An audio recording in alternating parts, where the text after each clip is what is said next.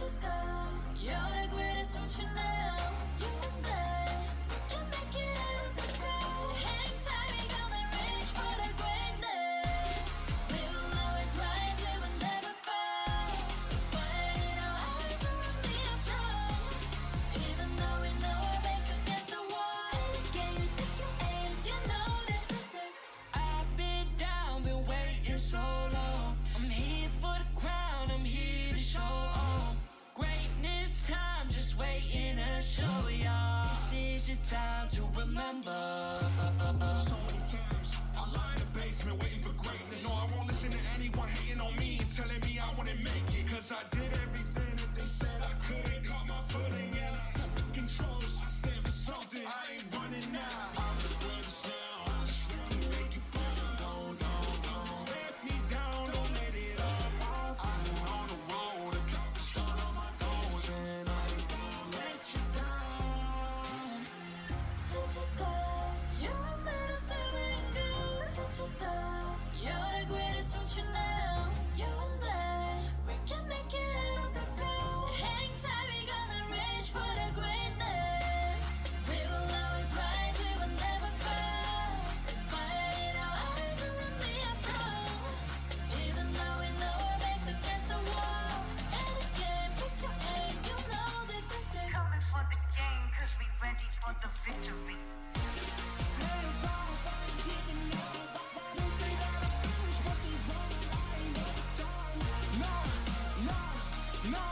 No, so turn it up, turn it up, turn it all the way up. All you get your hands up, all you raise your hands up. Listen to what you feel and say. We gon' turn it up tonight, we gon' turn it up. We gon' turn it up.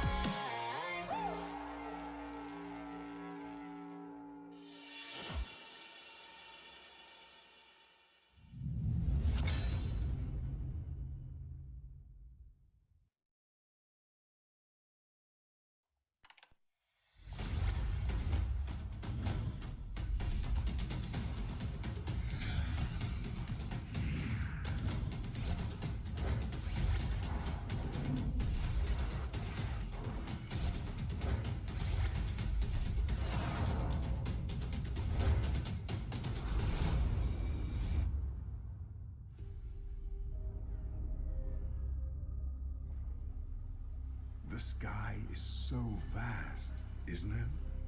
My little flare. Papa? Can you reach the sky and ignite the stars?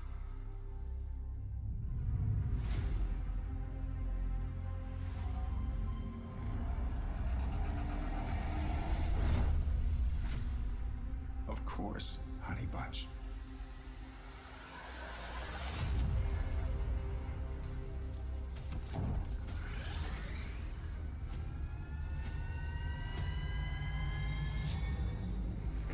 Papa never returned home. He's among the stars now. But what about me?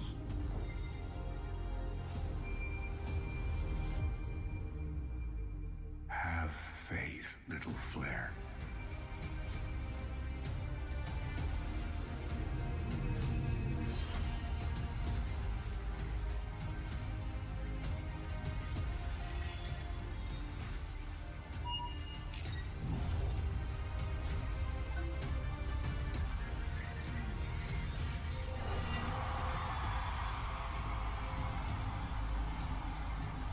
Now this is a wonder to behold.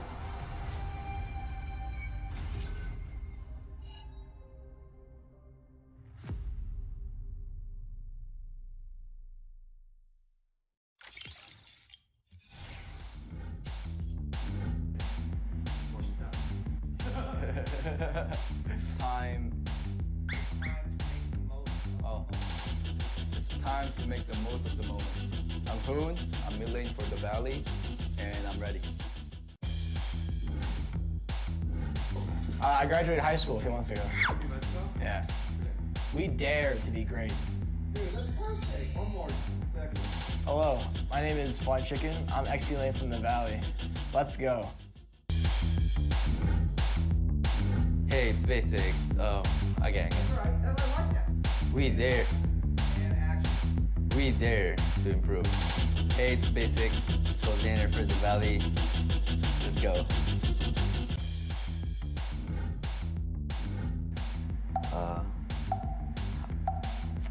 You say hi.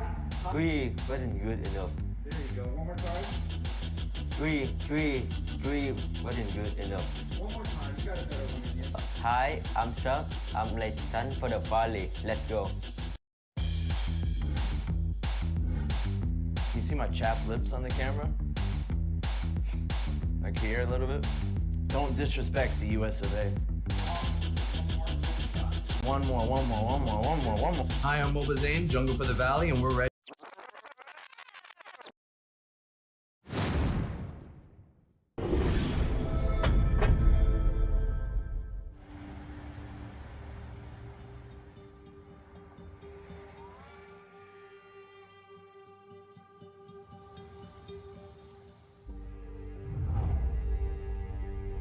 You can travel the world to find yourself.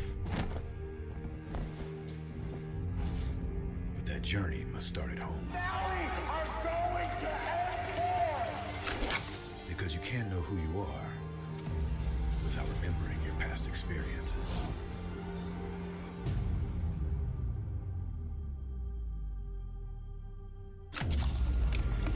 Basic is returning to Asia for his redemption. The BTK trio wants to prove. Ladies and gentlemen, welcome back to the Land of the Dawn. We are the Mobile Legends Scrim Academy, and we have officially opened up our gates for Season 2. That's right, the gates are open as we are on Week 1, Day 2, and we have some amazing teams competing today. But before we jump into that, let's jump into the whole focus of the Mobile Legends Scrim Academy. Our whole purpose is to help MLBB NA, help these teams prepare for upcoming leagues, and so much more. We also help aspiring casters jump on the scene and get some practice and hone their craft. And for any solo players out there in North America, definitely join the MLSA and get your practice in now and get a chance to play on a professional scene and platform. We look forward to finding all talent inside of North America, and you can start by registering on our Mobile Legends Bang Bang North American Discord server and on the MLSA Discord server as well, as we are live on all platforms. That's right, we're live on MLBB NA YouTube and also on the Mobile Legends Scrim Academy YouTube concurrent with that. So guys, I appreciate y'all tuning in. I will be your host today, and let's jump into the current schedule as we are moving forward. Looking at Series 1, we are seeing the Nephalem go up against Universal Trolls in a best of 3. For Series 2, it will be Caliber against Blitz Dome. And then for Series 3, Area 51 versus Bloodhounds Academy. And then to close out the day, we are going to see Chubby versus See You Soon. All of these will be best of 3s. And like I said, we are live on the Mobile Legends Scrim Academy YouTube channel and the Mobile Legends Bang Bang North American YouTube channel. Make sure you follow both Discord servers as well to keep up to date with ongoing events for NA. But enough about that. Let's jump into the current match ahead of us, Nephalem versus Universal Trolls. I will be your play-by-play, and joined on my side, we have the on-point analyst, Coach Deku. Do you even breathe? How you doing? I'm doing good tonight, man, and I can't even express enough how excited I am. Right, we already went through day 1 for the opening of Season 2, but now a little more exposure, right, to show some of these teams as we're going into day 2 of Season 2 for the Mobile Legends Scrim Academy, and we have a full slate of matches, right? 4 series, best of 3s. What more could you ask for, right? Right now, I'm feeling the competition right now in the MLSA, and I can't wait to see what these first 2 teams bring out for us. Speaking of these 2 teams, the draft already on the way. You are seeing XSLA, a little bit of a tongue twister, picking up that joy. Surprised I kind of walked through the draft, and I'm wondering what the response is on it. But looking at the other side for Universal Trolls, they did pick up that Kaja as a possible direct response. But there's a lot of meta walking on the board right now. Wait a minute. You are seeing Ericus Gaming picking up that Martis, and we know how deadly the Mortal Coils can be with the Decimation inside of the Land of the Dawn. Now, I'm wondering if the side of Universal Trolls has a game plan, because when you let a lot of this meta walk on the table, do I like it? Yes, because I like to see teams kind of go against the grain and prove the meta to be wrong. But the question is, can they pull it off with the draft that they have so far?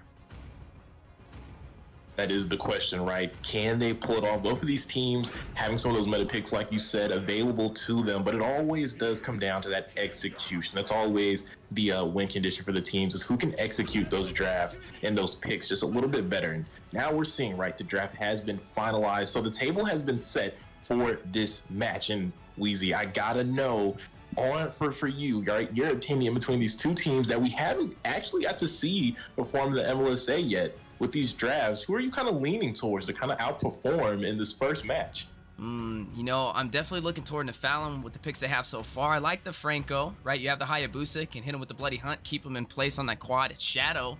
And I also like the Martis pick. We know how deadly a Martis can be on these neutral objectives, and I think that'll be the main focus for the side of Nephalem. But if for some reason Ericus can't get online with Martis, you are going to see another known jungler, Hayabusa, kind of get online over there in the hands of Pilot. One of the things Hayabusa has in his disposal is those quad shadows, that mobility to be able to get to those objectives and also get out without much penalty. But like we said, with the Franco on the board, that might change the table. But we got to keep our eyes on Joy as well. The Joy in the XP lane with the Vengeance, a little bit of homage over there to MPL and also M4, as we've been seeing that kind of shine. And to let that walk, like we said, a lot of meta on the table, definitely more meta into the hands of Nephalem, but we can't count out Universal Trolls. But I think it is going to be a little bit of an upscale battle for them, but not impossible, right? They just have to make sure they play smart and they be a little patient, especially on these neutral objectives. That's where Martis kind of shines in the early game, especially with those mortar coils and the decimation, to get almost a full wipeout if you're not careful with the low HP. Absolutely. And I mean, I don't want to harp on the Joy too much because, like you said, we have seen this Joy pick quite a bit through MPL and through M4, especially in that XP lane. And we know how much it can contribute to these wins. But I kind of got to break it down just a little bit more. I actually feel like I like the composition of Universal Trolls more. And the only reason I say that is because I feel like their draft has a more clear sense of direction, right? You can definitely see that they want to go for these pickoffs. And speaking of pickoffs, we're seeing Hilda actually take down that Joy in the XP lane. So it'll actually be interesting to see if, as far as Universal being able to perform with these pickoffs, finding those secures before these objectives, before those lords, and before any big 5v5 team fights, if they can go ahead and execute that up against Nephalem. And I'm definitely scratching my head right now, as Joy is one of those heroes who has very high mobility, and to be picked off first blood not even a minute in, we were wondering how it would kind of perform. But right now, definitely seeing Hilda have an easier time over there in the hands of TMG. But looking on the top side, Battle of the Lethal Wanderer, you do see Ouija Shadow kill, not able to hit the mark to take out Shisui. And now, with the over-aggression, too costly, Shisui's going to get him back with the Iron Hook.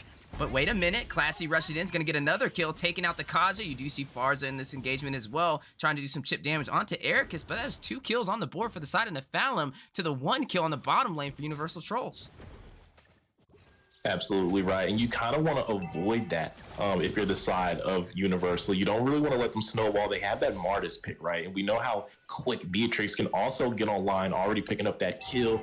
The gold laner for Nephalem nice and early up against Universal. It can definitely get out of hand. But speaking of things out of hand here, we are seeing the engagement as TMG rushes and dives the turret, takes out the jungler for Nephalem, but taken down by Shisui. This is 2 kills on the board from Franco. The Iron Hook, not able to really do much to that turtle, but man, oh man, 3-2 right now, and turtle going into the hands of Pilot. That is an advantage in terms of the neutral objective for Nephalem as well, and just having a pretty solid start, but already gonna, you know, anticipate a high kill game. 3-2 in 2 minutes. Definitely see this being a bloodbath as we prevail through the early phase. But wait a minute. Divine Judgment connecting. You are going to see Hilda take down Joy. Not having the easiest time in the bottom lane, in Universal Trolls able to answer back. Yeah, they were having a little bit of a hard time in these neutral objectives, but able to turn the tide and even out the scoreboard. And now going to do some chip damage to the turret on the bottom side. And it's very interesting, right? Normally you see teams prioritize that gold lane rotation, but it looks like they're more concerned about Joy over Beatrix, and rightfully so, honestly. I feel I would maybe think the same way, but the fact that they're pulling it off is also taking it to a next level, because it's one thing to get towards Joy, but to be able to find that kill is also different. But speaking of finding kills here in the jungle, you do see Ericus going and invading the buffs, gonna go ahead and catch Hayabusa with the decimation. TMG taking out the Lu Yi. You do see TMG taking out Shisui as well for a double kill. Not done though. You are seeing Joy on the chase, using that sound, using those beats, gonna try and get the kill, but TMG getting into the turret's gonna be able to recall with a little problem. But wait a minute, doesn't go back. Eric is getting a little thirsty, trying to test the waters, and it looks like TMG is gonna be able to get out of that clash. But bottom, top side, man, they are really aggressive today. Divine Judgment going in with the 3-man gank on a Classy. Skull King is gonna pick that up with that Divine Judgment on the bottom side, though. Again, Joy falling to the hands of Hilda, and I'm scratching my head. This is a 1v1 fight. Why take the aggressive fight if you can't withstand it? But on the top side, another member dying. You do see C-Suite falling into the hands of Universal Trolls, and now what was once the lead of Nephalem for kills has quickly turned to 8-4 for Universal Trolls. Absolutely, the narrative has flipped, but the narrative that I pointed out is actually coming to light here, right? We were talking about those pickoffs, talking about the opportunity Universal has for these kills, and really it's falling a lot of it into Hilda. I mean, Hilda has 6 kills right now with the high and dry, and this is an incredible performance, especially up against this Joy. Speaking of Joy, down she goes, but Marta's finding a kill into Kaja, and that is going to be one member off the board for each side. But wait a minute, Marta's going in with the Mortal Coils again, not done. He's going to go ahead and try to get a kill. Pilot's going to find his way to C-Suite with the Quad Shadow. TMG is going to burst down Ericus. That is 2 members down right now for Nephalem. This is going to open up this turtle for the side of Universal Trolls. But in the mid lane, you are seeing the engagement going down. You do see Nimaru connecting on to Brody, and that is a kill for Beatrix in the hands of Classy. But again, neutral objective falling to Universal Trolls. Now 11-6 on the board and 1 turtle up. Absolutely, 1 turtle up, but also up 3K in the gold economy here. We can see them actually forming down on the XP lane. You do see the Feathered Airstrike by Farza trying to burst down XSLA. He is going to be able to get out though. Whoa, wait a minute! The flicker with the Iron Hook and the Bloody Hunt able to pull and Song on the Kaja into the second turret, but not able to take him down. And TMG, being godly over here with this Hilda, is going to find a kill, bursting down C-Suite to make him pay. But here you go, a little bit of a teleport by Lu Yi. You do see the Quad Shadow going in, possible Ouija Shadow kill, not able to connect, sharing the damage on the minions. And XSLA again escaping with barely an HP, but down goes the tier 1 turret for the bottom lane. And they are picking them apart right now. It's looking very surgical. But speaking of picking things apart, let's take a look at some of these items and see what's leading to what we're seeing right now on the screen. You can see Hilda already has that Heptases unlocked, and it looks like maybe going for that Malefic Roar as well. Brody picking up the Malefic Roar as well, already going for that early percent penetration up against the side of Nephalem. Fury Hammer and deck as well. But speaking of things in hand, you see a lot of clashes on the way, a lot of utility on the board already being used. Brody with the torn apart memory is unable to take really much damage for the side of Nephalem, and looks like they are going to disengage from this fight. But on the bottom side again, TMG just applying that pressure, bullying Joy in the XP lane. May have overstayed his welcome though. C-Suite with the back door is going to go ahead and try and block him off from escaping. Now Ericus on the rise as well is going to go ahead and hit him. Nope, not able to connect. Iron Hook misses 2, and wait a minute! Down goes the Bloody Hunt to stun him in his tracks, and you are going to see the Decimation go out as well. And man, oh, what does it take to take him down? And down he goes, but a lot of time wasted on the chase.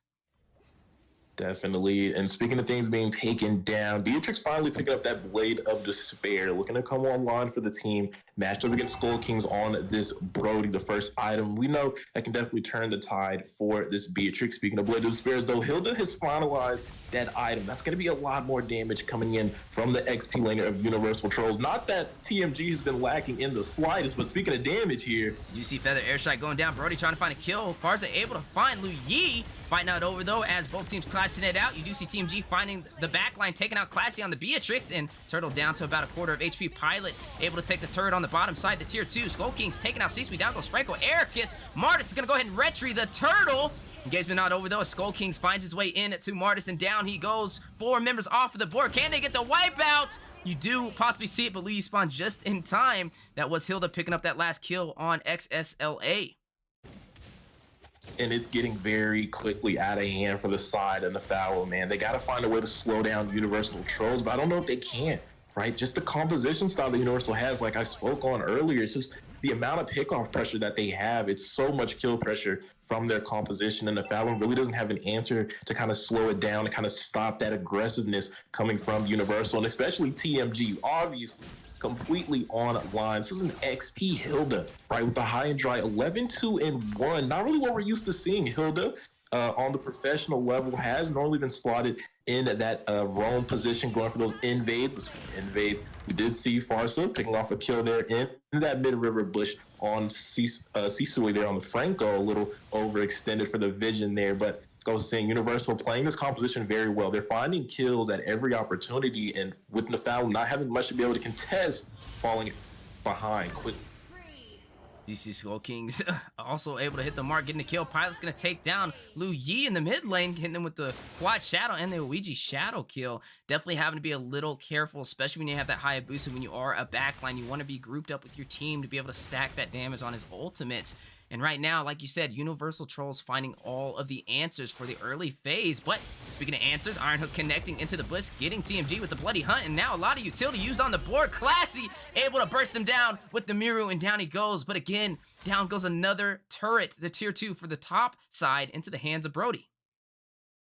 Yeah, and it just feels like anything the Fallon finds, Universal is going to double up on it. As we can see that, right, in the gold lead. It previously was sitting at 3K, but now sitting at over 6K gold right now. They are definitely far ahead in the gold economy, finding the trades and finding what they need to keep that pressure up against Nafal. But speaking of finding things here, Farsa already has the clock and lightning trunch combination here. But speaking of combinations, you do see Pilot getting a little greedy, using the Ouija shadow, not able to take down Classics. He was stacked up and now hit with the Bloody Hunt. Can they take him out? Ringo order over by Kaja.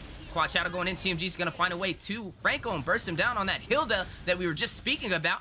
Now, Eric is in a bad situation, 2v1, trying to get away. Lu Yi also trying to get away with the teleport. Is bursted down. Farza finding a way to Martis, and down he goes. 3 members off of the board right now for the side of Nephalem, and all members still alive for Universal Troll. It's going to open up even more real estate as they are going to push in for this tier 2 in the mid lane. You do see XSLA and Classy on the Beatrix trying to fend them off, but they cannot stop the pressure that is being applied so far, and down goes the tier 2 for the mid lane. not just the tier 2, the Lord being worked on as well as Universal. It's kind of multitasking up against Nafalum here. So much map pressure and no room for Nafalum to really contest anything. They're able to just find these objectives, finding these neutrals right now up against Nafalum to keep squeezing the map. Not just that, but applying that pressure, right? They're looking to end this nice and early. We're only at the 11-minute mark right now, and it's 23-8 and a 10K gold lead in the favor of Universal. Yeah, definitely a huge lead indeed. And like you said, that 10-minute mark only in the mid game, slowly creeping into the late. And I'm wondering how this will play out. Even in looking at the composition right now for Nephalem, they're going to rely majorly on this Beatrix to kind of close it out. And I'm not sure she has enough in her kit to be able to do it. But looking at the opposing side, like I said, they have that Farza, they have that Brody, they have the Hayabusa to get to the back line, get in and out. But here we go. Squad Shadow rushing in, gonna go ahead and steal the red buff. That is just plain rude right there, man. Let him breathe. But just an overall good early phase for the side of Universal Trolls. Definitely, and with that Lord pushing down, like we already called out here in the setup from Universal, looking to get these waves pushed in, Lord finding its way over to that bot side inhibitor, but not too much pushing coming in from Universal, maybe a little improper syncing of the waves. The Lord's kind of going to go to waste there. Nafalum able to defend that, and now it's going to have to clear out this mid lane. But speaking of the mid lane, you do see Farz over there with the Feathered Airstrike, just doing some damage over to the minions. Not able to find a kill, but the bottom inhibitor does fall down for Nephalem, and now only having 2 to defend him. But there goes the Iron Hook and the Bloody Hunt into the turret. Martis rushing in, trying to get the decimation. Zero's going to pick up a kill. Martis going to pick up a kill. Down goes Skull Kings, and down goes Pilot. Fight not over, though. It has you RC and TMG caught out of place as well, and the full team of Nephalem capitalizing. That is Eric is picking up another kill, taking him down, and that is 3 members off of the board, which was once into the favor of Universal Trolls, is now in the favor of Nephalem, and this is their time to kind of claim some of this real estate that they lost in the early game. and that's a great defense from the side of Nephalem, and that setup from Sayusi there with the Iron Hook is exactly what they need, right? Those pickoffs leading to those transitions, getting those 3 kills. But speaking of transitions, they are looking for the mid tower here. They definitely have the number advantage. No utility from the side of Universal to kind of defend this, and this is exactly what Nephalem needed. Able to find some opportunity now on the map to kind of even out the odds. They are still behind in the tower game 7-2 in favor of Universal. That gold lead, though, has decreased to 4K. But speaking of things decreasing, Kaja getting hooked out there, was able to escape. But right, like we said, Nephalem closing it in just a little bit. Tower still heavily in the favor of Universal, but 10K deficit now down to 3K. And that's a great spot for Nephalem, who was looking kind of out of that game, right? We look like they're quickly going to get shut out by the side of Universal, but now kind of has a fighting chance and just has to play this a little bit tighter and a little bit better to be able to go ahead and overtake this match up against Universal. And now, as Lord does spawn in, the question is who will take it. We are seeing Nephalem getting a little bit of a second wind as we creep into the late game, and looks like they are a lot more confident to take these engagements. Now a full 5v5 over the Lord, and look at the health already down to a quarter. Hayabusa a little late to the party, needing to use a quad shadow. Down goes a feathered airstrike, who will get the retribution in time. Barza able to take the Lord instead. Forget the retribution. Skull King's taking out Franco and getting a double. Is going to go ahead and take out Martis. Not looking good for the side of Nephalem. And now they're back where they were before, inside of the base with a hope and a dream, and a Luminous Lord pushing on the bottom side. Absolutely, and I think that was just a little bit of a misplay from Nephalem, right? Letting Universal set up those different angles and not really focusing in on anyone. I think they were a little too concerned about the Lord, right? At some point, you have to look for the clash potentially instead of splitting your attention. But speaking of splits, you do see Hayabusa getting aggressive. Skull King's gonna go ahead and take the inhibitor. You do see Divine Judgment going in. Skull King's taking out Classy. TMG taking out Lu Yi. But look at the Nexus, ladies and gentlemen. Universal Trolls has done it. They have taken game 1. Victory! And what an excellent game from Universal, right? These two teams, their first match in the MLSA in this best of 3, the first one of the night, and TMG making their name be known on that Hilda in the XP, taking down XS on that Joy there. I don't know, are we seeing a counter on the rise maybe, or was that a little bit of a misplay coming out from the opposing team? But nonetheless, Universal definitely getting done, MVP falling to the hands of Hilda. But we also have to point a little out to the flawless game coming out from Farsa here. Let's take a look at these statistics that kind of paint the picture for what happened in this match. And surprisingly enough, but maybe not so if you kept your eyes on that match, Hilda actually leading the way in damage. A melee fighter in the XP, 26% for the team, but we also have to tip our hat over to Skull Kings, focusing in on those ever so important towers, 54% to go ahead and lead the way for the team to take down that Nexus.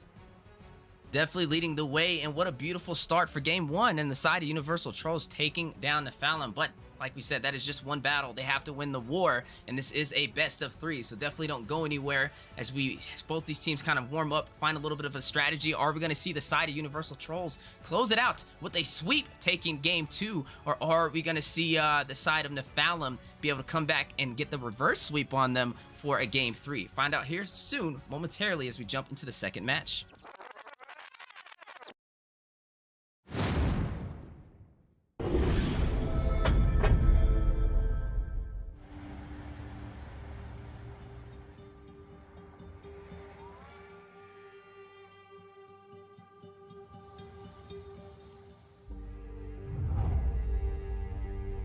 You can travel the world to find yourself. But that journey must start at home. Valley are going to end war! Because you can't know who you are without remembering your past experiences.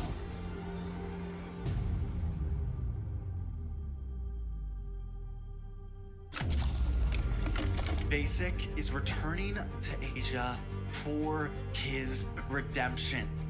The BTK trio wants to prove M3 wasn't just a fluke, and Hoon looking to win back his fans.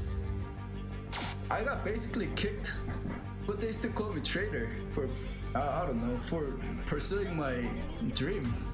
I thought living that comfort zone and then try new things was a better way for me to pursue the win. We're coming and we're gonna compete. We're gonna put a fight, that's for sure. I'm coming for you, M4. This is what we have all been waiting for. You push us, we push you back. You respect us, we respect you back.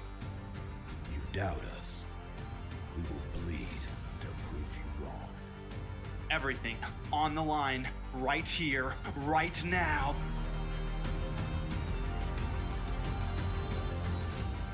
Definitely, they're not underestimating us as much as they did in M3.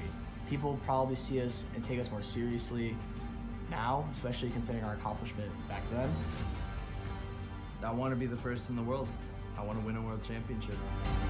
And the only way to really do that is day in and day out. There's no relaxing. You have to keep going. Here comes the Valley.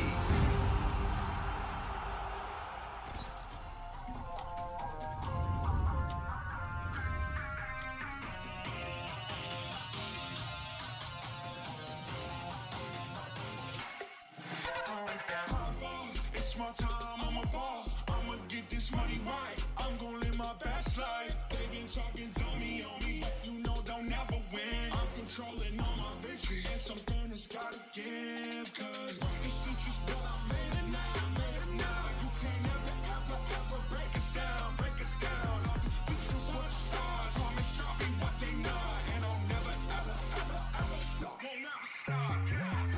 Touch the sky. You're made of silver and gold. Touch the sky. You're the greatest option now. You and I, we can make it out of the cold. Hang tight, we gonna reach for the greatness. We will always rise, we will never fall. We fight in our eyes, and we are strong. Even though we know our backs against the wall. And again, you take your aim, you know that this is. I've been down, been waiting so long. I'm here for the crown, I'm here to show off. Greatness time, just waiting to show y'all. This is your time to remember. So many times I lie in the basement waiting for greatness. No, I won't listen to anyone hating on me and telling me I wouldn't make it. Cause I did everything that they said I couldn't. Caught my footing and I got the controls. I stand for something, I ain't running now. I'm the greatest now. I just wanna make it proud. Don't let me down, don't let it all. I've been on the road, accomplished all of my goals, and I ain't gonna let you down. Touch the sky, you're made of silver and gold. Touch the sky, you're the greatest option now. You and I, we can make it out of the cold. Hang tight, we gonna reach for the greatness. We will always rise, we will never fall. We fight in our eyes, and we are strong.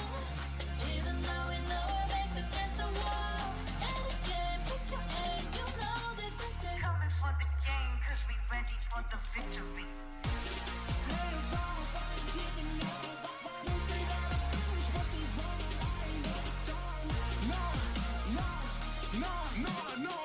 So turn it up, turn it up, turn it all the way up. All of you get your hands up, all of you raise your hands. Listen to what you feel and say. We gon' turn it up tonight, we gon' turn it up. We gon' turn it up.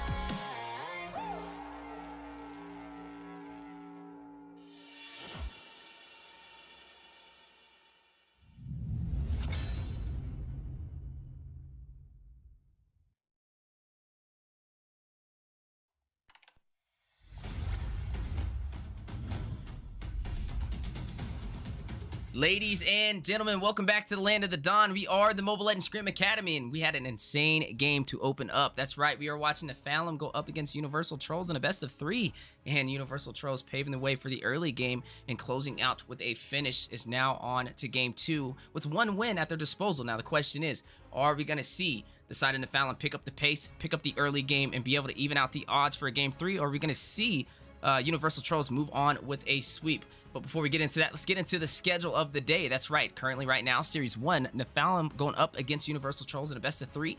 Series 2 will be Caliber versus Blitz Dome. Series 3 is going to be Area 51 versus the Bloodhounds Academy. And then to close it out for today, the last series of the day will be Team Chubby versus See You Soon. But jumping into this match, like we said, Universal Trolls up against Nephalem, match 2. I am joined on the desk by the on-point play-by-play Coach Decker. Do you even breathe? And I will be doing your on-spot item breakdowns and analyst. So how you doing, Deku? How did you feel about game 1?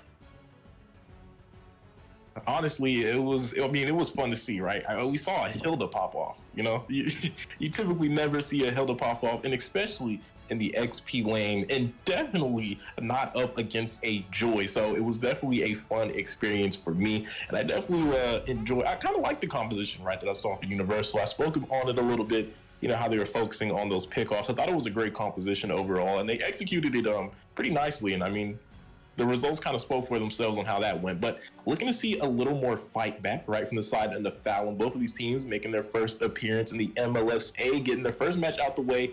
Now the nervousness is kind of shaking off, the jitters kind of out of the body. I'm looking to see a little more performance from the side of the Fallon, maybe a little more power and dominance, right, from the side of Universal. And speaking of power and dominance, as you are seeing the draft be finalized on the side of Universal Trolls, picking up that Eve, definitely a strong pick. Lapu to combo with it. Lolita, I'm loving that so far. A lot of slow, a lot of zonage. And also to top it off, we are seeing the Beatrix into the hands of Skull Kings as if it wasn't enough already in match 1. But now Pilot picking up something you don't traditionally see too often, but still works in the jungle. Pilot on this Paquito.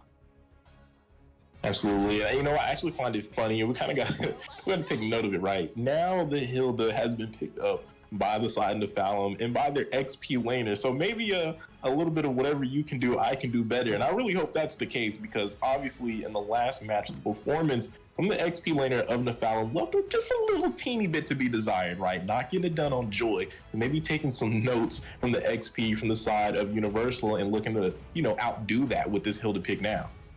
Yeah, and as both teams are finalized for the draft, slowly embarking into the land of the Dawn, the polls are out there. So definitely everybody watching and tuning in, place your votes on who you think will take this game. Are we going to see the side of the Fallon even out the odds and take us to a game 3? Or are we going to see Universal Trolls close it out with a sweep? As the draft is locked in, you are looking at that Barats, that Faramis, that Kagura, Hilda, and Leslie for the side of the Fallons going up against that Beatrix, Eve, Paquita, Lolita, and Lapu. The Barats pick, something we've seen very often inside of M4. A little bit of that blacklist strat right there, running that support and running that tanky jungler. Maybe a little bit of Wise and Venus on the way inside of the land of the Dawn as we are embarking and both teams are ready. This is currently a best of 3. This is Series 1, Universal Trolls going up against Nephalem.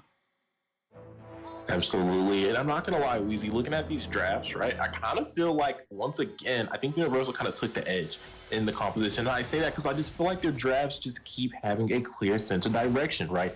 Kind of looks like a charge card, right? They have the Lolita, they have the Lapu, and they have the Paquito. A lot of ways to kind of force the fight on the Fallon, even if they don't want to seek an engaged. Just so much utility from Universal to kind of make it swing in that direction, to force them into those fights. Whether Faramis is ready for those team fights or not with that Cult Altar, and I feel like Nephalem mixes it up just a little too much, right? They have a little bit of team fight with the Barats, with that Faramis, but then it kind of goes off into that pickoff with the Hilda, the Leslie, and then even the Kagura as well. So it's like muddled, right? It's like different directions that the composition wants to go to. And with Universal, I feel like it's just very, very pinpoint and accurate on what they want to do to be able to close out these matches.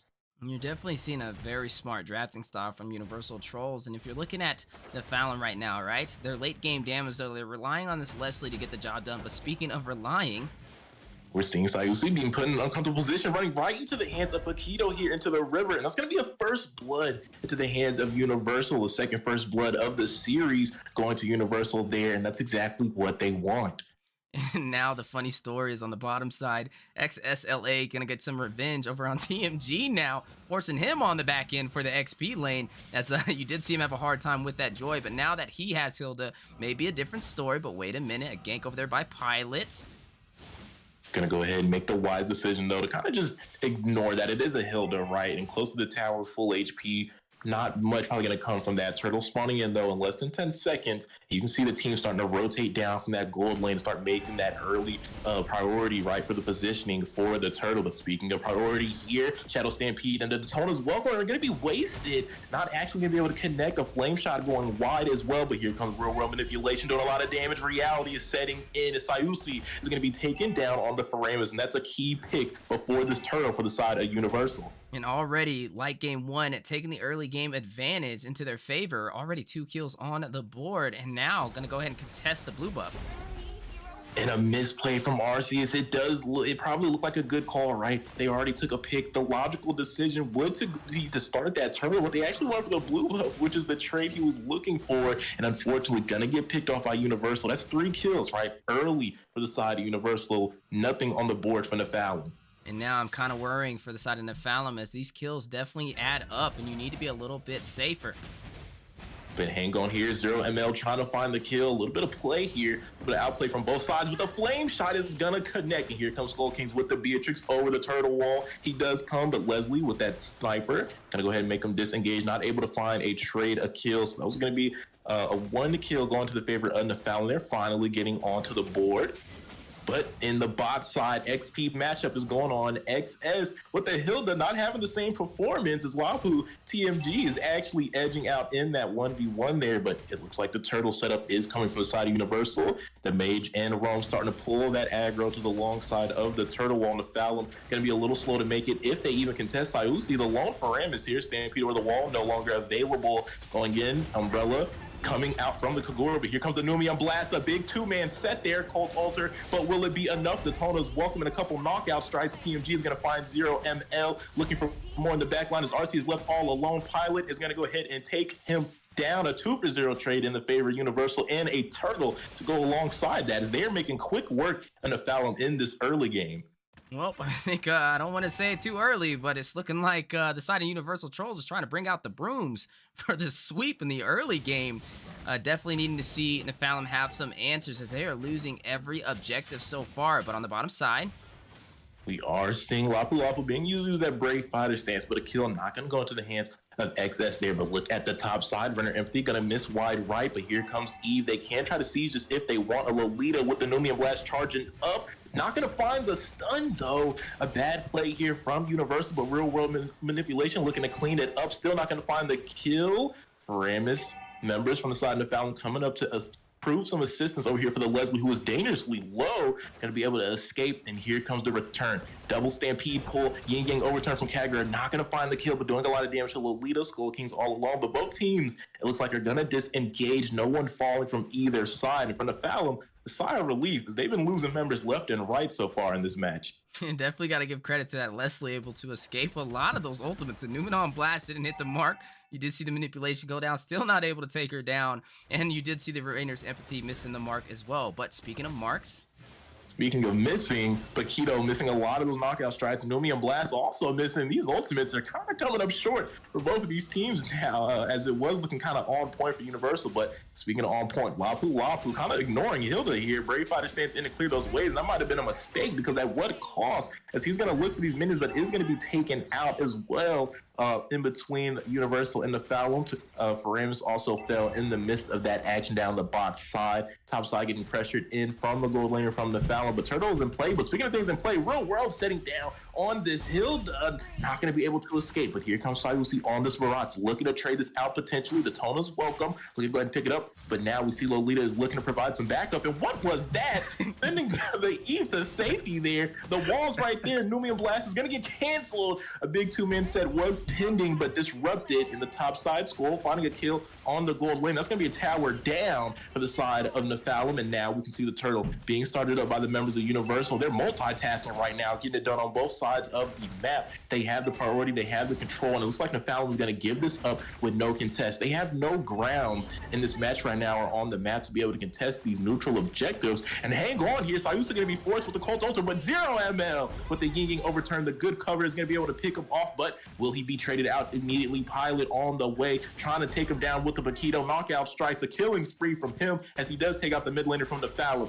The jungler here, Barat's left all alone. The Daytona's welcome, looking to find a trade, but not going to have enough damage, as the Eve will be able to take him down. In the bot side, we're seeing a clash in between two beasts, beefy XP laners. They're looking to win the 1v1, and it's like Lapu's giving the work. No, he's going to be forced out the flicker here, but hang on, that bravery blessing. So much sustain from the Lapu, and that's exactly why he's so strong in the XP. But speaking of lanes here, mid tower going to be taken down. There's a lot going on in this map right now, and a lot of it's going into the favor of Universal. Look at the Faramis taking a lot of damage from the poke of Eve there, but it's like we might have slowed down now here on the action, because it seems there's been so much going on in between these two teams. Definitely a lot going on, but not done yet. The fight's not over. Real World is going to find the kill on Hilda. So I will see a little too late over there to provide any assistance. And Universal kind of having their way. Runner Empathy doing a good bit of damage. Hang on here. Numi on Blast. Not going to find anyone there, but still has the flicker for a retry when that cooldown is back up on the table for this Lolita.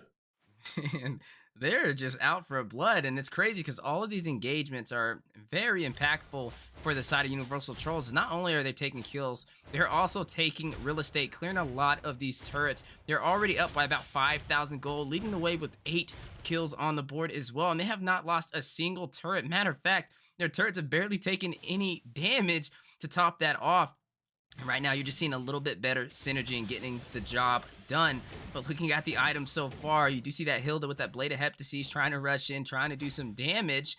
But up against that Lapu Lapu, we did go more for the Spell Vamp route, picking up that Bloodlust Axe to be able to, get a little bit of HP back, especially when he's hitting those minions. But on the top side, a little bit caught out of place, and the 5-man is going to burst down Dark Fox into the hands of Paquito.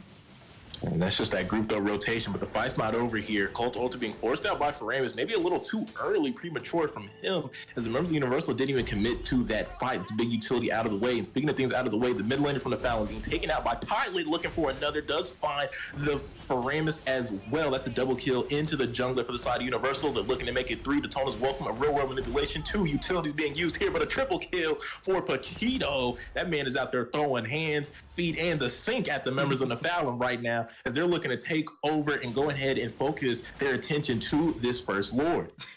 He's definitely throwing hands, feet, and the sink, and I don't think they can deal with it, as right now they are definitely on the back end, and another objective looking like it's going to go into their favor, and not even with them pushing, a turret is going to find its way into their hands as well with the minions, and this is just showing the overall presence from Universal Trolls, as you are seeing Eve pick up that Lord, and now with the gold gap of about 7,000, climbing up to about 8K. Very strong lead for Universal Trolls, definitely up in items as well, leading the way in gold. That Beatrix definitely online with the Blade of Despair, and also the Swift Boots for some additional attack speed, and having the pin with that Malefic Roar. And if you compare that against who she's going against, that Leslie building that crit, only having Berserker's Fury and the Swift Boots built, and a couple of Legion swords. But right now, getting the job done for the side of Universal Trolls, kind of telling the tale like they did in Game 1, leading the entire way, just focusing on objectives, focusing on rotations, and not missing a beat on opportunity. And if they continue to pick up this pace, we may see a possible sweep and an early finish.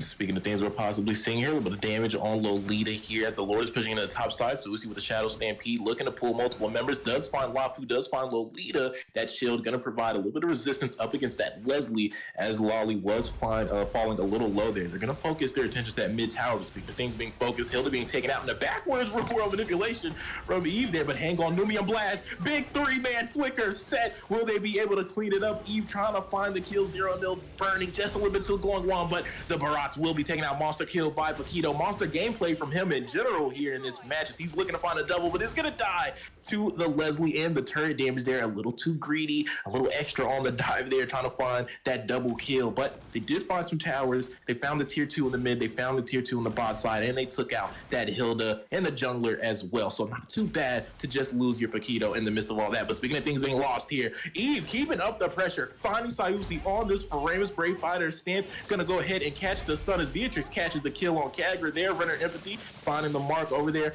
doing a little bit of damage as well, trying to find another kill, and they're just applying so much pressure, imposing their will on the side of the Fallon, who has had no fight back in what feels like the entirety of this match. And that was impressive. Just when you thought they were going to peel off, finding 2 more kills to top it off, and they are not letting their foot off of the gas, not giving the Fallon any room to breathe. Speaking of room to breathe, you do see the Renner's Empathy a little too prematurely, not able to hit the mark, but there we go again. Foot on full throttle for the gas, not letting go, and I'm wondering how this is going to work out, right? You see a lot of teams get overly aggressive like this when they had the early game phase, but right now, the side of Fallon, they just need to play a little safe and wait for the additional gold opportunity that the side of Universal Trolls lets walk, because you do not want to take these 5v5 clashes right now, especially when you're down about 8,000 gold. We are slowly trickling into the late game, 12 minutes in. This is still that mid game as well, and like we said, the later this goes, the better it'll be for Dark Fox on this Leslie. So definitely needing to kind of close it out on the side of Universal Trolls right now, and got to give credit to Pilot. We spoke about the Paquito, not too often picked, but right now, like Deku said, throwing hands, feet in the sink, getting the job done, just finding a kill every single place he goes on the map, and also finding a way to close out on these objectives. Now looking like he is going to be able to take this Lord with no contest, and I'm not even sure if the side of Nephalem could even contest that, as if they did, they would potentially be bursted down with the amount of gold that the side of Universal Trolls has over them. And now with the Luminous Lord on the way and no turrets to defend them minus the inhibitors, the question is, can they hold them off? Can they stop the side of Universal Trolls from closing this game out and taking the sweep? Will we see the shield of Nephalem be pierced by the dagger of Universal Trolls today, or will we see the reverse sweep over into the hands of Nephalem, as you are slowly starting to see them still not giving them room to breathe over in their side of the map? And hang on here, Sayusi, big runner empathy from the Beatrix here, almost being taken down. And that's what we're talking about, right? The burst from the side of Universal is so plentiful, right? In the Paquito, in the Beatrix, and even in that Lapu Lapu, right? But keep an eye on this Lord here in the top side of Hans Lord pushing down. It looks like they're going to have the waves. No, actually not going to be synced too well, kind of staggering in one after the other. But with the amount of economy, like you said, that they have right now, might not matter. Yin Yang overturn coming out from zero. Not going to find the kill. It's going to get instantly traded out from Pilot. Not going to let that go. But here comes the Numian Blast. Big two-man flicker. Going to find the Paramus and the Leslie. Going to lead to the double kill. The Marksman is out of play for the side of Fallon. 3 members being taken out. Triple kill for Paquito. But now the Nexus will be targeted as they're looking to wipe them out. All members down for the count. And not only down for the count, they're going to sleep permanently as Universal is going to take the sweep to Nephalem. Man, what a beautiful game. Universal Trolls doing it again with a fast finish. And I gotta say one thing, if I was the side of Universal Trolls and I was Pilot, I would definitely be mad at Skull Kings as he stole not only a maniac, but a savage, as I was easily able to be picked up by Pilot, but that's okay, right? The job is to take down the Nexus. But speaking of takedowns, looking at the stats so far, Skull Kings all around the map with a 50% turret damage. Overall, highest damage on the game, though, goes into the hands of Pilot, dominating with the hands, the feet, and the sink.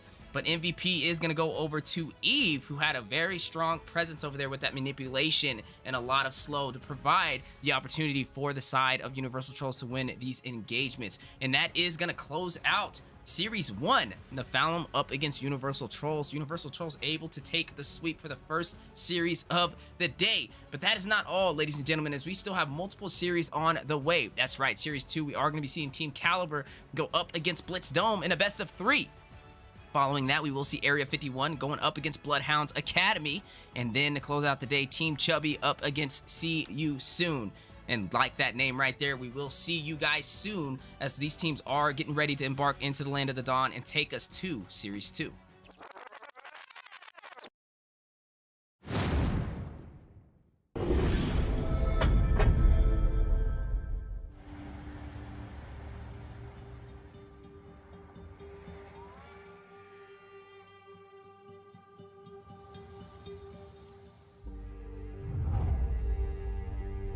You can travel the world to find yourself. But that journey must start at home. Now we are going to end war!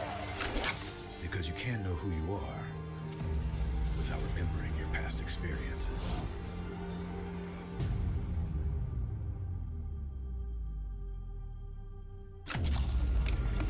Basic is returning to Asia for his redemption.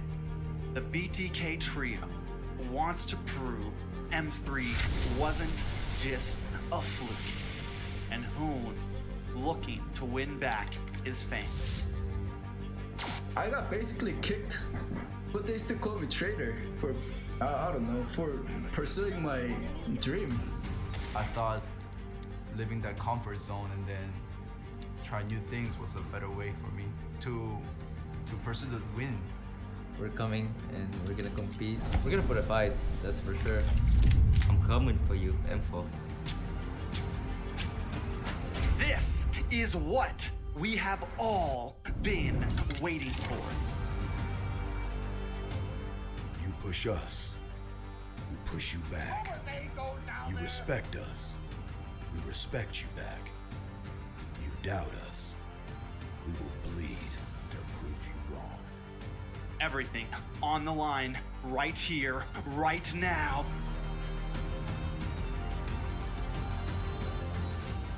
Definitely, they're not underestimating us as much as they did in M3. People probably see us and take us more seriously now, especially considering our accomplishment back then. I want to be the first in the world. I want to win a world championship. And the only way to really do that is day in and day out. There's no relaxing. You have to keep going. Here comes the valley.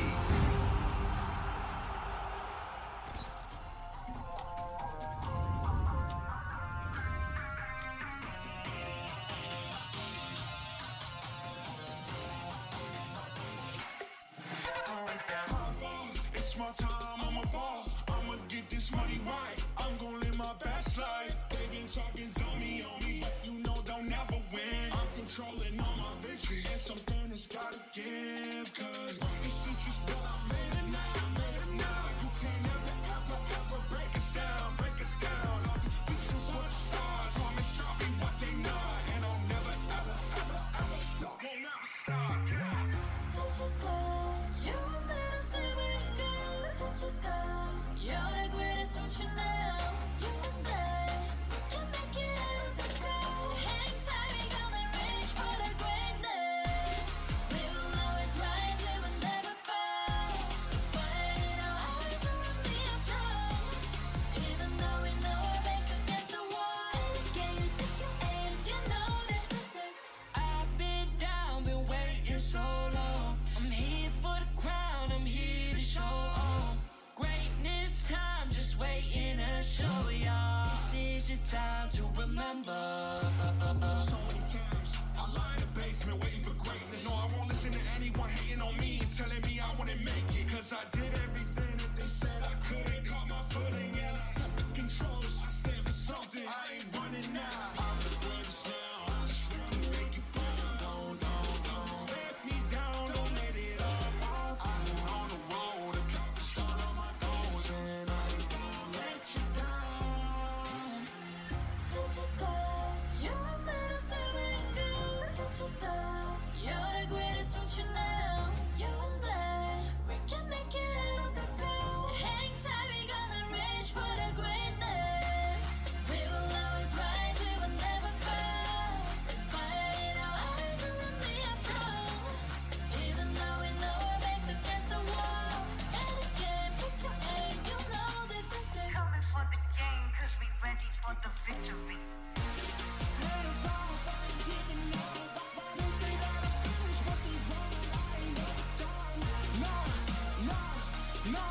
No. So turn it up, turn it up, turn it all the way up. All of you get your hands up, all of you raise your hands. Listen to what you feel inside. We gon' turn it up tonight. We gon' turn it up. We gon' turn it up.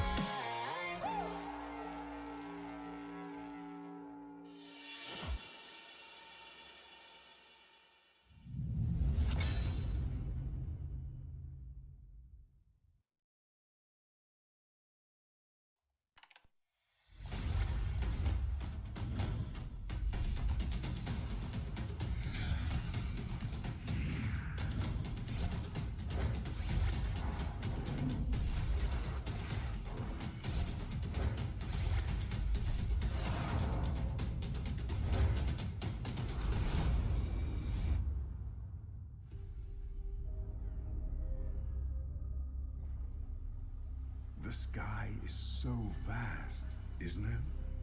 My little flare. Papa?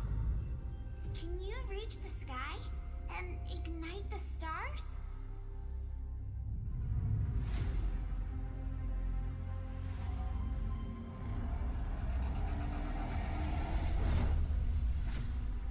Of course, honey bunch.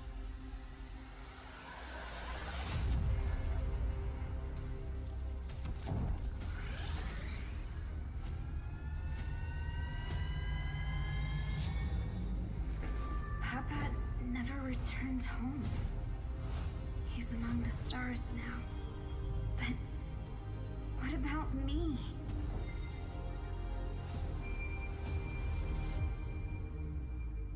Have faith, little flare.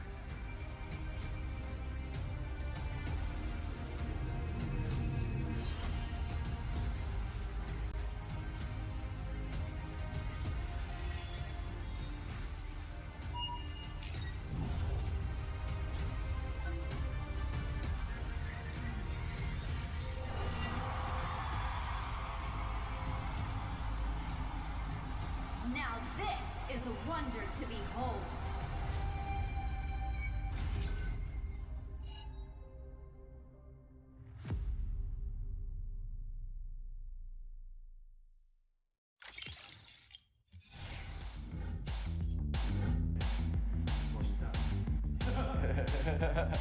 Time.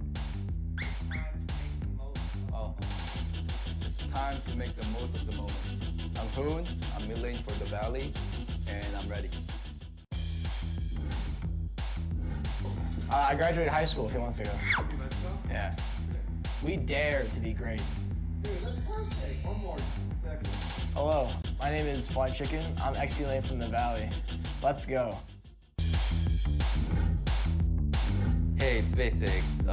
Again. That's right. I like that. We dare. And action. We dare to improve. Hey, it's basic. Coordinator for the Valley. Let's go.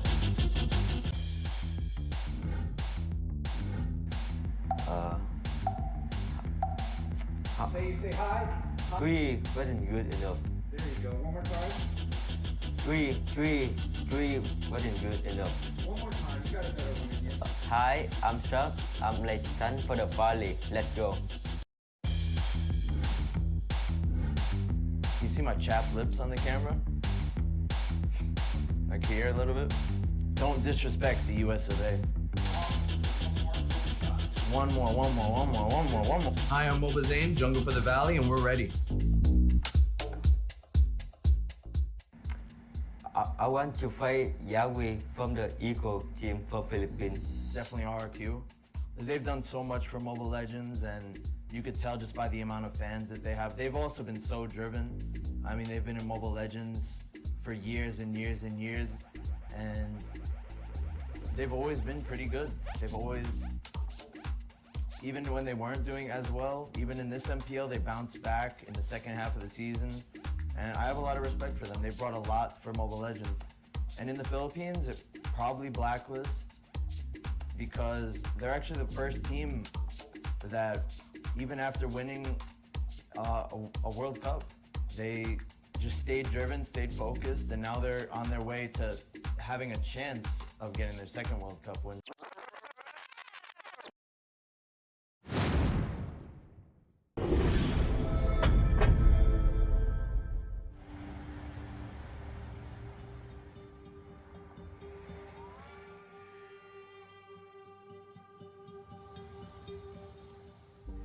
Ladies and gentlemen, welcome back to the Land of the Dawn. We are the Mobile Legends Scrim Academy, and we had an insane Series 1. That's right, we've seen Nephalem go up against Universal Trolls, and Universal Trolls bringing out the brooms, able to close it out with a sweep.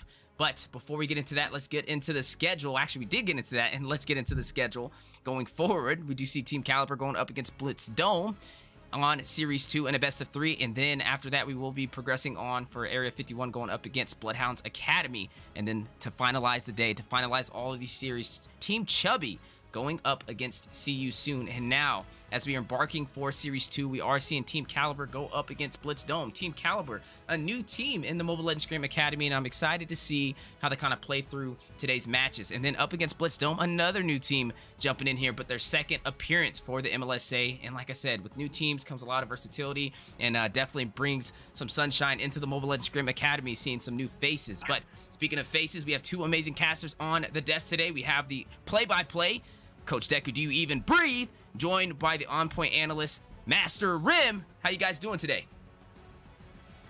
Doing good, man. Very excited about this next match, right? Some more teams that we haven't got a chance to see in the MLSA coming from Caliber and Blitz Dome. So very eager to see what they're going to bring to the MLSA right now. But enough from me. Rim, how are you doing? I'm doing absolutely great. Thank you both for asking. And honestly, like, I'm ready to just jump in, just like these teams here, right? So we do see that Fedron being picked up first from the side of Team Caliber here, right? And looking at the bans, we are seeing the standard bans, but still strong, right? Joy being picked off as well as the Kaja and Valentina from them. We are seeing that Martis, that Glue, and Carry a true strong bans in response as well. But we do see Blitz locking in that Bakshia pick, which is a comfort, right? We've had experiences with him and how adamant he was on how good this Basha pick is. So I'm excited to see how he's gonna, make this work in his hands here. But speaking of hands, we do see them hovering over this Yeve, and we do know that slotting that Yeve in with the heavy frontline presence coming in from that Fedron alone is going to wreak havoc for the side of Blitzdome, and they lock it in. What do you think about this? I couldn't agree more, right? So the Eve and the Fredrin, some very strong picks, and then to even slot in that Fredrin, we can, not Fredrin, but Yuzhong there, we can already see where this composition is going, right? Very heavy team fight oriented and some very strong dive and engage, right? Coming in from the Fred and the YZ combination. And like you said, Blitz with the comfort on the boxy. I'm not sure if that was the right call to bring it in so early. I think maybe you could have waited on something like that, found some better prio, like maybe something like the Faramis and Lapu response to the Fredrin first pick coming in from the blue side. But something that's also exciting to see, that's Tank A1C Storm over there on the side of Blitz Dome. For those of you that don't know, he was one of the influencers for the grand finals in the NACT. Seen him in some of those videos there leading up for the promotion for that. So honestly insane to see him out here stepping in to the MLSA to be over here and competing with Blitz Dome. So that's pretty cool. Pretty cool to see these people getting out here. But the first half of the draft has been completed, right? All the bans for the first phase are out of the way, and so are those first three picks from both of these teams. And right now, though, gonna have to give it over to the other side there, over there for Caliber. I feel like their composition is very strong with those leading three picks. Absolutely, and I agree with you with locking in that Basha so early, right? Because he's one of those things where his full capabilities when you slot him in the jungle. But Blitzdome here still needs a jungle. They can potentially flex the Basha to the jungle, have Moonpie on this Kadita roam and still pick up another major, even run something physical as well in that mid lane. So they do have the potential to make that Basha pick work, right? But looking at what he's going into, they have the frontline presence, but the side of Blitzdome do not have an answer for it right now. They have the Kadita that's able to, get with that rough waves to be able to get to Raz on this Yeve, but is that going to be enough, right? She's going to have a lot of things to work around and avoid in order to successfully reach that backline. But speaking of things that can successfully reach the backline, we do see some of those ADCs being banned out on both sides, but a response pickup with that Beatrix coming in. And again, I don't know how I feel about it, just because the backline is open. That's my biggest issue right now with this draft of Blitzdome. Caliber, they have so much defense and sustain at their side, and again, hovering over this Lolita, which is going to be able to open the combo potential for Raz on this Yeve, right? So they have the ability to deal damage, to sustain, and still be able to secure these objectives. Yeah, and I couldn't agree more, right? And it's going to be a very hard fought battle, right? From the side of Caliber, they have so much charge. I kind of pointed out this in that other composition, right, that we've seen from Universal. When you have these many options to bring on these fights, to start these clashes, it can be very overwhelming, right? You have the Lolita with the Nomium Blast, you have the Black Dragon form from YZ, the Real World Manipulation, which has to count for CC at some point with the amount of slows, especially once that Ice Queen wand comes into play. And then Fredrin, a walking Petrify, if you will, quite loaded with CC. And from the other side, right, from Blitzdome, there's not much to fight back against that. Right, there's no answer to the pressure that Caliber can put onto them. They're really going to be in a cat and mouse game, and unfortunately, it's looking like the mouse is going to be the side of Blitzdome. But they do have some pick-off potential. You have the Boxia, you do have the Kadita as well, and now walking in with that Grok with the Wild Charge, there's a little bit of potential, right, to be able to fight back. But if they get drawn into those full-blown 5v5s, it's not looking like it's going to be great for the side of Blitz Dome. But with that being said, the drafts have been finalized. They have been completed. The table has been set. And it's time to see these two teams engage onto this feast as they are going to be leading into the first match for the second series of tonight's scheduled scrims. Absolutely, and it's like I said, right? I want to just pat myself on the back there. I did say that the Basha is one of those picks where he's able to shine in that jungle, and they were able to swap him and give Blitz this Grok, another comfort of his, right? And slotting in that much more CC, they do have an answer for Lolita with that Aluminum Blast now. They have someone who's able to cancel and disrupt that ultimate, as well as counter-react the dive coming in from that Yu Zhang, right? This Kadita is going to be very important with how she's able to combo with the CC that she has at her disposal, right? But I want to talk about win conditions right now. Caliber definitely has the ability to force and push on these team fights, right? They have the composition in order to do so. The side of Blitzdome, one of their win conditions, they definitely have to go for those pickups. They cannot spend too much time and draw out these team fights, because once that initial burst from Moonpie on this Kadita as well as A1C on this Beatrix is gone, they don't really have anyone that's capable of dishing damage. But speaking of damage being dished out, we are seeing the fight go on right now in between these two teams. A little bit of back and forth there, but Litho going to fall into the hands of Caliber, and both teams kind of going to disengage there. So not too much wasted, not too much lost in that first little contest, little scuffle for the Litho. and I love them pairing up this Grok, right? One thing I love as a mage main myself is that he's able to help you clear those lanes so you can rotate. And we do see them already rotating to potentially take out this Bruno in the top side. They are mobilizing here. A lot of utility being used. Toxic being forced low there. L2K on that boxy is going to take him down. That is a mid laner down from the side of Caliber. 1-for-0 trade in the favor of Blitz Dome right now, and already securing that kill. The damage has been done. They can start to looking to rotate. Right now, it looks like they're going to take advantage of losing those numbers and to go ahead and steal some cramps from the side of Caliber. Absolutely, and I love the micros that I'm seeing, right? King on this Lapu, he was able to clear his wave as well as proxy the mid wave in that mid lane there as Kadita was coming back from that gank up top, right? And it's like I was saying, they definitely have to secure these pickoffs because that's where their comp is going to shine. We are seeing them getting that blue buff as they settle for a turtle here, but there's an engage. There's a Petrify on the map as they're looking to find the back line here. Appraiser's Wraps coming down, and then the real world manipulation. And there comes the Black Dragon, and we talked about this, the ability to swing these fights. They're looking to find a kill. They're going to take down this Fredrin, and not only Fredrin, L2K is going to be traded out from the side of Caliber, and now King Kong, not the biggest monkey in the jungle right now, as Caliber is looking to force Blitzdome back ahead of this first turtle. No one was able to secure it as it did get reset, and both junglers did fall. But again, Blitzdome, they already have the ability to come back on the map and rotate faster, right? So we are potentially seeing them setting up. We do see Grog giving that vision there as they engage to pull this turtle. Absolutely, and like you said, pulling the turtle there, pulling that aggro over to the long side for the contest to be a little difficult for Caliber. They're making quick work of it right now. L2K going to go ahead and secure, but hang on here, Numian Blast going to be disrupted by the wild charge, and that's going to be huge. They're able to turn this fight around just a little bit. Kadita able to find the kill as well on the lolly there, and now they're looking to take down YZ here. The four-man force from Caliber is going to take him down, falling into the hands of the members of Caliber there. So they're looking to go ahead and fight back just a little bit up against Blitz Dome.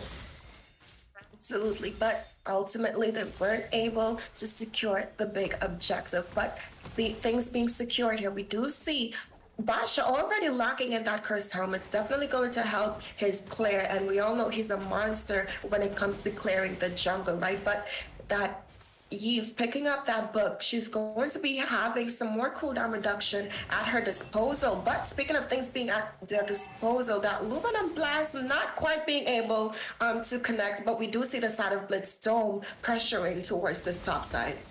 Absolutely. And speaking of pressure here, looks like Blitzdome trying to mobilize for the pick, but didn't find it just yet. Now, real world reality is painful for the side of Blitzdome. They're going to be losing 2 members there. L2K trying to retreat there with the Boxia, but a lot of damage has been done. 2 members falling for the side of Blitz. All members still up for the side of Caliber. They definitely do win that trade, win the engage in the top side. And that came from Blitzdome kind of missing the mark on that pickoff, right? They weren't able to find anything, and the return from Caliber kind of led to that happening. But hang on here, King Kong gonna be forced back just a little bit, clearing a lot of space. Caliber is as the front lines are mobilizing to secure some room. A stun coming in from the Lolita onto Blitz here, but they're gonna go ahead and disengage across the river. But wait a minute, King Kong is gonna commit. Brave Fighter stands, forces the flicker early, and the flicker for the stun is gonna lead to some raging slashes. He's looking to find the pick. Speaking of picks, Moonpie finding Lolita. That's the second time in a row now that has happened. But a 2-man Petrify with the furious dive from Yuzhong, but at what cost? He finds the knockup, but there's no follow-up, and he's going to be making quick work of his Blitzdome. It is going to secure something in that trade and going to go ahead and take him down in the river. Absolutely, and that just goes to show the power of drafting, right? They knew that if they slotted this Basha alone to be that frontline presence, they were going to miss out. And up until that point of the swap, right, locking in that Grok, they didn't have an answer, but we definitely see them using their composition to its greatest potential. But speaking of potential, a concealed play. The potential for a clash as he runs into the Petrify man. Numian Blast stacking up as well, trying to find the mark on Blitz. Is going to miss, but here comes L2K following in from the back side. They're applying a lot of pressure to A1C Storm here. Beatrix is now the front line. Nibiru Passion, though, coming out to clear those minions. Caliber not going to be able to impose their will just there, but it was looking a little sketchy. But speaking of things looking sketchy, King Kong, the biggest man down there in XP lane, is going to force YZ back, and he's having a good time.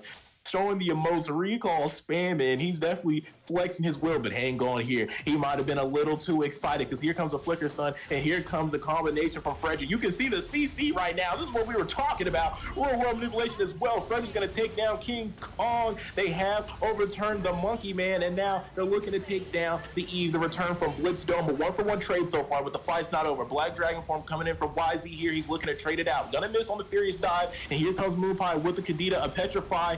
Trying to find the ultimate, but it is going to get canceled. But hang on here. YZ trying to survive. The passive is not going to be online in time to save him. And now Blitz is leading the way with the charge on Gronk. Going to get caught out by some stuns. And here comes Bruno. Got to find the kill. The gold laner has made his way into the fight. The rotation from Caliber. They don't want to lose the numbers here. Both teams clashing it out hard in the river and now into the jungle. It's like it might still not be over as L2K is going to steal that red buff right out of the hands of Fredjin as he is up 2 levels. That retribution just a little bit stronger from this Boxia. Absolutely. And speaking of things being stronger, Beatrix locking in that Blade of Despair. She's one of those late game marksmen, and when she's able to scale in early into the early game, it's definitely going to help bridge the path. But speaking of things being able to bridge the path, Kadita escaping that clash there, right? That's just, I mean, beautiful plays, man. And we do see some recalls happening. And at this point, they can afford to do that, right? But speaking of things that they can afford to do, they're going to start dealing damage to this turtle. They are going to start. They're making quick work of it. Can they make it in time for the side of Caliber? Still, no. L2K is going to find it, and now the fight is ensuing here. Numian Blast going to be disrupted. Wild Charge and Kadita going to find the kill on this YZ here. Real world manipulation, but it's a little too late here as Beatrix is finding an angle to take down this Fredrin. Does find the kill on A1C. Storm bringing the thunder is what Beatrix is doing right now. Lolita trying to find a kill, a trade on King Kong, but not going to be enough. Is going to be able to disengage, and Blitzdome playing that very well, winning the trade in the fight and being able to secure that turtle in the river.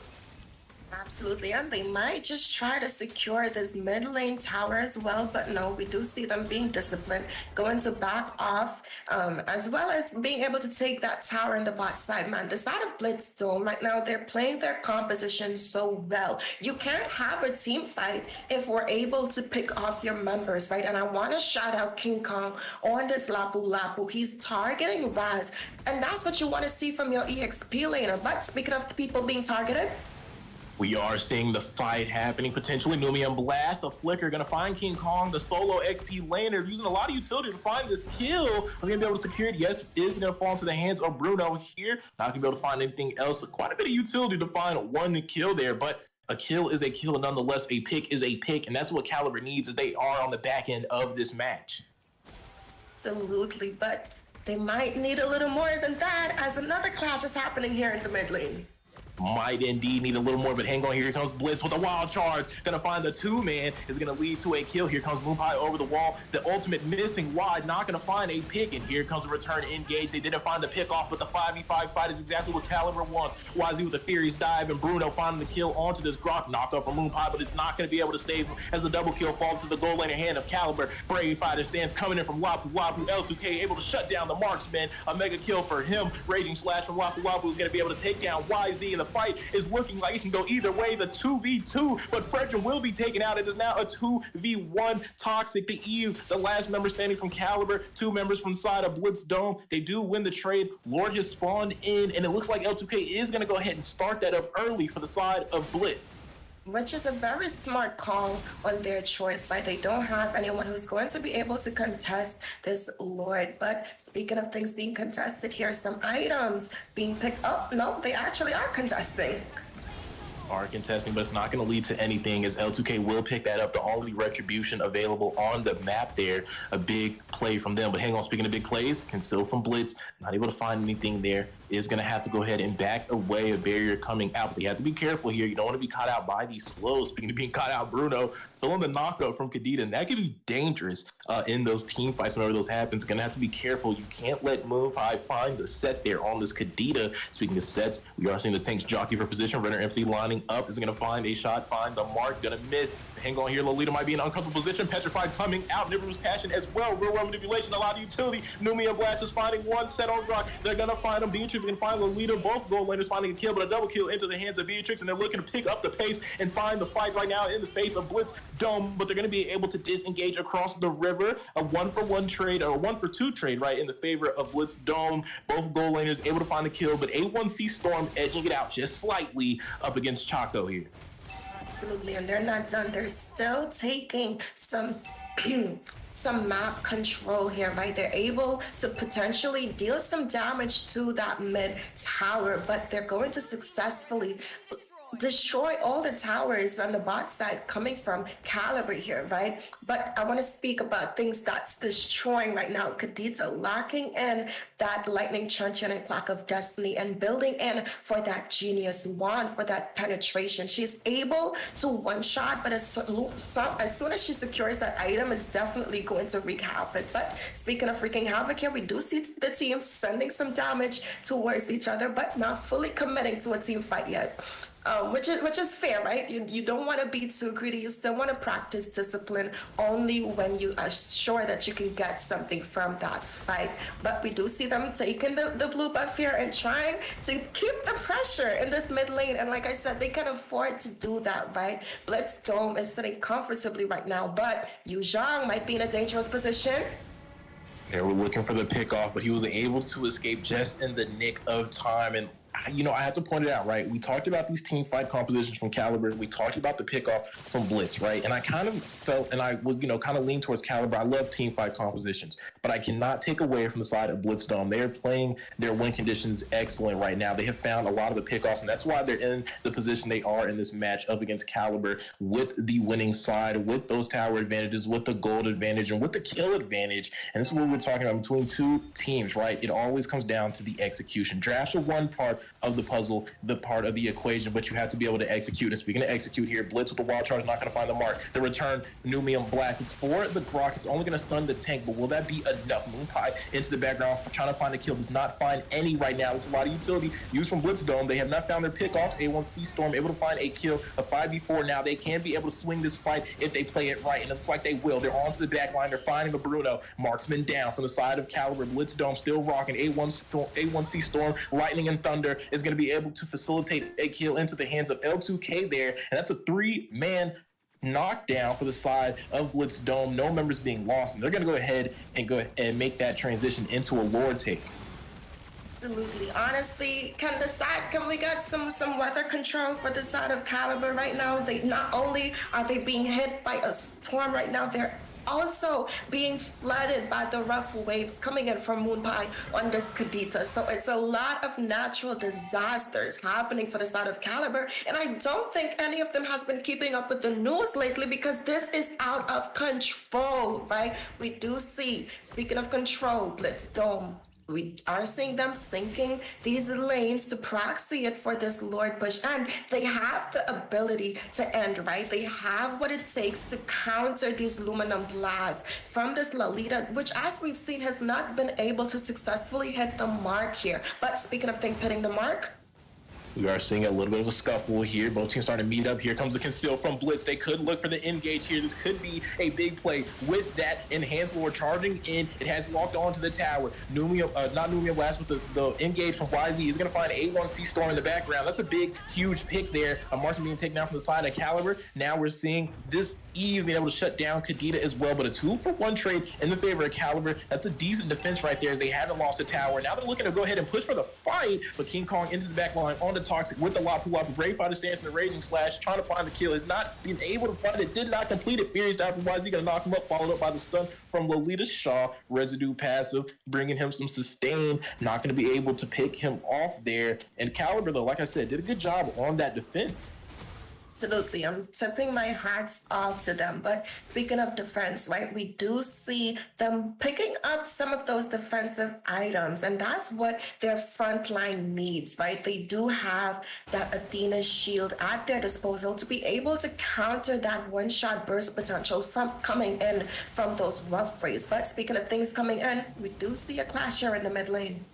Potentially, indeed. L2K was looking for a little bit of an entry there, but they have to be careful, right? The pickoff has to be just right. Numium Blast, only going to find Grok again. A couple times, it's only been the tank, but they haven't been able to burst it out there, return Wild Charge, and they made a mistake, and Moonpie is going to find Lolita, but the YZ is going to be able to trade out Grok as well. Members falling left and right, but it's in the favor of Blitz Dome right now. King Kong into the back line, trying to put that pressure on Toxic here. Fredrin left all alone on an island. Eve trying to help him out, trying to provide the utility, trying to provide the slow. A big appraiser's wrap that might have turned the fight. Might have been what they needed. They do find Boxy, but will be enough to find King Kong. No, he's going to be swinging those monkey arms. He's putting the work in on Toxic, as they have been able to turn this fight into their favor. 4 members down from the side of Caliber. 3 left on the side of Blitzdome. They can look to push in on this tower. I don't know if Toxic is going to be able to defend this long. Runner shot from Storm. Jesus, putting a lot of damage on that mid laner, but it looks like Toxic was able to clear that out. But Beatrix, being the person that she is, the pick that she is, able to use that Renner shots to be able to take it down even without the minions, man. And that's just something about Beatrix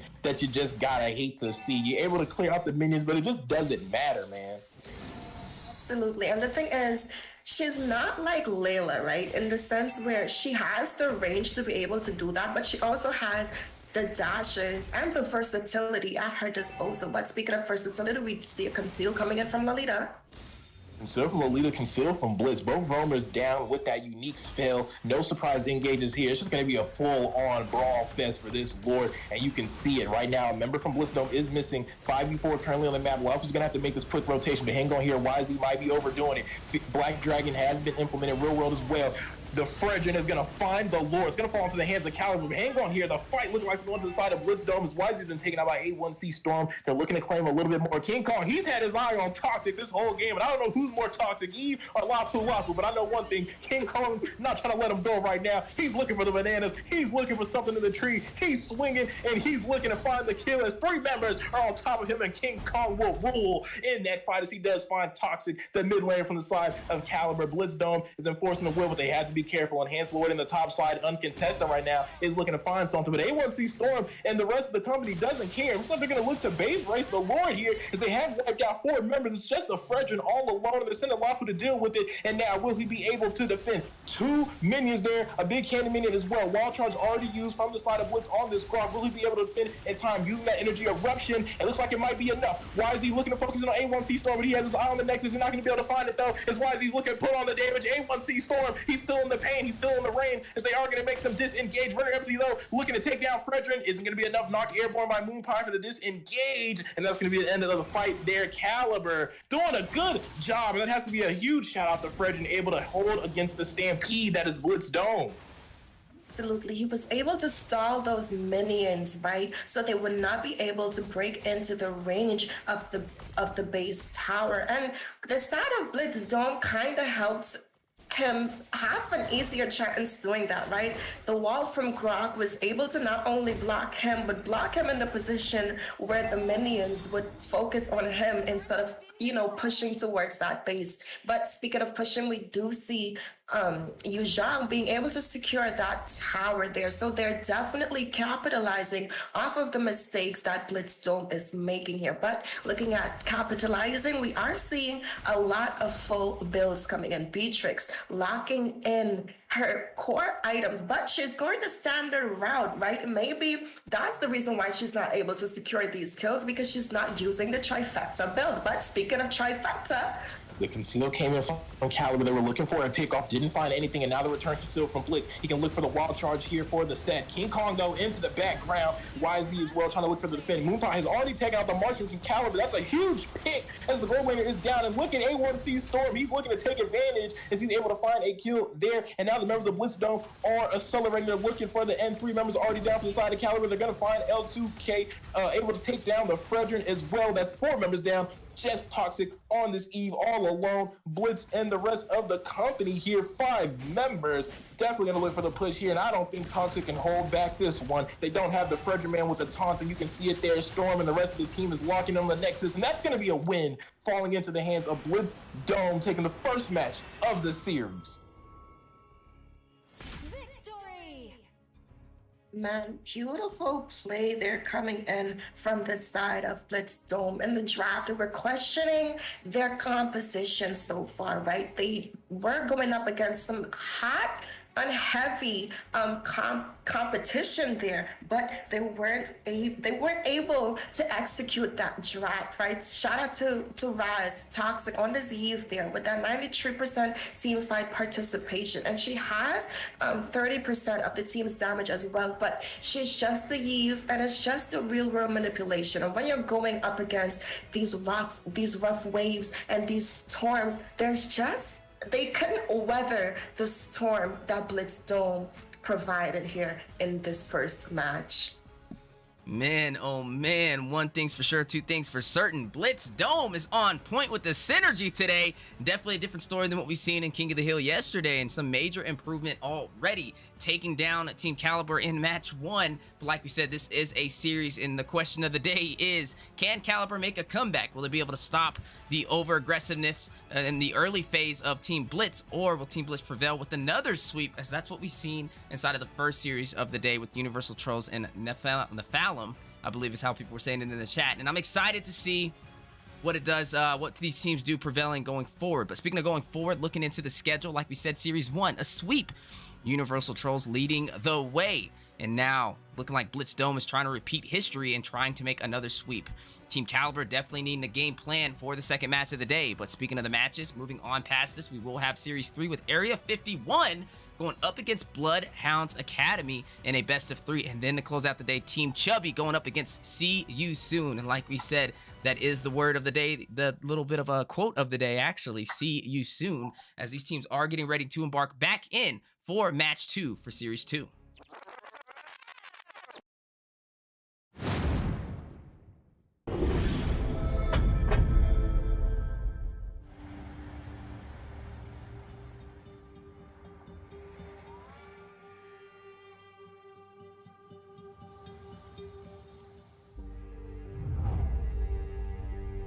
You can travel the world to find yourself.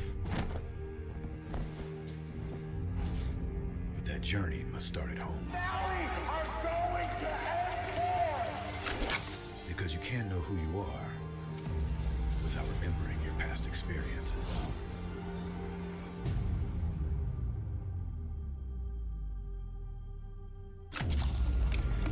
Basic is returning to Asia for his redemption.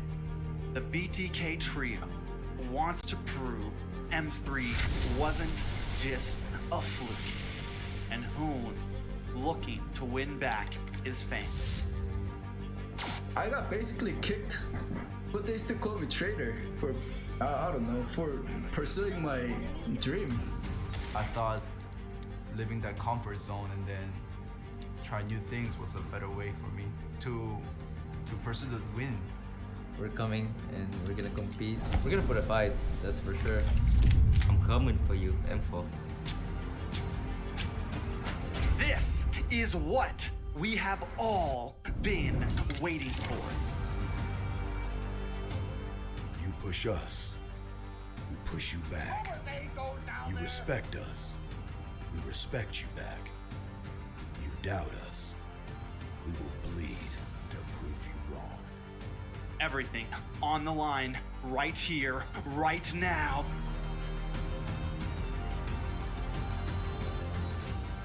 Definitely, they're not underestimating us as much as they did in M3. People probably see us and take us more seriously now, especially considering our accomplishment back then. I want to be the first in the world. I want to win a world championship. And the only way to really do that is day in and day out. There's no relaxing. You have to keep going. Here comes the Valley.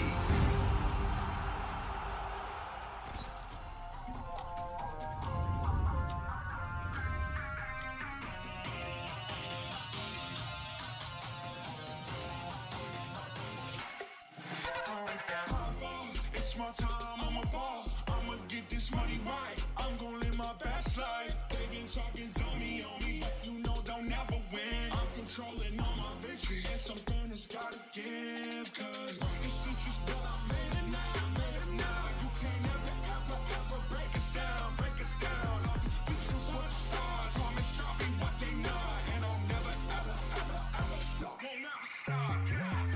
Touch the sky, you're made of silver and gold. Touch the sky, you're the greatest future now. You and I, we can make it out of the cold. Hang tight, we gonna reach for the greatness. We will always rise, we will never fall. Fight in our eyes, and we are strong. Even though we know our backs against the wall. And again, you take your aim, you know that this is. I've been down, been waiting so long. I'm here for the crown, I'm here to show off. Greatness time, just waiting to show y'all. This is your time to remember. So many times I lie in the basement waiting for greatness. No, I won't listen to anyone hating on me and telling me I wouldn't make it. Cause I did everything that they said I couldn't. Caught my footing and I kept the controls. I stand for something, I ain't running now. I'm the greatest now. I just wanna make it proud. Don't let me down, don't let it all fall. I'm on the road, accomplish all of my goals. And I ain't gonna let you down. Touch the sky, you're made of silver and gold. Touch the sky, you're the greatest future now. You and I, we can make it out of the cold. Hang tight, we gonna reach for the greatness. We will always rise, we will never fall. The fire in our eyes, and we are strong. Even though we know our backs against the wall. And again, pick your aim, you know that this is Coming for the game, cause we ready for the victory.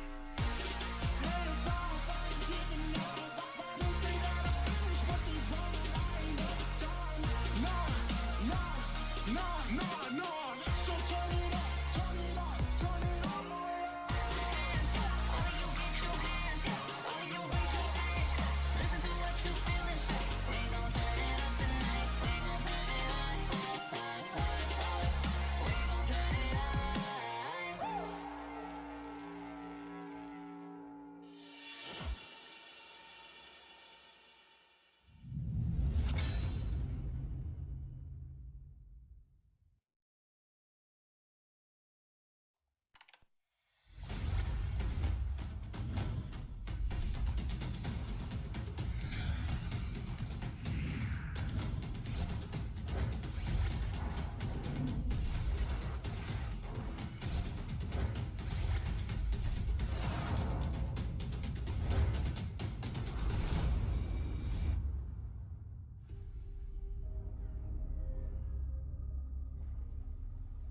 The sky is so vast, isn't it? My little flare. Papa? Can you reach the sky and ignite the stars?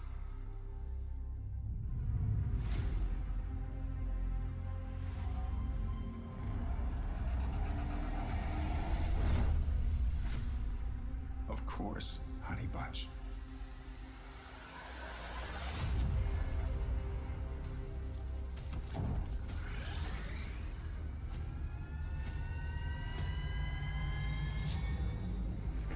Papa, never returned home.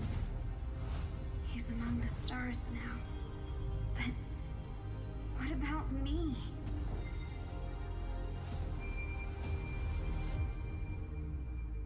Have faith, little flare.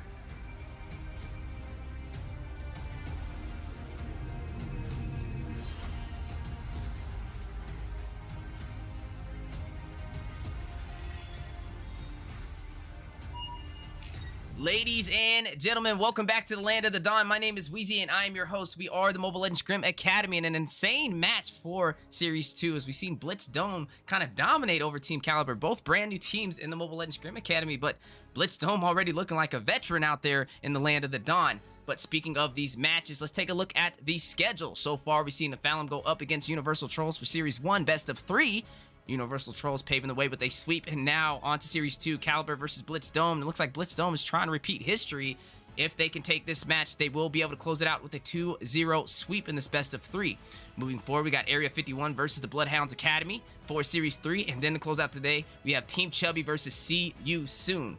But enough about that. A little bit of a look at currently what's going on. Blitz Dome versus Team Caliber. On the desk, we have two amazing casters, the MLSA staff, Coach Deku on the play-by-play, joined by Master Rim as the analyst. Man, I gotta talk about it. How you guys feeling so far with Game 1?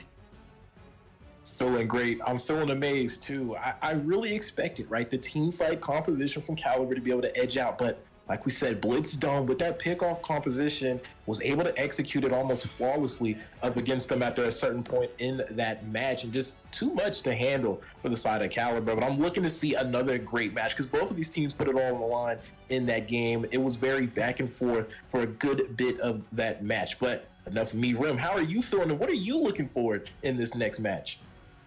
Feeling excited. I'm rejuvenated coming in from Game 1 here and looking at the draft so far, right? I know I said last game they needed to have keep up with the news, you know, to weather the storm that is coming again potentially from Blitz Dome here. And I like what I'm seeing so far, right? They do have the Valentina as well as the Lapu Lapu on their disposal. And the roles are switched. He was on the side of Blitz Dome before, and he was able to just make it really hard for the backline to be able to get their jobs done, right? So I do like what I'm seeing so far, and them locking in that Atlas and batting out the Diggy, which is smart, right? But just think about it. Having that Atlas as well as that Valentina just makes their composition a little stronger, because not only would they have the Fatal Links at their disposal, but they'll also have whichever ultimate the tank from Blitz Dome picks up. So they'll have a lot of sets coming in, and Valentina is one of those heroes where she already has sustainability. She has the potential to outplay, and she also has the CC as well, right? So the side of Caliber definitely locking in that team fight composition again, but I want to focus on Blitz Dome for a second. They have the Yu Zhang as well as the Veteran on their disposal, and we're seeing them hovering over this Kadita again. So I hope Caliber learned to swim from their strides in the last game to definitely have a response for it. But before I pass it off to you to get your thoughts on the draft, I want to shout out A1C on this 1-1. If you're a viewer of his, you know that 1-1 is a comfort pick, and going up against that Atlas, she's able to get that ultimate unlocked and still have that Purify at her disposal, right? So it could either be a high risk, high reward for Misery going in for a set against Blitz Dome. And right now we're seeing that final pick, right, come in from the side of Blitz Dome into the hands of Blitz with the Estus. He hovered two good picks, right? The Akai and the Estus are really good answers up against an Atlas. I know some maybe want to, like, how could Estus possibly be good against Atlas? You're forced to group up. Well, the thing is, right, with Estus, you can put in that Purify, which you can see on that spell. And as long as Estus is able to free himself of the CC away from those Fatal Links, he will be able to use the Moonlight of the God Blessing to be able to sustain the rest of the team. When you have picks like YZ and Fredrin, that's really all you need to keep them in the mix, to keep them brawling and fighting throughout the duration of any 5v5 that you might find yourself into. So I think it's a very wise pick. Akai also would have been a great pick with the heavy spin to disengage. And speaking of Akai, there he is. Now that is a great response pick as well, because now, even with that Purify, Akai is able to break the formation, break the links for the healing, and if that is the case, the sustain is out of the window for the side of Blitz Dome. So that's a big IQ play, and I think Blitz may have given them the answer there. I don't know if they were already thinking about it, but if they weren't, he definitely gave them the key to this test. Absolutely. And the thing is, right, looking at the draft so far in terms of itemization that we're going to see, or I'm hoping to see, that Akai, Lapu Lapu, and Misery as well, I want to see them all rushing that dominance ISO, at least two of them, from coming in from the Akai and the Atlas first, if anything, right? We do know Lapu Lapu may opt in for that Bloodless Axe to build that sustainability against the Yu Zhang, because he does have that sustainability in his passive. He's able to regenerate health from the damage that he's dealing. So it's going to be a very important item for the Lapu to pick up. But I want to see them answer this Estes pick. He does only have the Purify at his disposal. And it's like you said, you can only purify one thing on the map. Are you going to purify against the Valentina? Are you going to purify against Misery? Are you going to purify against the Heavy Spin? Are you going to purify against the Brave Fighter stance coming in from the Lapu Lapu? So there's definitely a lot of things that he has to consider. And the side of Blitzdome, they definitely have to focus on that positioning, because while they don't necessarily have an easy pick-off advantage here, the side of Caliber definitely has what it takes to set up for a pick-off and still have more answers for a team fight and engage. And we do see them trying to steal that, but an engage here in the top side. We are seeing a brawl happen in between this Lapu Lapu and YZ. King Kong asserting dominance so far, going to force Lapu on the recall. Speaking of forcing things, Irithor actually losing in the trade in the goal lane, which is not really how that's supposed to go, right? Irithor able to apply that pressure to Wanwan on paper anyways, really the counter pick into Wanwan, but maybe a little bit of a misplay. But speaking of misplays here, Atlas closing in, gonna go ahead and land that freeze passive. Like you said, Wanwan easily able to connect that stun. Now full marks unlocked, doing a lot of damage there too. The Atlas gonna force him back. It's an interesting exchange that we're seeing in the bot side. The way this trade is happening, how they're interacting, it really should be going over to the favor of Caliber, but somehow Blitzdome is playing it pretty well. But speaking of them playing pretty well, King Kong was able to secure a kill on Akai in that top side as well. And man, King is one of those EXP laners that I wish when I go solo queue, I could get him on my team, right? Because once my EXP laner is good at his micro gameplays, it gives me as the mid lane more freedom in terms of rotations. But speaking of freedom and rotations here, we are seeing the plays here onto the turtle. We are seeing the side of Blitzdome trying to close in onto Caliber here. A lot of damage coming in. The heavy spin looking to lock down King Kong, but there's no follow-up as a lot of damage has already been put onto the side of Caliber. Not able to find anything as Blitzdome is walking away with that turtle, but no kills though. but we are seeing some poke damage here in the bot lane. And like I said, when you give a person their comfort hero, which we're seeing from A1C there, he's definitely able to punish. But speaking of punish, we are seeing some items being picked up here. We are seeing that early game physical penetration coming in from that Lapu Vapu as well, right? But speaking of, we are seeing a setup here in the goal lane.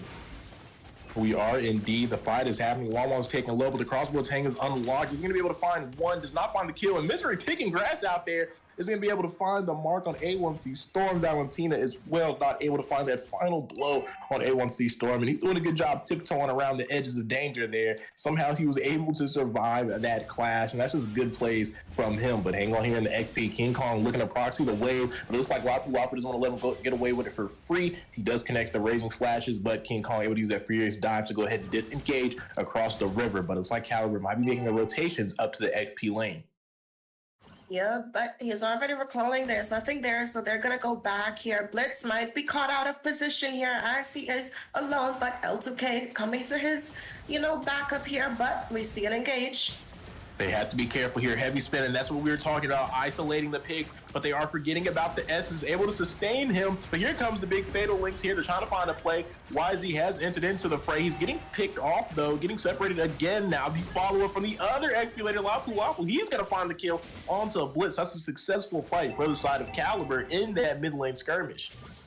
Absolutely, and that just gives them the opportunity to take this neutral objective, right? And they're not going to have any contest coming out from the side of Blitz Dome, and that's what you want to see. They have an answer now, right? Using one of these ultimates, they still have others at their disposal, and it's like I was saying, you can use something. They have the ability to have a pick-off and still be able to have a response if the team fight draws on longer, and we saw that there, right? They did bait out the Blessing of the Moon Goddess coming in from Estes there, but speaking of damage coming in, we are seeing them trying to engage on Choco here.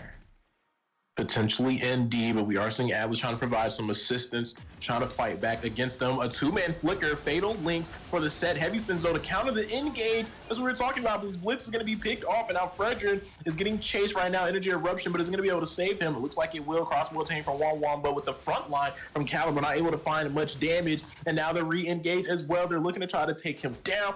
He's able to dance out of escape one more time as the side of Caliber is going to go ahead and take off after finding the winning trade in that fight. Absolutely, and it's scary for the side of Blitzdome, right? Because when you have this much aggression and pressure coming in from the side of Caliber right now, and honestly, even though SS can provide that sustainability, they still are missing a lot of that frontline presence, which we're seeing here. You know, speaking of presence, a big play and a Praiser wrap. Double kill into the hands of L2K, and they're going to pick up the pace and stay in the face of Caliber in this mid lane fight. King Kong entering the fight with YZ, going to force Lapu back. They've already lost, but hang on, Furious Dive is going to connect. Not going to be able to pick up the kill, though. They are going to look to go ahead and pressure into this mid lane. They do have the numbers. It looks like Irithel might have made a mistake.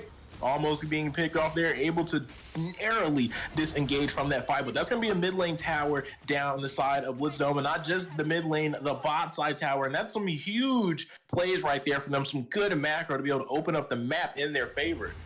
We do see them rotating to get another tower here, potentially in the top side, but that clash was able to help them unlock some items, right? And we do see 1-1 dealing some serious damage here in the bot side, picking up the kill on the Irithel, and that's because she already has a Corrosion Sight and Demon Hunter Sword. But speaking of, we're seeing a lot more action in the top side. Lapu Lapu up all alone, though. The Brave Fighter stands. Heavy Spin has already been used, and there goes the Moonlight Blessing there from Estes. That's the sustain that we were talking about. They're not able to find the killing blow in time, but now Blitzdome is looking to return the favor of aggression. Black Dragon for the full dive with Kadena as well. L2K into the fray.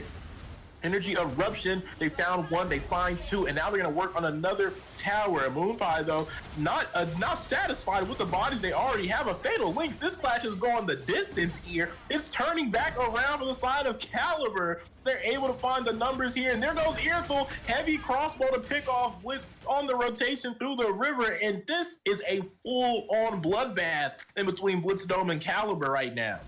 We definitely see them on the path to revenge right now. They definitely are fighting back and having some answers for the over-aggression from the side of Blitzdome here. But I would have liked to see them rotate to getting this neutral objective while they had members down for the side of Blitzdome. So a missed opportunity here, and we already see Blitzdome setting up to take this turtle. They are indeed, and like you said, I would have liked to see them focus on for that neutral as well, especially after losing those towers. They need some economy into their favor. It looks like they're going to look for the bot side tower. I guess that's an okay trade for me. You're able to find one, but they are going to lose one in the top side right back into the hands of Blitzdome. So I don't know if it was worth. Maybe could have went for something else, but hang on here.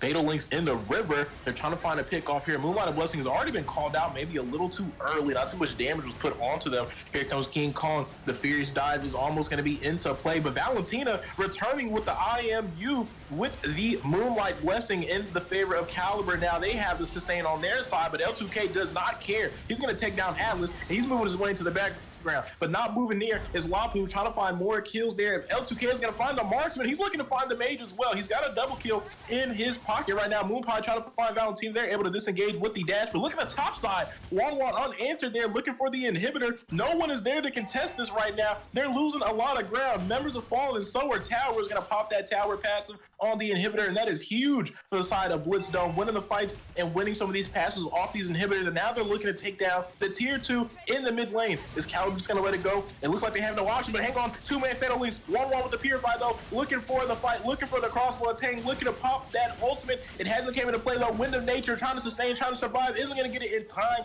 Is Atlas is going to pick up that kill on him. L2K all alone, the Praetor Wrap into the jungle, but Heavy Spin looking to put him on the wall. He's looking to rustle and tussle in the jungle. Two big beefy men in the jungle making a lot of contact here. Frederick able to find a kill on a killing spree. This fight won't stop. It's gonna keep going. King Kong into the jungle now. He's brought in with that Black Dragon. Furious Dive on the Atlas, finds the kill, and now Lapu Lapu is all alone in the midst of the Brave Fighter stance, but all alone is L2K as well in the background, finding Irithel. Lapu Lapu still trying to find a way to disengage. He's made his way to the tower, but is that enough to slow down Blitzdome? It looks like they're gonna find their chill pill and go ahead and let him relax, because wow, that was a fight that lasted a very long time. These teams committed to these 5v5s. Coach Deku, can you breathe? No! Man, oh man, and we do see them keeping up with this aggression, right? They're already proxying the Lord, and they're trying to dish some damage to this tower as well. But speaking of damage, we do see Moonpie picking up that Lightning Truncheon, which is definitely going to help her be able to secure some more kills against the side of Caliber here. But personally, I would have opted in for a little more magic penetration, right? I would have preferred if she went for that Genius Wand or that Divine Glaive, because the side of Caliber, they already have that magic defense at their disposal, right? We do see that Athena Shield coming in from that Atlas as well. And even though that's not who you want to aim for, it just allows her to deal more damage overall. But I guess that's where Tank is going to come in, right? He already has that Demon Hunter sword, and he also has that Wind of Nature, which is going to help against the damage that's going to be coming in from that Aretha. But speaking of damage coming in, we are seeing another fight potentially break. Atlas like how is going to be able to make the disengage. They did find that tower in the tier 2 into the hands of Blitzdome. Looks like they're going to wisely back off here. They still have the Lord pushing in the top side. They can make another play for another tower. We have to note, have to bring it back up. Remember, 1-1 already popped the shield passive on that tower in the top side. It is completely open to be taken down by the Lord. And here comes Black Dragon doing a great job of zoning off the member of the Caliber. That's an easy mid inhibitor. That's going to be an easy top inhibitor. But a 3-man Fatal Link from Atlas. But is it going to lead to anything? The rest of the team is looking at the Lord. There's no follow-up. And now Blitzdome is going to take advantage of that. They're looking to try to win this fight. But a heavy spin on L2K into the fray, onto the Nexus, but not to attack it, to get pinned by a Kai and shut down by this Irithel. They have taken down the Lord. They can look to defend. They have to find A1C Storm here. He's trying to lock onto the Nexus, but this might have been a mistake. Blitz getting caught out by the terrified Valentina. One more hit. No! The last minute heal from Estes, but no! Lapu Lapu, he doesn't care. He wants this kill, but that would have been a mistake. At what cost? The Brave Fighter stance does not matter in the face of A1C Storm patiently sitting to the side, taking him down, as he had his eyes on that Estes, but should have kept his eyes focused on that marksman, because down. Blitzdome is looking to return back for the Nexus, but they have to keep an eye on this Atlas here. They're grouped up. I don't know if the Fatal Links is in play. There it goes. He only finds one though on Misery, and that might have been a bad set there. He didn't find any key components. Crossbow attack has been unlocked. The Moonlight Weapons from Valentina trying to sustain, but they're going to lose him anyways. A tank down, and Blitzdome has been up here fighting up against Caliber for an extended amount of time. The Lord has been out of the way, but they don't care. They said they're a bunch of Lords in their own right up against Caliber right now. Absolutely. Now, I want to see Blitz pick up that fleeting time on this Estes to be able to help his team sustain longer for these team fights. And speaking of team fights, they're going to go in for it one more time. They're going to find this Akaba. Look at the Nexus. A1C Storm is taking it down in the midst of the battle, and Blitzdome is going to bring out the broom. Sweet, sweet, go to sleep, they say, to the side of Caliber. Man, absolutely beautiful game coming in from the side of Blitz Dome here. L2K on these junglers being able to secure these objectives, right? And King Kong as well. And this EXP lane, beautiful micros coming in from him, being able to proxy these lanes and be able to keep that Lapu Lapu at bay, right? Speaking of keeping things at bay, we do see A1C Tank with this 65% tower push, being able to secure her team an easier pathway to be able to clear out the game and take the base. And last but not least, shout out to the duo coming in from Blitz and Moonpie there. That Roamer Mage combo. Beautiful, beautiful execution of draft and execution of gameplay as well. Definitely some beautiful gameplay, and I think execution is right on the mark, right on the money as Blitz Dome just showing their fire and their passion in the Land of the Dawn for Mobile Legends Bang Bang North America. And I'd love to see teams improve. And right now, a power spike, a little bit of a character development arc, and a little bit of a coach now leading the way and paving to victory. Blitz Dome, definitely a fierce to be reckoned with in the Mobile Legends Scrim Academy. Is this their second day competing and already looking like a veteran team? What we love to see, but also we love everybody inside of the live stream as well. I appreciate you guys tuning in as we are the Mobile Legends Scrim Academy, and we host these events every single Monday through Thursday. Right now we are halfway through the show, so definitely buckle up as the plane is still rolling. Speaking of rolling, looking at the schedule going forward, that was a sweep for Blitz Dome, taking out Team Caliber for Series 2. They were able to repeat history like we've seen in Series 1. Universal Trolls leading the way, taking out Nephalem. And now we will progress on to Series 3. We are going to look at Area 51, go up against Bloodhounds Academy, and then to finish off the day, Team Chubby versus See You Soon. Can't wait to see what these matches have in stores. A lot of new teams in the MLSA for Season 2 as we have opened up our doors on Monday. And this is Week 1, Day 2. And I'm excited to share it with you guys out there in the Mobile Legends Scrim Academy YouTube channel. And also out there in the Mobile Legends Bang Bang North American YouTube channel as well. If you guys are interested in competing, make sure you follow us on our Discord server for the Mobile Legends Scrim Academy. Sign up. Doesn't matter if you're a solo player, if you're currently on a team. We offer all types of services to get you guys on board to be able to compete and get ready for NA MPLs. That's what everybody's kind of hyped up for, and we're excited to see how much NA is growing. So, guys, thank you so much for tuning in today. Hopefully, we're putting on a great show, and there's so much more games to see in the distant future. So definitely don't go anywhere as both of these teams are getting ready to embark for Series 3.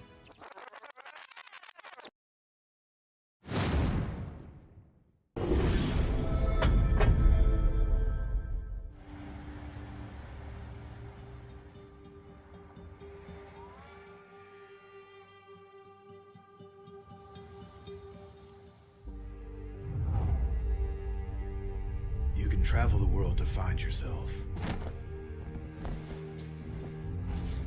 But that journey must start at home. Because you can't know who you are without remembering your past experiences.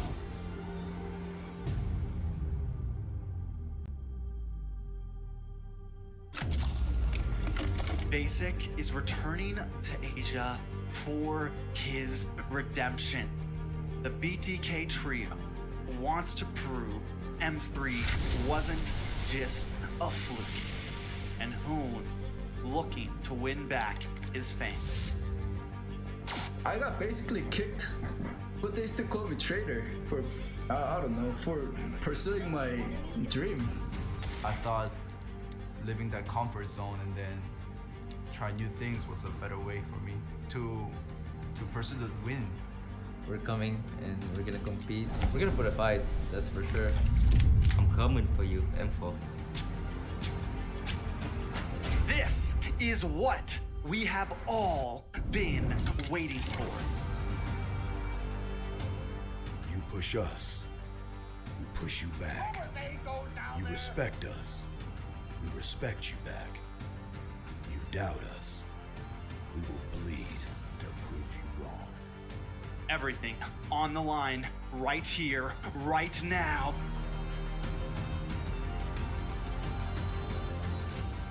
Definitely, they're not underestimating us as much as they did in M3.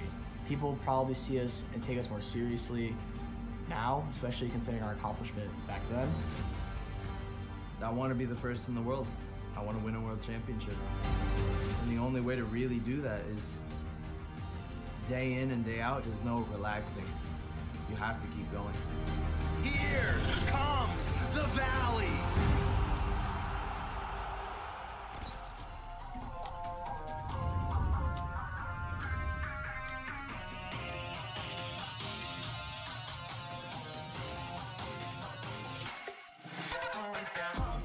It's my time, I'm a ball. I'ma get this money right. I'm gonna live my best life. They been talking, tell me on me, but you know they'll never win. I'm controlling all my victories, and something that's gotta give. Cause this shit just what I made it now, I made it now. You can't ever break us down, break us down. I'll be reaching for the stars, promise I'll be what they not, and I'll never ever stop. Won't never stop, yeah. Touch the sky, you're made of silver and gold. Touch the sky, you're the greatest, don't you know? You and I can make it out of the cold. Hang tight, we gonna reach for the greatness. We will always rise, we will never fall. Fight it out, eyes on me are strong. Even though we know our backs against the wall. And again, you take your hand, you know that this is. I've been down, been waiting so long. I'm here for the crown, I'm here to show off. Greatness time, just waiting to show y'all. This is your time to remember. So many times I lie in the basement waiting for greatness. No, I won't listen to anyone hating on me and telling me I wouldn't make it. Cause I did everything that they said I couldn't. Caught my footing and I got the controls. I stand for something, I ain't running now. I'm the greatest now, I just wanna make it proud. Don't let me down, don't let it all. I've been on the road, accomplished all of my goals, and I ain't gonna let you down. Touch the sky, you're made of silver and gold. Touch the sky, you're the greatest, don't you know? You and I, we can make it out of the cold. Hang tight, we gonna reach for the greatness.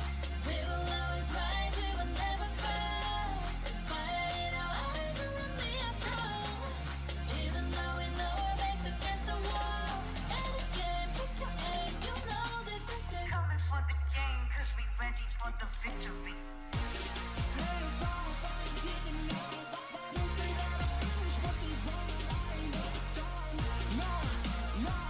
No. So turn it up, turn it up, turn it all the way up. All of you get your hands up, all of you raise your hands up. Listen to what you feel and say. We gon' turn it up tonight, we gon' turn it up. We gon' turn it up.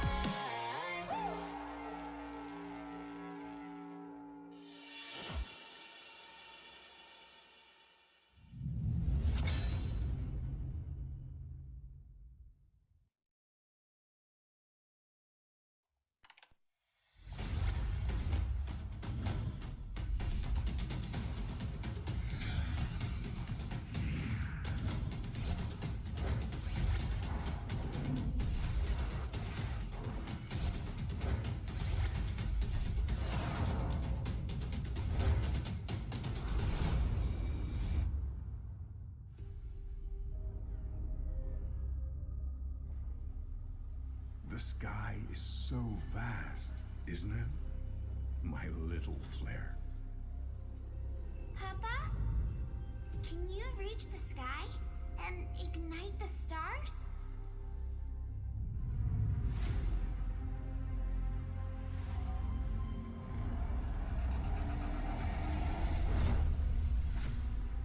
Of course, honey bunch.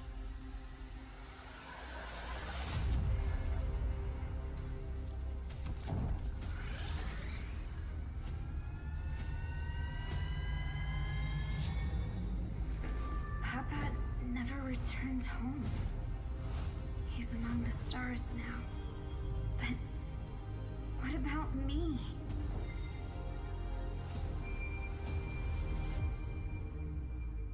Have faith, little flare.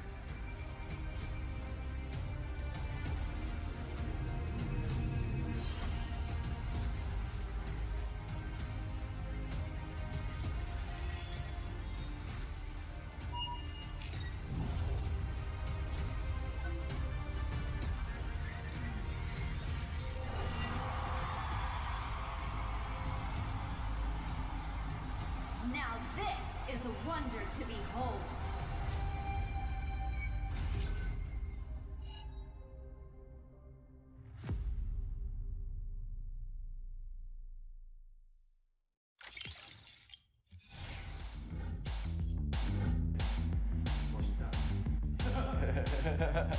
Time. Oh, it's time to make the most of the moment. I'm Hoon, I'm mid lane for the Valley, and I'm ready. I graduated high school a few months ago. Yeah. We dare to be great. Dude, that's perfect. One more second. Hello, my name is Fly Chicken. I'm XP lane from the Valley. Let's go. Hey, it's basic. Again. Right, I like that. We dare. And action. We dare to improve. Hey, it's basic. Go dinner for the Valley. Let's go.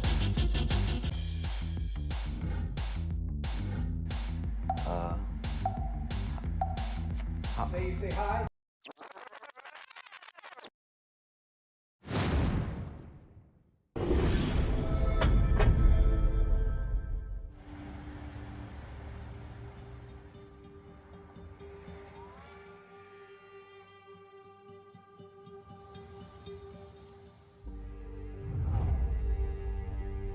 You can travel the world to find yourself. But that journey must start at home. Because you can't know who you are without remembering your past experiences.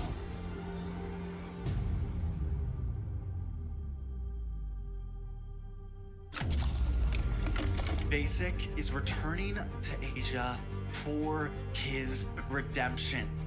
The BTK trio wants to prove M3 wasn't just a fluke, and Hoon looking to win back his fans. I got basically kicked, but they still call me traitor for, I don't know, for pursuing my dream. I thought living that comfort zone and then try new things was a better way for me to pursue the win. We're coming and we're gonna compete. We're gonna put a fight, that's for sure. I'm coming for you, M4. This is what we have all been waiting for.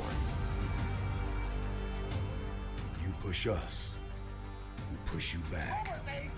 You respect us, we respect you back. You doubt us, we will bleed to prove you wrong. Everything on the line right here, right now.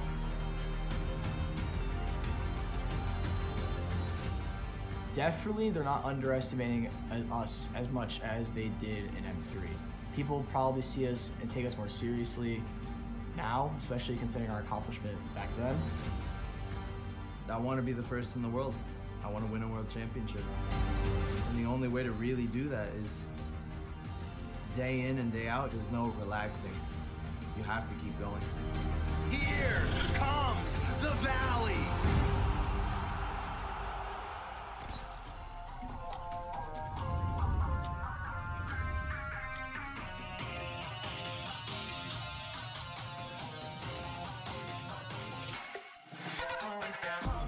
It's my time, I'm a ball. I'ma get this money right. I'm gonna live my best life. They been talking, tell me on me, but you know they'll never win. I'm controlling all my victories, and something that's gotta give. Cause this is just what I made it now, made it now. You can't ever, ever, ever break us down, break us down. I'll be speechless for the stars. Come and show me what they not, and I'll never, ever, ever, ever stop. Won't never stop, yeah. Touch the sky, you're made of silver and gold. Touch the sky, you're the greatest, don't you know?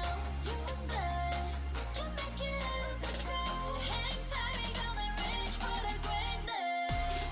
We will always rise, we will never fall. Fighting our hearts to remain strong. Even though we know our backs against the wall. Can you take your hand? You know that this is. I've been down, been waiting so long. I'm here for the crown, I'm here to show off. Greatness time, just waiting to show y'all.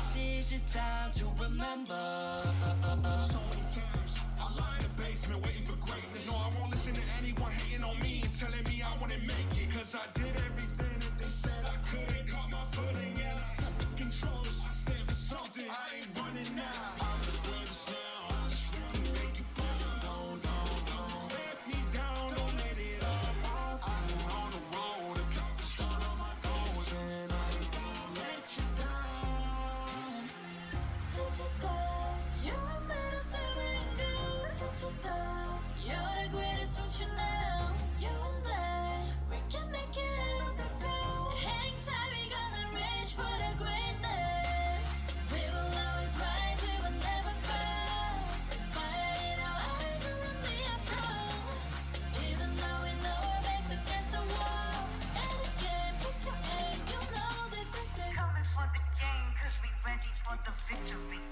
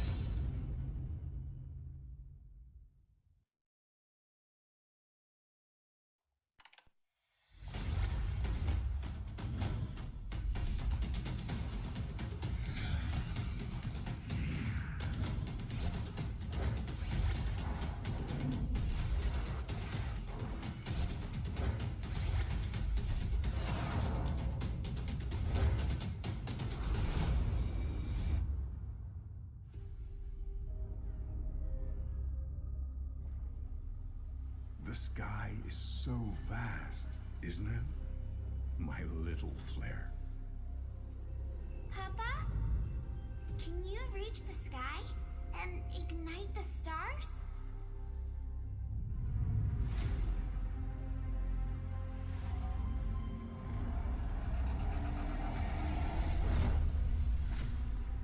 Of course, Honey Bunch.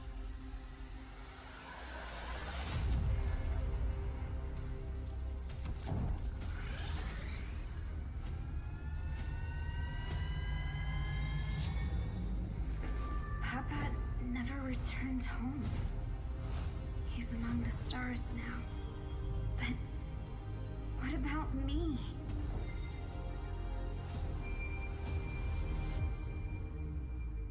Have faith, little flare.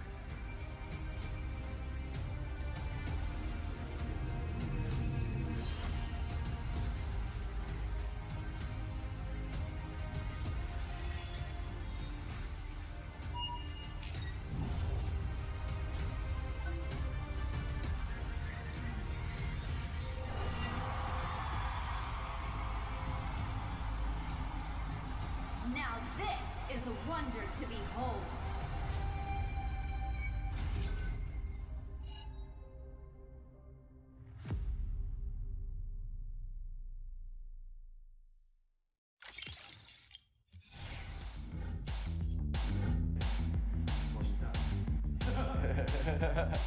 Time.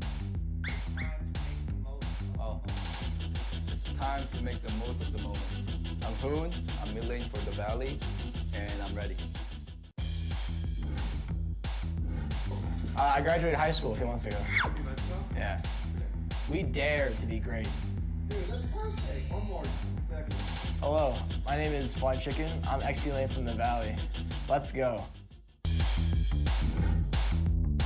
Hey, it's basic. Again. That's right. That's, I like that. We dare.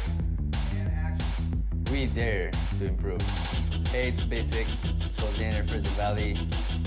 Let's go.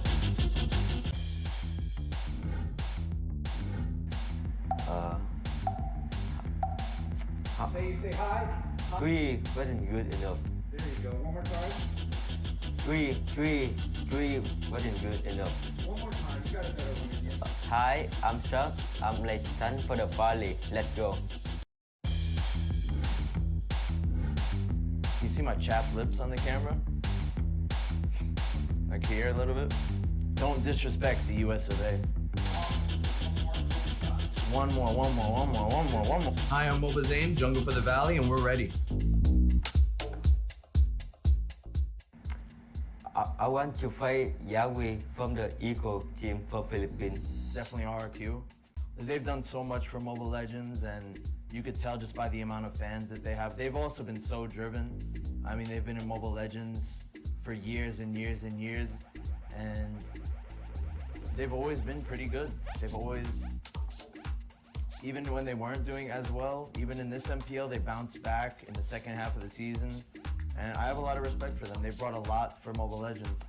And in the Philippines, it probably Blacklist, because they're actually the first team that, even after winning a World Cup, they just stayed driven, stayed focused, and now they're on their way to having a chance of getting their second World Cup win. Ladies and gentlemen, welcome back to the Land of the Dawn. We are the Mobile Legends Scrim Academy. Man, an amazing show so far. We already went through 2 series and now on to Series 3 as we are seeing 2 new teams competing in the Mobile Legends Scrim Academy. Never seen them perform before. One of them going by the name of Area 51. We all know there's a lot of weird stuff going on around there, so I really want to see what kind of drafts they pull forward inside of these matches for Series 3. On top of that, the other team they are going up against is going to be Bloodhounds Academy, a little bit of the second team underneath XCO, and I know Bloodhounds originally by Boca Roscoe, so super excited to see what they bring to the table as well. But speaking of the table, it has been set. Let's take a little bit of a look at today's schedule. So far, Series 1, the Fallon versus Universal Trolls ended in a sweep. Universal Trolls able to win 2-0. To follow through with Series 2, Blitz Dome with the same fashion wins with a sweep 2-0, taking out Team Caliber. Now, on to Series 3, Area 51 versus Bloodhounds Academy in a best of 3. And then to finish off the day, we have Team Chubby versus See You Soon, all brought to you on the Mobile Legends Scrim Academy YouTube channel and the Mobile Legends Bang Bang North America channel as well. If you guys want to register to compete, make sure you follow us on the Mobile Legends Scrim Academy Discord server to be able to compete against all these amazing teams you see today. But speaking of today, let's look at the match going forward so far. We have Area 51 versus Bloodhounds Academy competing match 1, Series 3.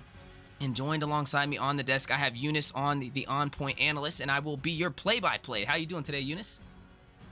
I am doing okay. Let's go hop into these drafts so far. All right, I do see common bands again. The Faramis, the Eve, and the Joe and the Valentina, and then the Bruno, Carrie, Fanny, and Glue. But for that response, I do see the Veteran getting drafted in with that Yuzong and that Lunox, and on the side of Bloodhounds, I do see that a Dinosaur getting picked up with that Lapu and that Claude. So now, lots of backlining so far for the side of Bloodhounds, but in response to that, they did pick up that Yuzong to be able to peel the entire backline when team fights start to happen. I do see a possible Xavier being locked in by the side of Bloodhounds, but they do already have a mage on Area 51, so it looks like they banned out any backline mages. So they did ban out that Eve and the Valentina and the Lilia, so backline wise, they're looking pretty set. They do have that Yuzong to be able to zone, and then the Lunox can very much easily be able to attack that backline, especially with that Xavier. But we all know that Xavier loves to scale late game, and Xavier is allowed to proc all of these skills and be able to hit that backline for the side of Bloodhounds. But in response to that, I do see a Kadita Rome getting drafted in. Now, Kadita Rome, I feel like is very situational. It is a very good solid roam, being able to have that knock up and be able to CC and being able to proc any of those perma CCs and to be able to pick them off one by one. I do see a Moskov getting drafted in as well, but in response to that, I do see a Kaja. Now, Kaja is also a very good roam, also pretty good as a side, but being able to use that suppression to be able to single hook any one of those, especially that backline, that Moskov, that Lunox, and that Kadita might be a little bit of a trouble for the side of Area 51. But like I said, they do have a very simple and easy draft. Both sides are very responsive to their picks, so I'm excited to see what will go down in the Land of the Dawn for these two squads. But before we get into anything too crazy wheezy, if you just had to pick a team just by looking at the draft, whose side are you favoring? Well, looking at the draft so far, I like what Bloodhounds Academy has kind of done so far. I'm not really too in favor for the side of Area 51, only for one reason, them having a very squishy composition. And like you stated yourself, oh my Yahweh running on this Kadita roam, it's very situational, and you have to kind of rely on her connecting with those rough wild waves to be able to get that set, because if she misses that, she will be out of commission to be able to provide that frontline roam for the side of Area 51, but they do have a strong frontline presence over there with the Fredrin and also with the Yu Zong, but I gotta give it to Bloodhounds Academy. You have this Barat, we've seen how phenomenal it works even inside of M4, and then to top it off, you have that Kaja who can go in and grab some of these squishier heroes and provide that set potential that you can only get out with the Purify, and you aren't seeing any Purifies onto the board for the side of Area 51. So if Kaja can get online early, get these Divine Judgments in, we'll be seeing a great game for the side of Bloodhounds Academy. Now, on the side of Area 51, though, like I said, you just got to be a little bit safer. Just watch out for the Kajas. There's no Purifies on their team. Absolutely. Now, with that being said, though, going on from what you said, that Kadita, with that Kadita roam, it is just a one chance, and if you don't set, then you're not getting a set, right? Because all her cooldowns are still going to be there. Her ult doesn't give CC. It's more towards her second skill that her team is going to count on. But before things get too greedy here, let's talk about these lanes here. So I do see Moscow with a Claude. Looks like a little bit of a 1-2-2 situation going on top, which is not bad at all. Being able to do that gives your team a little bit of a good advantage to be able to lane up against, especially on a marksman. But with that being said, the Kadita is forced to rotate back mid because the lane clear is on the favor of Bloodhounds with that Kaja. But speaking of lane clear, a lot of utility used over there on Tachi, taken down by the Shaw Essence over there on the Yu Zong. They used to Purify, used the Appraiser's Wrath, and able to get the job done, but now a direct response from the side of Bloodhounds. Going to find a kill. Forever Ghost who taken down Yu Zong. Green order going in by Blaze, trying to escape from Yaoi, but he is going to try and connect on the mark with the Chaos Assault. Unable to take him down, though, and that is a 1-for-1 trade on the board. Absolutely. With that 1-to-1 trade, though, the jungler did go down for the side of Area 51, but even though the jungler did go down, the AXP laner from Area 51, Destiny, did pick up that kill, but looks like Area 51 is about to start this turtle and be able to secure that turtle. Definitely a good secure indeed, and that'll give them a slight advantage, even though it was 1-for-1 on the board, one neutral objective in their favor, which will give them all additional shield and a little bit additional gold. And I'm wondering how this will kind of play out. Still kind of even from both sides, but looking at who their late game damage dealers are, you do have this Claude, who has that menace with the Blazing Duet to be able to do that AoE damage, the mobility, pretty much has it all. And you do have Blaze to kind of defend him over there, as you are seeing right now. Potential gank on the top side, 3 versus 3 right now. You are seeing the Mystic Field give a little bit of stun onto Guapo. Down goes the Dawning Light, not able to really do some serious damage. It is still very early in this game. It looks like they are going to decide to disengage, but wait a minute. You see the Chaos Assault over there by this Lunox going in, and a knock-up over there by the Kadita Romy mentioned, and able to find a kill on Itachi. That is a jungler already down 2 deaths in 3 minutes inside of this game. Absolutely. But with that being said, though, we just honestly just have to wait for Bloodhounds to be able to scale. Now, with that being said, though, Area 51 is getting their EXP lane just a little bit punished for that Yu Zong being able to rotate all the way across the map.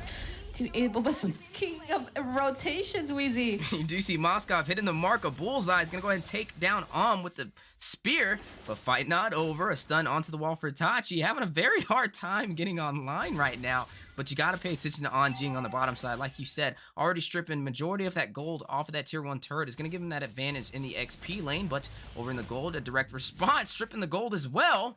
And that is going to get this Moskov a little bit more farm. Already 1 kill on the board for him. And we know how scary a Moskov can be, especially when we've seen CW pull it off. And there we go. That Kadita roam again with the knockup. And Mika Cutie able to pick it up with that Moskov.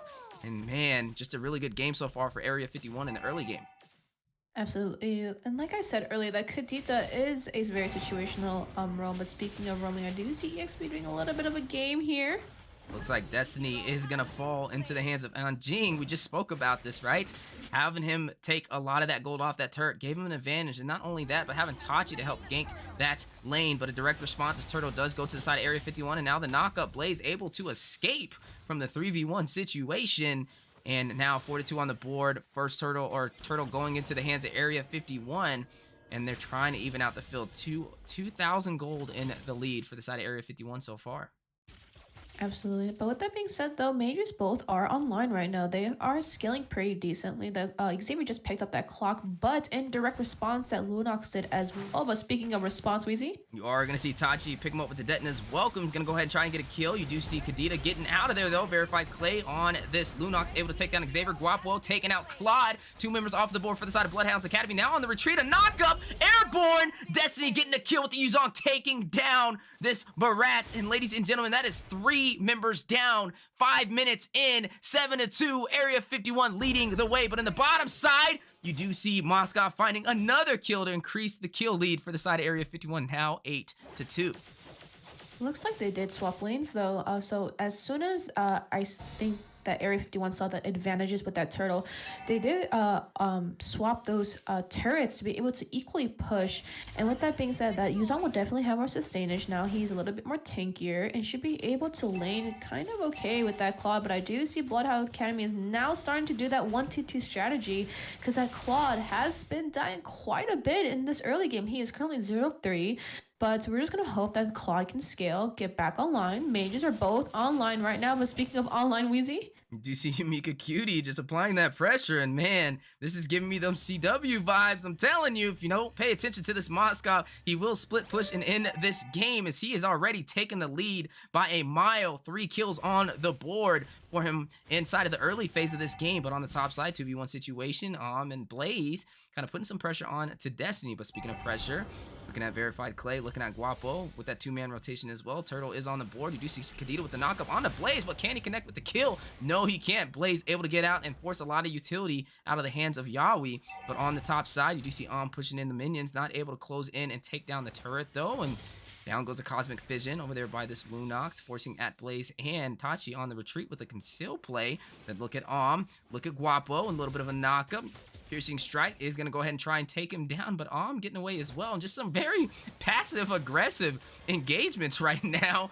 But I'm wondering if the side of Area 51 will kind of shift their focus over to this Lord, as they do have the slight advantage right now.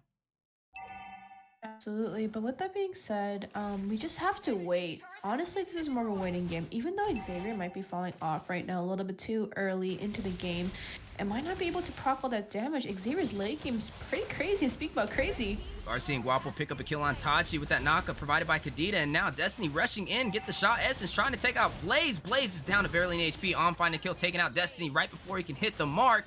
Find out over the Blazing Duet into the mid-river. You are seeing pick up a kill on the Mika Cutie, able to get that double kill. And it looks like the side of Area 51 deciding this is not a fight we want to take anymore. Back up, leave us alone. Turtle's still in play though, and the question is who will be able to take this neutral objective. With that being said, I do see a lot of pressure, though, unfortunately, coming in from Area 51. Even though they're getting these objectives, they're really trying to push up these lanes and make sure nobody from the side of Bloodhounds Academy is getting any of this gold. But speaking of this gold, I do see Moscow with a 6k lead. Claude is just falling a little bit too behind to catch up with that marksman. And being able to get those early game damage items for the Claude is really important to be able to participate in those team fights and to have at least a little bit of damage. But speaking about damage, you do see Katita trying to rush out with the rough wild boys, but grabbed by Detonus welcome, and Xavier able to pick up that kill. But Guapo able to pick up the turtle for the side of Area 51. A little bit of a distraction, but now the clash going in. You are seeing the Black Dragon hovering around forever. Ghost getting a kill onto Destiny. Tachi getting a kill onto Guapo. 1-for-1 trade, but 3 members off of the board for the side of Area 51. You are seeing Verified Clay take out the Claude, and you are seeing Tachi take out the Lunox in that process as a direct response. 1 member off of the board for the side of Bloodhounds Academy, but that was 4 members out of the board for the side of Area 51. Lord has been picked up by the side of Area 51, but this is Bloodhound's chance to get back online, reset those lanes, push up some turrets, and be able to at least pressure up their lanes a little bit. But with that Lord stomping down, they're definitely going to have to go back and do something about that Lord. But it looks like they're going to try to contest this top turret, which probably will go into their hands. So now it is a somewhat equal tower trade.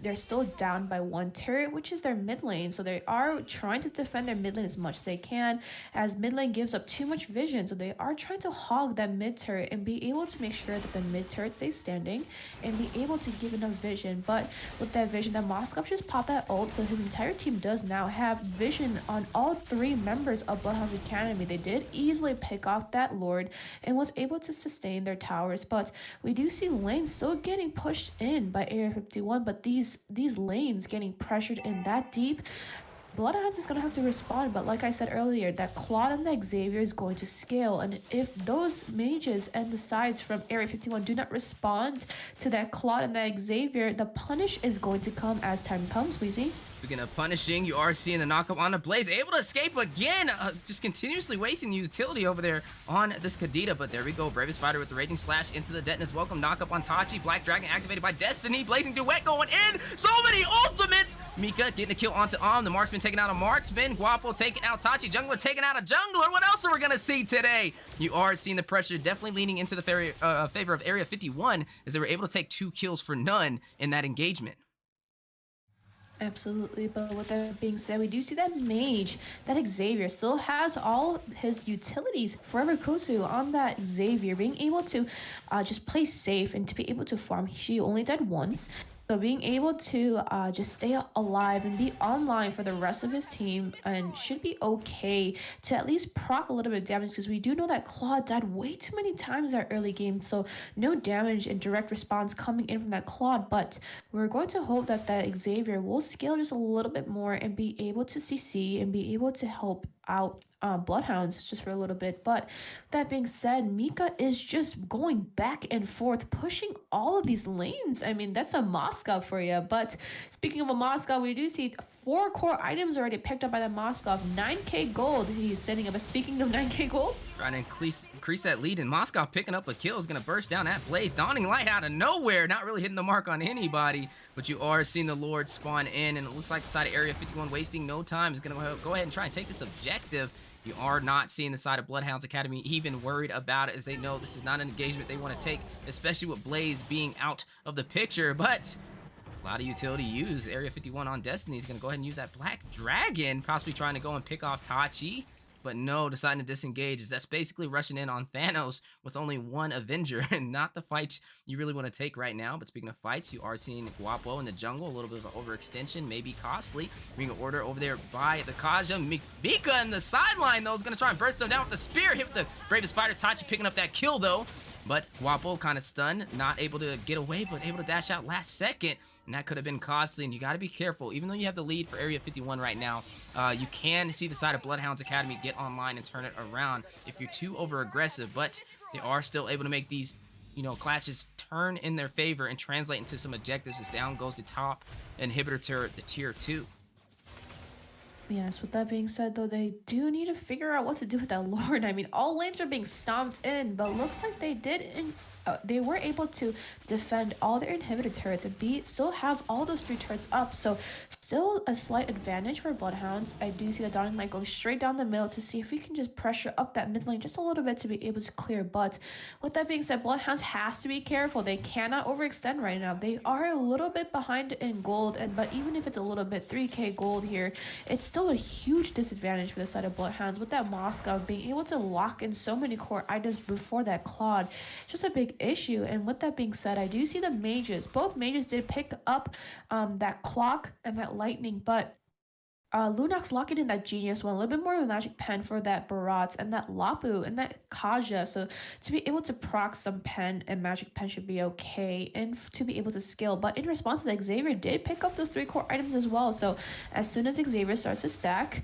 Area 51 might need a response from that. So we're definitely going to see. But speaking of response, you are seeing Tachi not able to get the Detonus Welcome, hit with an Appraiser's Wrath into the mouth. You do see Dawning Light raining down for some chip damage. Mystic Field going in for a stun, and oh my Yawi able to get the rough Huawei's on to Tachi, having a hard time, and down he goes. And now you see Mika Cutie on this Moskov taking out Xavier, and online, not done, is going to try and get a double kill. Unable to, though, trapped between 2 inhibitors, but able to run into the minion and take down the bottom side. And now, the base has been cracked in, and it looks like the side of Area 51 may try and take some more real estate, as minions are still in their favor, and 2 members off the board for Bloodhounds. But no, they decide to disengage, and I can't knock them for that. Not being overly aggressive, being patient, and waiting for the next opportunity, as Lord will spawn in 20 seconds. Yeah, so neutral objective lord is going to come. The luminous lord is going to definitely pop up again. It might be on the side of Area 51. They did lose 2 and 3 members from the side of Bloodhounds, so they just really have to be careful. They do need to look for this mistake. We do see the Kadita just sitting in that bot lane, kind of zoning out all the members of Bloodhounds Academy. And with that being said, though, Kadita is a very situational roam, but being able to pressure that much on that map and being able to give vision to their entire team is just a big advantage for Area 51. That Kadita just has to sit in a bush and wait until a tanky frontline decides to engage. Mind you, Kadita is not a tanky roam. She is a burst mage roam here, but she's just sitting there. She's not moving. She's just giving enough vision to be able to provide the possible gank that could happen by Area 51. But Bloodhounds is at stake right now. No minions getting pushed up. Looks like Area 51 is going to stall these waves and be able to sync it with the Lord. So all mistakes needs to be caught and be online for the side of Bloodhounds. One mistake can cost the entire game, but if they make a mistake on the side of Area 51, this can flip their entire game around. So we're gonna have to see what's in stock, Wheezy. And definitely putting on a show. Mika Cutie taking out Tachi with the swiftness on the CW. Moskov, bravest fighter with the Raging Slash going in, but Guapo having other plans. Mika Cutie as well, taking out Anji, and down goes and then Forever Ghost is getting taken down by Guapo as well, leaving only at Blaze to defend with the knockup of Kadita. The Cosmic Fusion, the cast saw a triple kill over into the hands of Guapo, and down goes the Nexus. Ladies and gentlemen, Area 51 takes game 1. Absolutely. Congratulations for the first win, guys. All right, so let's take a look at these stats before we move on to the next game. So we do see, as for comp-wise, we actually favored this side of Bloodhounds, but with that Kadita being able to prove us wrong with that single target CC of a roam, not building any defense, but we do have those two really heavy fronts, that Fredrin and that Yuzong, being able to just zone and be able to tank all that damage for that Kadita to go swoop into the backline and be able to kill. But speaking of these stats, I do see, unfortunately, Lapo was the only one that was able to pressure all these lanes, and that Claw not being able to come online early game fell a little bit behind to be able to push and proc and get just that damage in general. But with that being said, Moskov 63% tower damage with 33% damage all coming in from that Moskov. So definitely a good marksman pick for the side of Area 51. But congratulations, Area 51. Congratulations on your first win. We shall see if this is a 2-0 sweep or is this going to be a tie. That's definitely the big question on the board so far, as Series 1 and Series 2 were both sweeps. And the question is, does history repeat itself for a third time? But a really good game indeed over for the side of Area 51, closing it out and kind of proved us wrong. I was knocking the draft and they were able to perform on it, and that's what I love to see. Teams that kind of make you question things and then make you have a different opinion after the game ends, and definitely well played indeed. But like we said, this is a series and they've only taken game 1, and the question is, like Eunice stated, will we see the side of Area 51 be able to prevail again and take the sweep, or are we going to see Bloodhounds Academy adjust and kind of learn from what they messed up on in the early game for game 1 and take Series 2 for a possible reverse sweep? Find out here soon, as both teams are preparing to embark right back in the Land of the Dawn for game 2.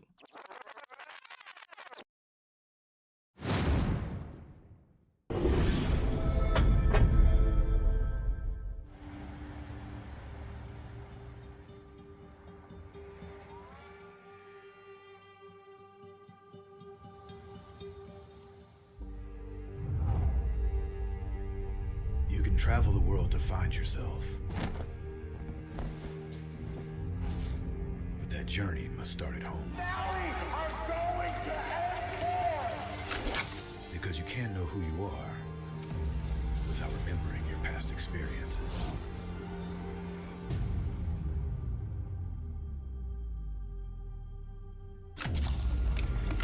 Basic is returning to Asia for his redemption. The BTK trio wants to prove M3 wasn't just a fluke, and Hoon looking to win back his fans. I got basically kicked, but they still call me traitor for, I don't know, for pursuing my dream. I thought living that comfort zone and then try new things was a better way for me to pursue the win. We're coming and we're gonna compete. We're gonna put a fight, that's for sure. I'm coming for you, M4. This is what we have all been waiting for. You push us, we push you back. You respect us, we respect you back. You doubt us, we will bleed to prove you wrong. Everything on the line right here, right now.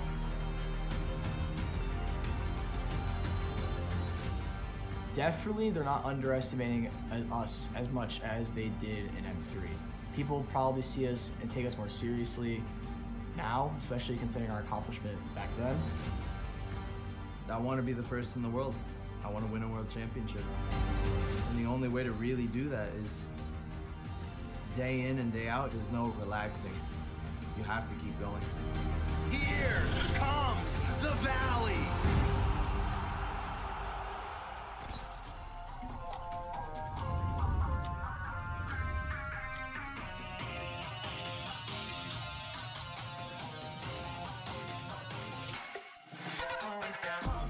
It's my time, I'm a ball. I'ma get this money right. I'm gonna live my best life. They been talking, tell me on me, but you know they'll never win. I'm controlling all my victories. And something that's gotta give, cause this is just what I made it now, You can't ever break us down, I'll be speechless for the stars. Promise I'll be what they not, and I'll never ever stop. Won't never stop, yeah.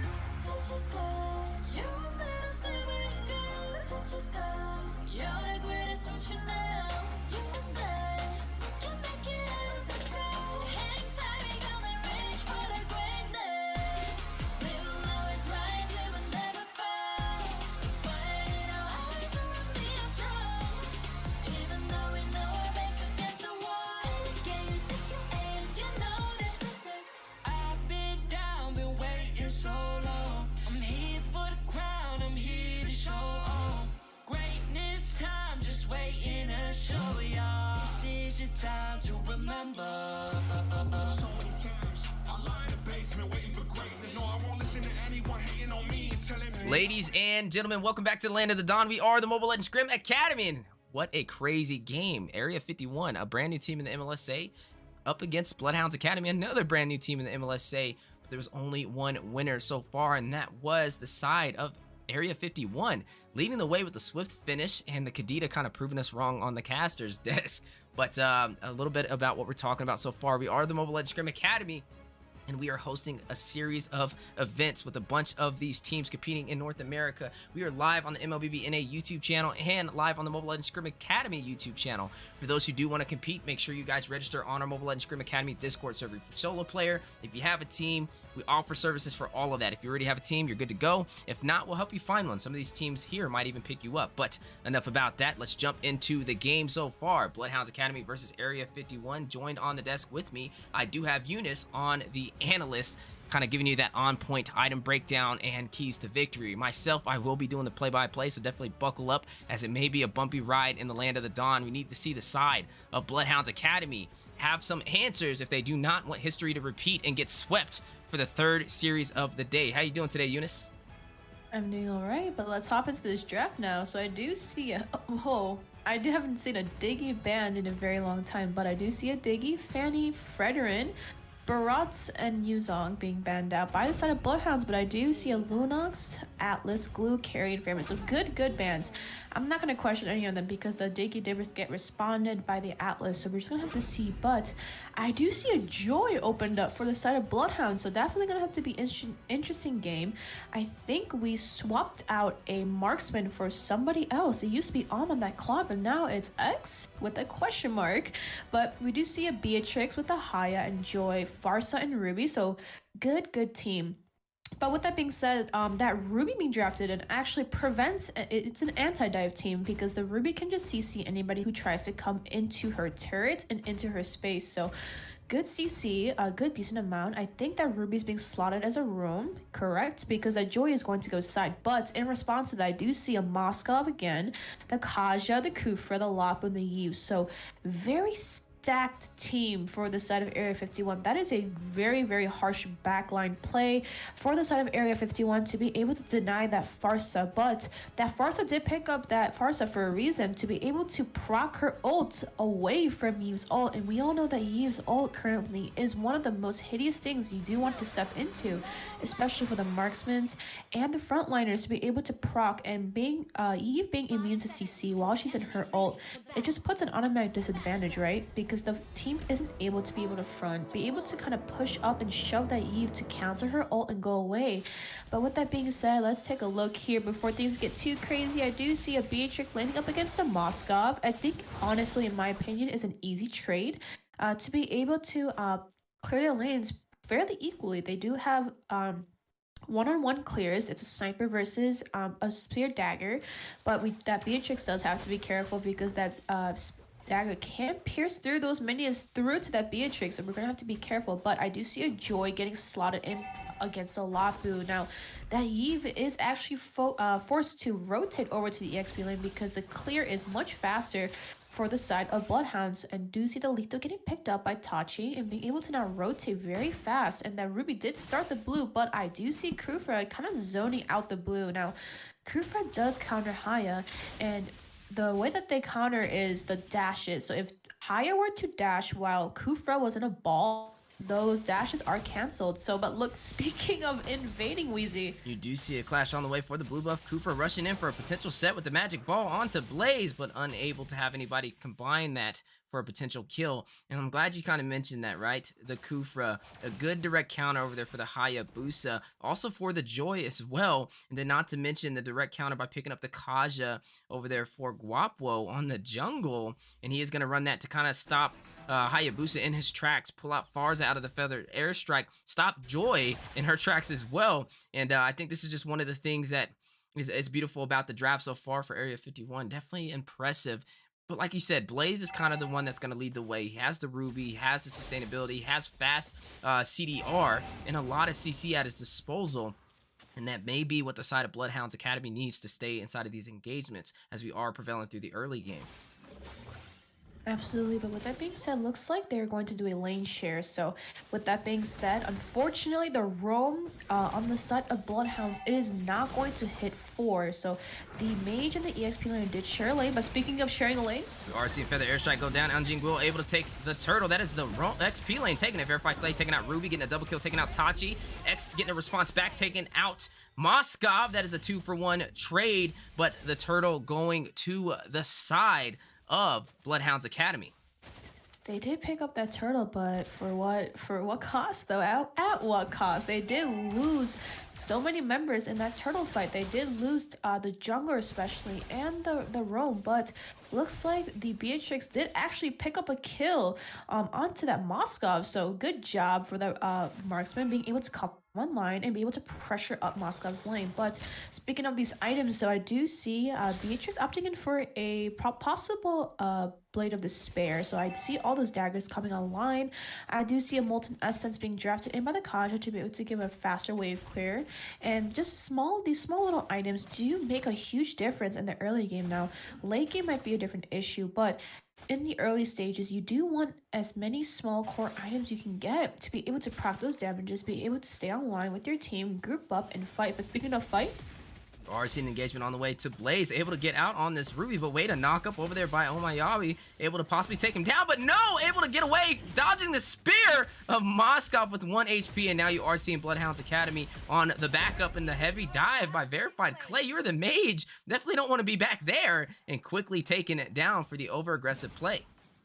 Looks like Area 51 just got a little bit greedy with trying to get that kill on that marksman, so I think they just tried to possibly kill that marksman, but unfortunately, Bloodhounds did get online and be able to defend. So looks like the mage is definitely going to help rotate and help clear for that marksman. So, but speaking of clear, you do see Kufra trying to hit the Tyrant's Rage, but you are seeing Tachi use the quad shadow to get out of it just in time. And definitely some good micro right there. But on the bottom side, bravest fighter over by this Lapu, not able to catch on Jing on the Joy with that mobility. And looking at the side of Area 51, wasting no time, is going to go ahead and put some pressure and aggro on this turtle. And down it goes into the hands of Guapo for the Kaja jungle. I've been looking at these matches now, and I did see the first cast, but speaking of getting pulled out, You do see Guapo with the back door. Divine Judgment's going to go ahead and pull in X, and this team's going to rush in with Mika Cutie, and they're going to burst down their marksman. Definitely good rotation and synergy for the side of Area 51 right now, but a trade on the bottom side. You did see, actually, no trade. Just X falling in right there, and now Gold has been left out for all the turrets now, and you are seeing the sound over there, the beats from Anjing kind of lighting up the land of the dawn to kind of prevail through the early game. And you are seeing a little bit of a stalemate though, 2-3, not too high kill of a game. And I really want to see which team is going to be able to shift the focus in their favor. Yeah, but with that being said, though, I did watch the first match and was greatly given the opportunity to cast that first match. But with that being said, though, Bloodhounds Academy is losing a lot of economy. Speaking of economy, they did pick up that Yves for Bloodhounds Academy, so should be able to push up the mid turret. But like I was saying, they've been not getting any turtles. I haven't seen a turtle picked up actually by the side of Bloodhounds, but with that response, though, they were able to get these pickoffs. So I feel like Bloodhounds is more towards objective plays, being able to push up these turrets or pick off members one by one as much as they can, but they still lost a turret, right? They still weren't able to secure that top lane because since they just took turtle, the entire team is by turtle. So definitely is going to have to be a little bit of rush on that marksman lane. But speaking of marksman lane, thankfully that Joy is able to cut over and over on that map and stay online, and being able to rotate around with the jungler and being able to provide a vision. With that being said, the Genius one did just get picked up by Joy, and Beatrix is still online trying to build BOD as her first item. But as a mage player, I do not know too much about limitations with the marksman, right? But with that being said, I feel like BOD is a good item, good damage item, but it is so expensive to be able to proc so much damage in the early game. So maybe should have opted in for a little bit of a cheaper item to be able to stack up and build up to that BOD. But we're just gonna have to see, Wheezy. Yeah, definitely the highest physical DPS item in the game is Blade of Despair. But speaking of Despair, Yaoi trying to get a set into the turret on to Anjing Will. 4v1 situation. They really want to take this down. And you are seeing the side of Bloodhounds Academy with the conceal play, trying to get a backdoor pick off. They are going to go in. You are seeing Ruby with I'm Infinite unable to connect, but X finding a kill takes down Mika Cutie. Down goes Marksman with that Moskov on that Inspire. X able to find another kill, taking out the Mage as well. Down goes Eve. Render's empathy connecting. You are seeing Tachi pick up that kill down. Down goes Guapo. 3 members off the board right now for the side of Area 51, but they are not finished here at Blaze, trying to run away from the Raging Slash and the Bravest Fighter from Destiny. And it looks like Blaze is able to get out of that engagement, but definitely a good push for the side of Bloodhounds Academy. And this is what we were wondering, who would kind of shift the focus in their favor. And X doing a really good job right now. 3-1-3 for the marksman of Bloodhounds.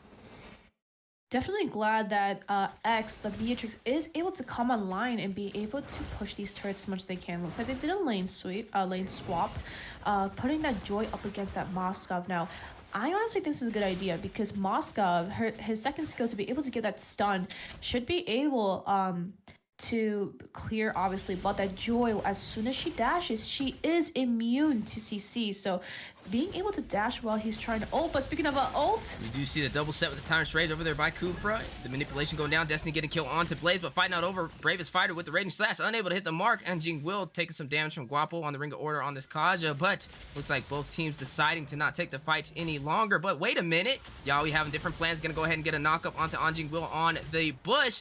And look at the mid turret, the tier 1 quickly being bursted down, but there are no minions, and Kufra taking all this turret damage. They're unable to take down that turret. Absolutely, but like, I want you to look at these turrets.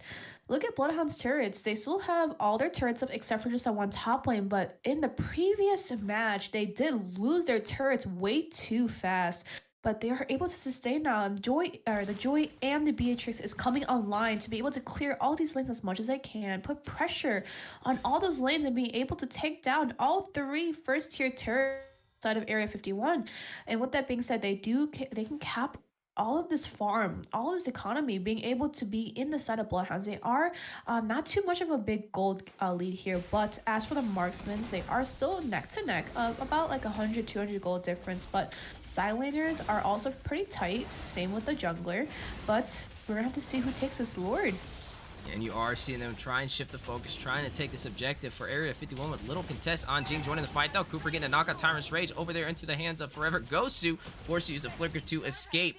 You do see a turret falling in the process though on the bottom side. You do see Namir's Passion. Luigi Shadow kill by Hayabusa. The minion kind of the saving grace, but Quad Shadow possibly having other plans. No! Destiny able to escape, and now Kaza joining the mix. Quad Shadow not in play. Manipulation going down. Verified Clay taking out Tachi. Cooper rushing in. Looks like the side of Area 51 deciding to continue pushing in, trying to take some additional kills. And just a good play right now. And an overextension was very costly for Tachi on this Hayabusa. But pay attention to X, right? He picked up that Haas class, now having some sustainability in his disposal to be able to get some HP back in these clashes. But looking at Mika Cutie picking up that Wind of Nature, and now that Demon Hunter Sword to be able to melt down the beefier heroes and also negate the physical damage. Both of these marksmen already getting online with some scary builds.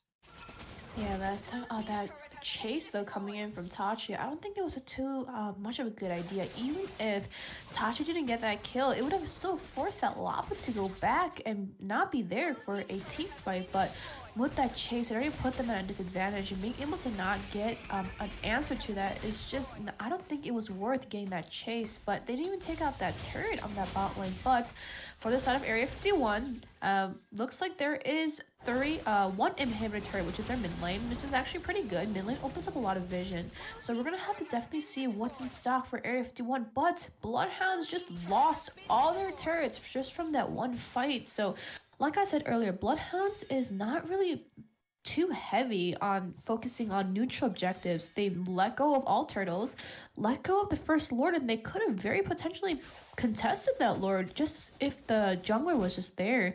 And the jungler's on Haya, so being able to proc that Quad Shadow should be able to have a little bit more mobility compared to Kaja. So definitely a very interesting draft, but I am not too sure yet about what they just have in stock for them. But let's take a really quick look at these items again before something big happens here. Oh, I guess it's happening. What's up, Wheezy? Not giving you this any time, as you do see the double set with the I'm Offended into the manipulation. Guapo find a kill onto Anjing Will with the Kaja, taking out the Joy. Bravest Fighter on Destiny trying to get away, but Forever Ghost having other plans, going to burst him down with Farza, and that is one member off the board for both sides. Absolutely. Now they did lose a member. It's a trade for trade. They did lose both of the EXP winners, but let's take a swing back at our items before we miss a chance to do that. So looks like all mages, both sides of the mages do have somewhat of core items, but Farsa is leading with that lightning and that clock to be able to pen and hit that backline. And as on top of that, the Bloodhounds is 301, so hasn't died yet, is actually really able to play carefully and be able to backline for the side of Area 51. But with that being said, Area 51's already getting a read on that Lord, kind of starting to position into that Lord, but I don't know why Bloodhounds is just not willing to take any of these objectives. The Lantern did get popped by the side of Bloodhounds. That Joy did put that online, but looks like they're trying to come in for a possible concealed play, but looks like they're actually going to capitalize turrets. So Joy is putting a little bit of pressure on that Lord, but definitely will not get that. But looks like Bloodhounds is going for a possible push here. Engagement on the way, down in the manipulation. Bravest Fighter to get out of it. Luigi Shadow kill by Hayabusa. Ruby with some damage sustainability. A lot of utility used from both sides of the board. Mika Cutie finding kill, taking out the jungler. Down goes Hayabusa for Bloodhounds Academy, and it looks like they are going to retreat off of this engagement, losing one member for Bloodhounds Academy. Cooper having other plans, trying to dive in on the Blaze. Not the person you want to set, as Ruby, with the amount of sustainability and CC she has, can definitely negate that CC from even happening for the Kufra. But I gotta kind of scratch my head on what we just seen right there, right? What was the game plan for Bloodhounds Academy? They kind of rotated around the blue buff instead of focusing on this Lord, and they could have possibly won that engagement. It's only 7-7 on the board, 14 minutes in, and this is telling you both these teams have a very high IQ and a very high survivability. But right now, after seeing that play, I'm definitely leaning more into the favor of Area 51, as you should have had your focus on that Lord. But speaking of focus, Beatrix finding a way to take down the Destiny, and that is one member down for Area 51, giving them a slight advantage on this Lord push. Down goes the manipulation, Lord crashing in as that passive has been procced on the turret on all the inhibitors. And you are seeing the inhibitor on the top side fall, and looks like the side of Bloodhounds Academy able to burst down the Lord in this process, and they still have a chance. And right now, this is one of those games where it is neck to neck. It is an eye for an eye, a blow for a blow, and it's going to go down to the wire in the final class to determine who wins this game. But I will say one thing for certain. If Bloodhounds Academy allows the side of Area 51 to take another Luminous Lord with no contest, I will expect Area 51 to be able to close out this game. Yeah, like I said, I did hint that earlier. Bloodhounds is just not capitalizing any of these objectives, especially these Luminous Lords and a 15 and possibly like a 16-17 minute Lord we're gonna look at coming in from both sides of the team. They just have to capitalize something, right?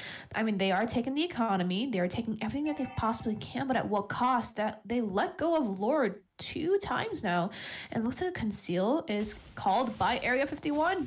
You are seeing the Tyrant's range, unable to get a set onto Ghost, but a Ouija Shadow Kill having other plans. Cutie picking up a kill at Blaze, taking out Cutie in that process, though an eye for an eye. You do see Ouija Shadow Kill taking out, no wait, Beatrix picking up that kill on the coup for 2 members down. A double kill by Blaze taking out Guapo, and that is 3 members down, now 4 as X finds a way into the Eve, and this is exactly what Bloodhounds Academy needed, and they may be able to close this out as the cooldown timer is above 30 seconds for every single member of Area 51 besides Destiny on this Lapu Lapu. And speaking of the name, this is his destiny. Can he do it? Can he hold off the 4-man team from closing this out with only minions in the mid lane? All he needs to clear is these minions to be able to prevail and hold them off. And it looks like he is able to pick up a kill, taking out Tachi. But look at X is going to go ahead and burst down the turret. And ladies and gentlemen, down goes the Nexus, and Bloodhound Academy takes game 2. Nice backdoor play coming in by Bloodhounds. Congratulations on that play and that win. So being able to backline and actually take out that Lapu in the process before the Lord actually started to come in already put Area 51, to be honest, at disadvantage. Now, they don't have that front to be able to front for the entire team, but with that being said, they were able to camp that rotation, so good job for the side of Bloodhounds. But let's take a look here at the stats. I do see Beatrix coming with that 71% turret damage in that push, so Beatrix was able to come online and be able to push all of these turrets and focus and pressure all lanes, and being able to rotate around. 92% team participation coming in from a marksman, so definitely is able to rotate around, help out the team a little bit, and be able to proc all that damage. And 27% also coming in from that Farsa, being able to pressure and punish the Eve and that Moscow. Now Moscow can't really fight anybody head on head. They do have a Beatrix, they do have a Ruby, so that Farsa coming online with that ult and that Joy kind of was just running around the map, giving enough vision and be able to lane against that Lapa, now taking the most damage on her team to be able to proc that Vengeance. Did actually punish the Moscow with the Haas Claws, so definitely did play a good job camping that rotation. But congratulations, Bloodhound, you do take the crown for this one, so it is a 1v1. We're gonna have to say who takes the next crown and ends the game. Definitely needing to see who takes the end of the series, as both these teams are competing in a best of 3, and Bloodhounds Academy learning from their mistakes and making the most out of game 2, able to stay inside of this series and not allow the sweep to happen, as it's been back-to-back sweeps so far for today's matches in the Mobile Legends Scrim Academy. A little bit of a look back on what we've seen previously at the schedule. Nephalem going up against Universal Trolls. Universal Trolls taking the sweep 2-0. Series 2, Blitz Dome on a line, taking out Caliber. And now Series 3, Area 51, Bloodhounds Academy. Both of these teams neck and neck, an eye for an eye, even on the board 1-1, are going to take it to a game 3. So definitely place your guys' votes. Let us know who you think will win Series 3. And also, we appreciate everybody tuning in from the Mobile Legends Scrim Academy YouTube channel and from the Mobile Legends Bang Bang North American channel. That's right, we are the Mobile Legends Scrim Academy, and our whole focus is to help teams in North America prepare for future leagues. So if you guys want to sign up, it's completely free. Make sure you guys register on the Mobile Legends Scrim Academy Discord server now. Even if you're a solo player, it doesn't matter. If you're in a team, even better. But if not, register as a solo player. We have a place for you guys to be able to post your stats, and some of these teams you've seen today might even pick you guys up. And that's exactly what we're trying to build, is North America. So thank you so much for everybody tuning in across the land of the dawn. And enough about that. I know both of these teams are ready to embark back inside of the game and close out this series. And the question is, who will prevail? Find out here momentarily as we embark into Game 3.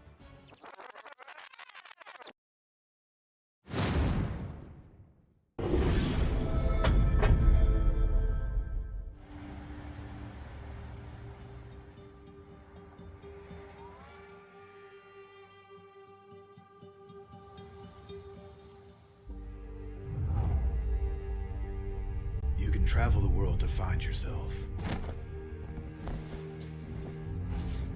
But that journey must start at home. Because you can't know who you are without remembering your past experiences.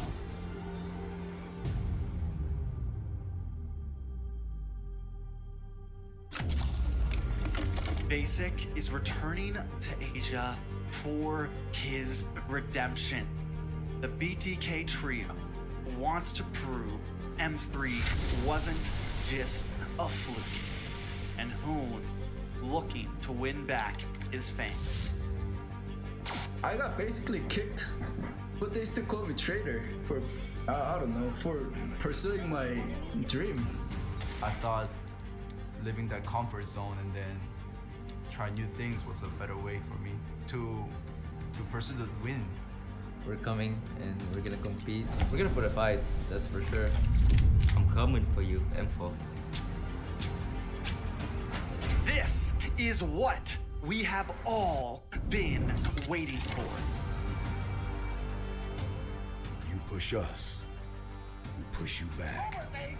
You respect us, we respect you back. You doubt us, we will bleed to prove you wrong. Everything on the line right here, right now.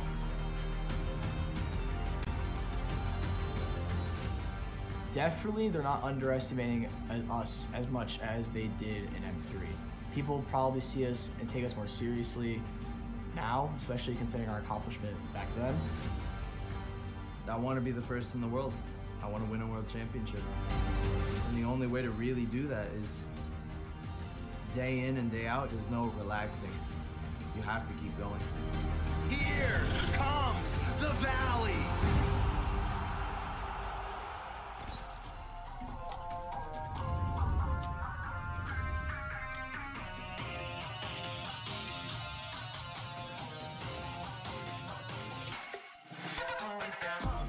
It's my time, I'm a ball. I'ma get this money right. I'm gonna live my best life. They been talking, tell me on me, but you know they'll never win. I'm controlling all my victories, and something has gotta give. Cause this is just what I made it now, made it now. You can't ever break us down, break us down.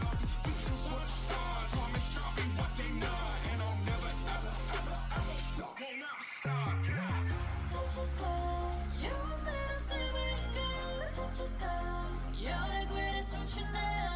You and I can make it out of the cold. Hang tight, we gonna reach for the greatness. We will always rise, we will never fall. Fight in our eyes, and we are strong. Even though we know our backs against the wall. And again, you take your aim, you know that this is. I've been down, been waiting so long. I'm here for the crown, I'm here to show off.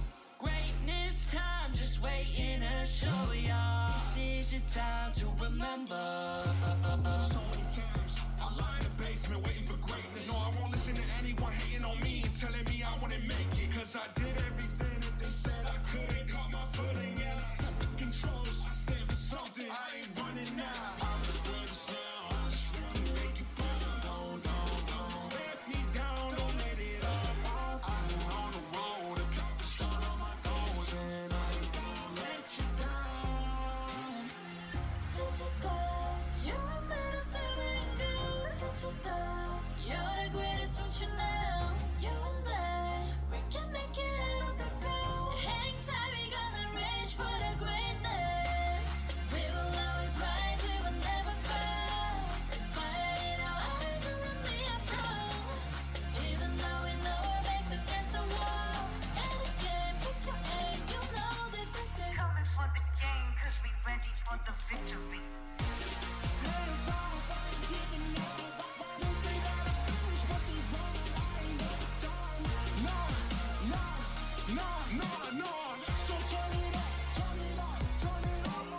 Ladies and gentlemen, welcome back to the Land of the Dawn. We are the Mobile Legends Scrim Academy, and man, some insane matches so far. Series 3 kind of taking a turn for both sides with 1-on-1 on the board. We are looking at Bloodhounds Academy going up against Area 51. Area 51 able to take game 1 with a good finish, but then Bloodhounds Academy adapting, refocusing, and shifting for a win to tie up this series. Speaking of series, a little bit of a look at the schedule so far. We've seen the Fallon go up against the Universal Trolls in a best of 3. Universal Trolls getting that sweep, and then Series 2, similar story. Blitz Dome taking down Caliber with the sweep as well, but now looks like third time is not the charm in today's events, as you are seeing Area 51 take a loss against Bloodhounds Academy in match 2, which will even it up 1-1. And then to finish off today, we are going to be seeing Team Chubby go up against See You Soon. 2 new teams in the MLSA as well. Well, Team Chubby a little bit more seasoned, a veteran team, but See You Soon a brand new team, and I can't wait to see how they perform. But speaking of brand new teams, 2 brand new teams for the MLSA right now competing. Area 51 versus Bloodhound Academy. Joined with me on the desk, I do have Eunice on the On Point Analyst and also the breakdown of these items. And I gotta ask you, Eunice, how do you feel about game 1 and game 2 so far? If I'm being frank, the first match was just, I don't know. I think that was just Bloodhounds just trying to adjust to like how Area 51 played, but the second match definitely did come online and was able to respond to that first match, and they just wanted to stay and wanted to show like, you guys can take that first match, but we're going to take the second, so this is going to have to be a third and final match, and I am very excited. Both of these teams are actually pretty neck to neck when it comes to team fights and stuff, so definitely gonna have to see which side is favored for this match. But speaking of favored, I do see a carry getting drafted alongside with the glue. So 2 very broken heroes right now on the desk. And Wheezy, before I even continue, when's the last time you've seen a carry and glue being drafted in MLSA in the Land of Dawn? You know, kind of surprising. Carrie sometimes has been picked up, and I think a lot of teams want her to walk because the whole focus is to kind of practice against the meta. Now, if this was definitely NACT or League, I would not let either of these picks walk. But I think what their plan is to try and see if they can work against the current shift in meta and have a game plan to possibly open up more opportunity in the ban phase. But with that carry walking, right, those speedy light wheels, that menace of a gold laner that she already is, you have to be careful. She can kind of seal the deal and pretty much wipe everybody out. Even a tank has to run away from a carry. And speaking of glue, you need to watch out as well, as carry can burst him down. But glue, what he does best is that split, able to be that annoyance, have a lot of regen on top of that. You go in that tankier route with the cursed helmet, can pretty much get the job done to get to the back line with little to no penalty, even with the full team trying to burst him down. So you have to be careful. But Valentina is in the mix. I don't know how I feel about this so far, though, as I'm not really seeing any ultimates that she can really use at her favor. I mean, you have the Kufa with the Tyrant's Rage, but that's not something I really bank on for Valentina, as that requires you to get very close to pull it off. And then to top it off, I don't see Valentina using the split or possibly the black shoes to escape. That's not going to provide much damage or opportunity for Verified Clay. But speaking of opportunity, you are seeing the draft be finalized for the side of Area 51. Guapo picking up the Sakai, and Destiny picking up the Benedetta. Yeah, so like you said, that Valentina, even though she could pick up these ults or whatever she chooses to pick up, she's still very squishy. She doesn't have that base HP. She doesn't have all those defense items like that glue or that Kufra. So I feel like the only viable ults that she can currently take right now is that Lunox and that Lilia. Now, you might think Lilia's ult might be kind of stupid, right? But being able to pick up the Lilia ult actually brings her HP back to where she first started, right? So that can be a little bit of a clean play coming in from the Valentina, but she's not going to get those bombs that Lilia does proc. But we're gonna definitely have to see. I feel like Valentina's a little bit of a flex pick here and could be very easily drafted with a different mage, possibly an Xavier, possibly a Farsa, but I don't know. I'm not going to question anything because they do have their own team plays. They have their own team styles here. So I do see the Benedetta and Akai, like you said, that just got drafted. But the draft is finished for the Cyrus Bloodhound, and they did pick up the Ling into an Akai. So very interesting draft here. But I think the Ling is actually to pick off that carry. Now, I think it was actually a pretty good choice to not actually go a tank jungle, because as soon as they go tank jungle, that carry is actually going to be able to burst down pretty much any tank, any very heavy frontline hero. So very good read on the side of Bloodhounds, but I do see the lack of fronting could possibly happen because usually in these drafts you do like a 1-3-1 with 3 heavy fronts and 2 back burst people, so usually the mage and the marksman here, right? But for Bloodhounds, I do see a lane getting drafted in, so pretty much the only person he could possibly pick off right now on a 1v1 or even in a team fight might just be that carry, and because of that carry, I think that's why Bloodhounds drafted that lane, and to be able to just target the carry, go just backline and just destroy could be a good choice and a good read from Bloodhounds. But before things get too crazy, I'm going to go ahead and start with the laning phases. So carry is put up against a Lunox. So very good laning coming in from Bloodhounds. So you don't really see too much of a marksman getting drafted into a carry, only because she's kind of pretty strong early game, right? But speaking of early game, you are seeing a contest on the blue buff already. Area 51 trying to lead the pace and make the side of Bloodhounds a reactive team. But can they do it? Forever Ghost who find a kill, taking out Destiny. And you have to be careful on the over-aggressiveness, especially when you're going up against a Lilia. And that is what Lilia does best. The power of Gloom prevails. And that is 1 kill on the board. First blood for the side of Bloodhounds Academy for Forever Gosu. Yeah, good kill actually on that first minute. Automatically went for an invade for the side of Area 51, so unfortunately that Benedetta did get picked off. But with that being said, it is a kill picked up on the side of a little bit of extra gold, a little bit of economy feeding in for Bloodhounds. But that mage Lilia is actually a pretty strong early game mage and being able to proc all that damage, but she does run a little bit short on that mana, so definitely have to watch out. But I do see a possible engage here for the side of Bloodhounds, but it looks like they're gonna back off. Carry did definitely come online with that Cooper being able to rotate, but Ling is definitely going to come online to be able to kill that carry. But I do see Area 51 trying to capitalize a turtle, and like I said in the other 2 matches, I don't know why they're letting go of all these objectives. Could be I mean, they do have very strong comps. I don't think it's too much of an issue here. I do see a lane share happening for both sides, so the mage and the roamer all now at level 4. But the turtle did get picked up on the side of Area 51. Now, if they don't do something here, that turtle pickup was for nothing. So we're gonna definitely have to see what happens for the side of Bloodhounds, Weezy. Yeah, and I'm wondering, this is a similar situation when we saw that Lord push and they went to the blue buff. Why not just go for this objective? You have the Ling, you have the, you know, the ultimate to be able to get out, but it looks like he did not really plan on going for it. But here we go, both teams going in, tips of blades going down, engagement on the way. Area 51 is going to be able to secure Tachi's blue buff now, and what was once an advantage is now turning into the favor of Area 51 and not Bloodhounds Academy. Look at the damage already, the dive into the turret. Can the Speedy Light Wheels take out X? No, it can't, and Blaze winding up, trying to get a possible set. Oh my goodness! The dash with the Speedy Light Wheels. X a little too over aggressive, and down he goes. And this is where we start seeing some slight mistakes happening in the early phase for the side of Bloodhounds Academy.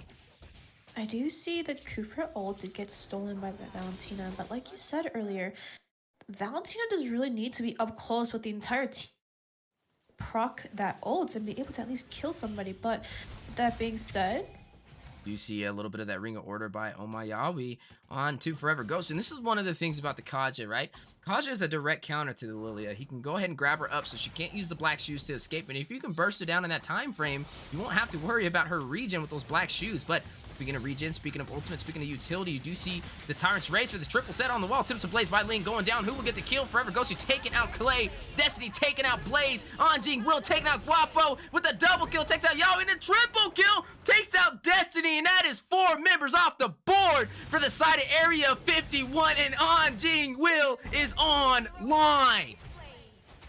Beautiful set coming in from the set of Bloodhounds. That flick set coming in from that Kufra was very, very good. And Anjing being able to respond to that glue was actually pretty good. And that Lilia just being able to proc all those bombs right beside that glue. That Anjing being able to push up was a very good response on that read. But speaking of read, I do see a possible clash coming here at the turtle. You do see Turtle going into the hands of Guapo, and that is the second neutral objective, and that's kind of keeping them in this game. And I'm wondering why they keep allowing this to happen. And if you're not careful, Area 51 is going to turn this tide in their favor. Both teams still neck and neck, similar situation in the game too. But speaking of situation, running into the wrong bush, bursted down by the speedy light wheel. Mika Cutie taken out Blaze, but down goes a heavy spin via Kai, pushing X into his own turret. Attempts a Blaze by Ling as a means of escape. And I'm wondering, will they continue to prevail and try and burst down this turret as they do have the pressure? You are seeing the 4-man team of Area 51 with that exact plan, and they are going to take it down into the hands of Mika Cutie. And now, looking at Lilia in a bad situation, possibly Tachi picking up a kill is going to take down Omayawi on this Kaja. Mika Cutie responding is going to get a trade of his own to even it out on the board and take down Forever Gosu on the Lilia. But wait a minute. They're so aggressive.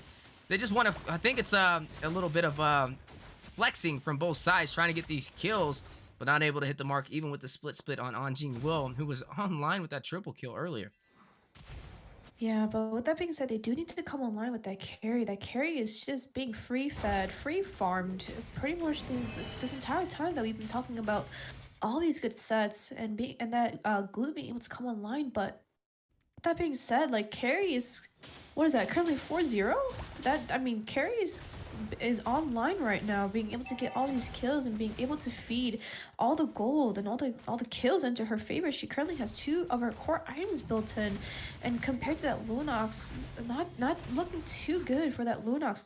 It's a 1k gold gap between those two, but Lunox just barely got her clock, and she's probably trying to build in a penetration item to be able to proc, but at what cost? Because that carry is already at a 5k gold lead, sitting right behind Will on that glue with that 300 gold difference. But a gold difference makes a big difference here. But speaking of towers, the Area 51 just destroyed 2 towers for the side of Bloodhounds, and the only thing that's standing right now is the mid lane for the first tier turret. So they're definitely gonna have to come online. Bloodhounds needs to answer, it needs to shut down that carry before it's too late. And somehow still trying to keep it even in gold, only down by about 800. But I'm glad you mentioned the carry, right? Mika Cutie definitely able to come online if they are not careful, having a very good early start. Speaking of early starts, though, Destiny with the eye for an eye, able to get out of all of that CC. And the survivability of Benedetta is insane, and Destiny showing you the power of the micro. But you are seeing Lilia pick up that Ice Queen wand, now able to provide a little bit of additional slow with the power of Gloom on the heavy frontline presence of Area 51. Speaking of presence, though, Anjing will taking a possible wrong turn, but no worries, we are on this glue. Akai using the heavy spin, and I'm kind of scratching my head right now. What was the plan? You're going to set him in his own turret with no minions? Definitely a huge waste of utility so far. Looks like they're trying to capitalize this mid turret, but looks like Area 51 will definitely respectfully back off. So we're gonna definitely have to see what's in stock for Bloodhounds. I mean, every single time this Ling has been having a hard time just trying to secure his blue, Wheezy. And it looks like they are gonna try and take it yet again, but can they do it? Retribution going out, but it looks like Ling with the tips of Blaze gonna go down. Verified Clay taking out Kufra, fighting out over those. Electo over by Benedetta, able to provide a little bit of pill for their team to get out of that situation on that overextension from Area 51. But fight still going on. Tyrant's Rage pushing them out of the turret. You are seeing Verified Clay get a kill, taking out Forever Ghost. Down goes Lilia, 2 members off the board for the side of Bloodhounds Academy. Fighting out over, though, as a split possibly on the way by Glue with the Slam is going to force Guapo out of that turret. And some good defense right now from the side of Bloodhounds Academy, holding on to the tier 1 turret for the mid lane. But it looks like that blue buff did get stolen in that process. So she's going to give Tachi an even harder time to be able to provide that damage for his team, to be able to manage that energy that Ling needs to, you know, kind of optimize most of his skills. Yeah, so with that being said, without the blue, Ling doesn't have enough energy to be able to run around, and they're giving up another Lord again. And I don't know what their plan is right now, Weezy. Like, they let go of all the turtles, they let go of all the lords that I've seen in the past 2 games. I don't know what they're trying to do. I don't know what they have in stock. That carry is still farming, still free farming, hasn't been shut down yet. The Ling without the blue automatically puts him at a disadvantage, and he can't get any of his buffs. So with what energy is that Ling gonna be up there to kill a carry? Speaking of carry, like you spoke about it earlier, the later this game goes, the scarier Mika Cutie will be. And speaking of scary, Anjing Will, who had that triple kill in the beginning, both MVP so far, are battling it out for this tier 2 turret. But speaking of turrets, you are seeing Lord crash in on the tier 2 for the top side and quickly bursting it down. And it looks like Anjing Will, or Guapo, is going to go ahead and proxy this minions to allow another tier 2 turret for the bottom side to fall into the hands of Area 51. With that being said, the Lord is just getting pushed in, and honestly, I'm not too sure how it's gonna look for Bloodhounds. That carry is coming along with all those core items. This Lynx still has not been able to pick up a blue, but speaking of capitalize, you do see the fight for the tier 2 turret in the mid lane. Heavy spin on the wall, pinning Anjing Will into the wall, and then you see Unstoppable by Mika Cutie taking that kill with the speedy light wheels of carry. We do see Cosmic Fission going out with the cast assault, and that is Lunox bursting down Benedetta, a 1-for-1 trade. But they are now down to their inhibitors for Bloodhound Academy, and the side of Area 51 sitting strong with all of their turrets for every single lane. yeah, like I said, that carry was able to rotate to both the EXP lane and the goal lane and being able to push. But speaking about push, you do see the Tyrant's Rage used on the wall to pin Yaoi, but able to escape, forcing a lot of utility out from Bloodhound's Academy. But not to worry, you do have a big timer on Lord so far, 70 seconds, but their backs are definitely against the wall, and they have to be careful on how they engage this, as you are seeing Mika Cutie, that scary carry that we talked about, picking up the Wind of Nature to negate the physical damage. And speaking of physical damage, Speedy Light Wheel's going out with the heavy spin of Akai. Can he burst him down? Anjing Will using the split to get away, and that is the power of glue in its finest. yeah, but speaking of another roll of his finest, Weezy, you're not done yet. Oh no, we're done, as it looks like they are able to take his blue buff again, and Tachi having a hard day in the Land of the Dawn on Ling. I mean, he's only been able to get his red. He's not able to capitalize his skill sets only because he's just missing that one buff. Now, with junglers that need all that high mechanical plays, right? You do need that blue. You do need to capitalize that energy to be able to dive into those turrets and be able to kill at least a backline. But speaking of items, I do see carry sitting almost at 10k gold right now. A huge gold gap between the carry and pretty much every single person on the side of Bloodhounds. But speaking about Bloodhounds, you do see utility being used, split to escape on Anjing Will. Heavy spin by Kai to provide some peel on the side of Area 51.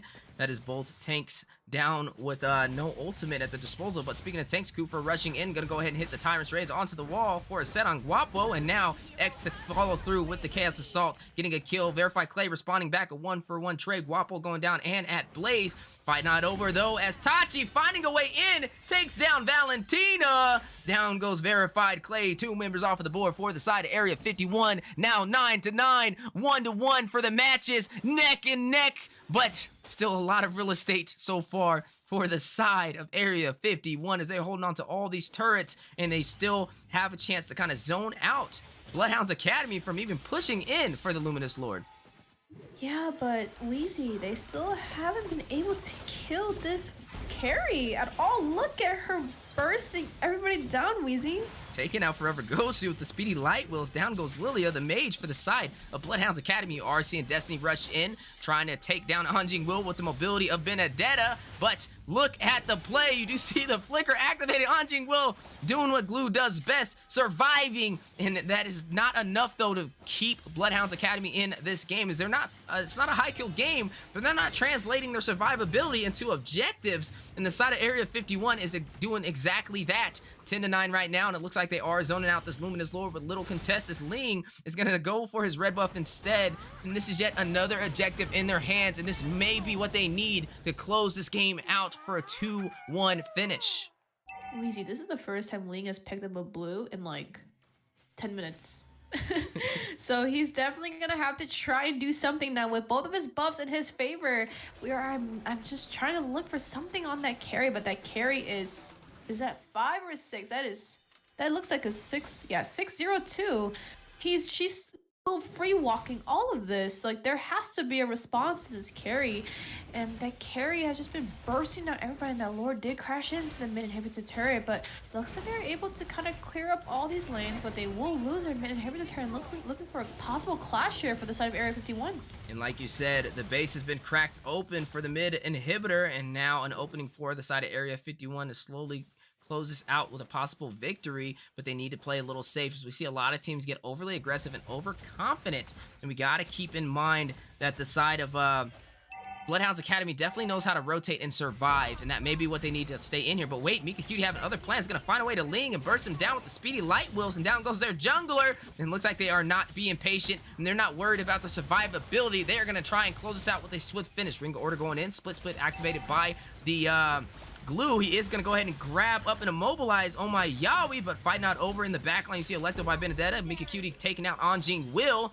and that is 2 members off the board, leaving only Forever Gosu at Blaze and X to defend against the full team of Area 51. Fight not over though as they rush in and get another kill. And not only that, at Blaze taking out Mika Cutie, but down goes the Nexus. Area 51 has done it, ladies and gentlemen. They have taken the series.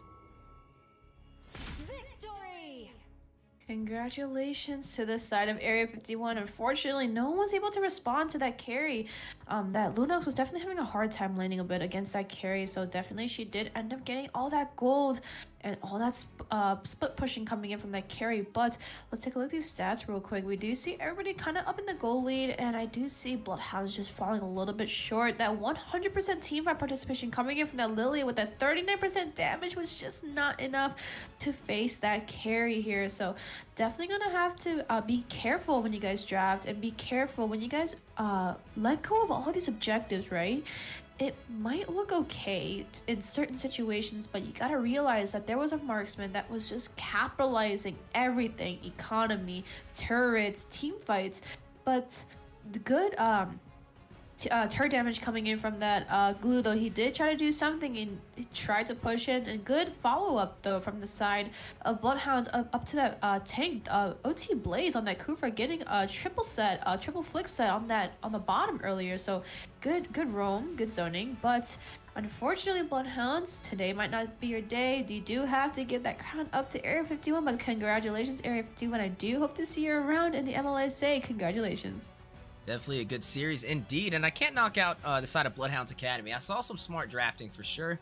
A couple of questionable plays, especially when it came to some of the objectives. They had high survivability though, definitely knowing how to stay alive in these engagements. Those were very low kill games, 10-14. The other one was like 9-9 for a majority of the game, and I gotta say that is what you want to see: textbook style gameplay, high IQ, focusing on the objectives, but at the same time, with survivability, you have to translate that into objectives, and that is what we've seen today for the side of Area 51 for Game 3. So congratulations, and they have taken this series, but this is the first series that we've seen today, going all the way up to Game 3, and I'm super excited for these teams as they are brand new in the MLSA, and they are already bringing that fire in the Land of the Dawn, and this is just giving you a little bit of a taste of what we have to offer. So guys, thank you so much for competing, but that is not all. We do have another series on the way, but a little bit of a recap what we've seen so far.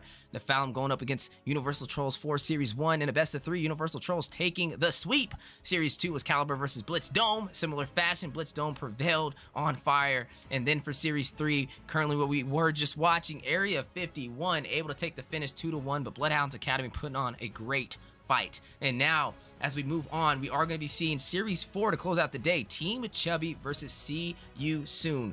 Don't go anywhere, ladies and gentlemen, as we are the Mobile Legends Scrim Academy, and we will be embarking into Series 4 here momentarily.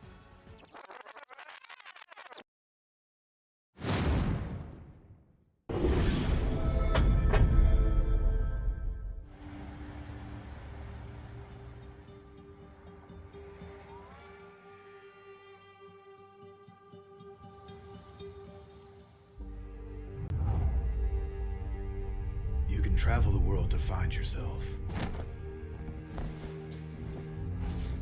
But that journey must start at home. Now we are going to end war! Because you can't know who you are without remembering your past experiences.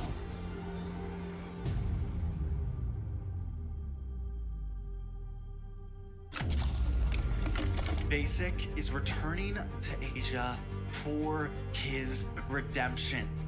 The BTK trio wants to prove M3 wasn't just a fluke, and Hoon looking to win back his fans. I got basically kicked, but they still call me traitor for, I don't know, for pursuing my dream. I thought living that comfort zone and then try new things was a better way for me to pursue the win. We're coming and we're gonna compete. We're gonna put a fight, that's for sure. I'm coming for you, M4.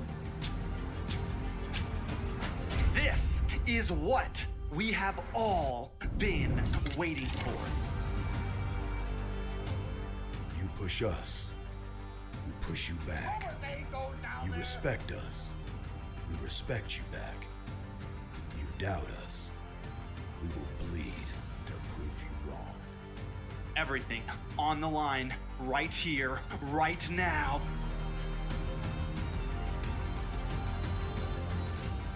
Definitely, they're not underestimating us as much as they did in M3. People probably see us and take us more seriously now, especially considering our accomplishment back then. I want to be the first in the world. I want to win a world championship. And the only way to really do that is day in and day out. There's no relaxing. You have to keep going. Here comes the Valley.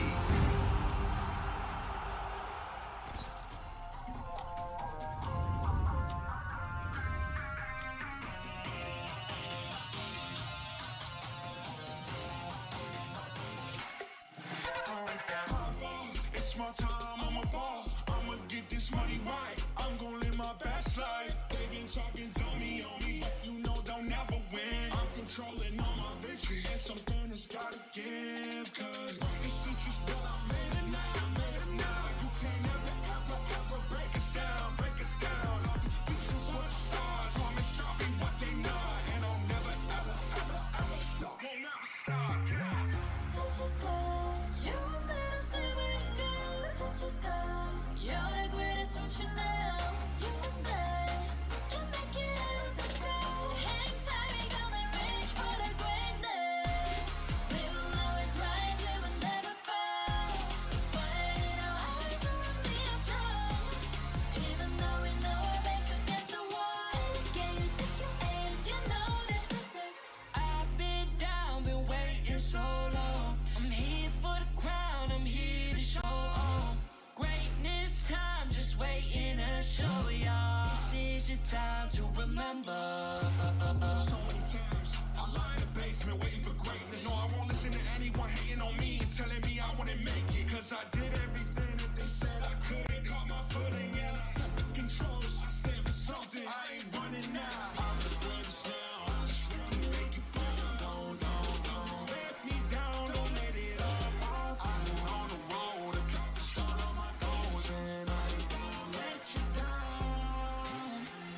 Touch the sky. You're made of silver and gold. Touch the sky. You're the greatest future now. You and I, we can make it out of the cold. Hang tight, we gonna reach for the greatness. We will always rise, we will never fall. We fight in our eyes, and we are strong. Even though we know our backs against the wall. And again, pick your aim, you know that this is. Coming for the game, cause we ready for the victory.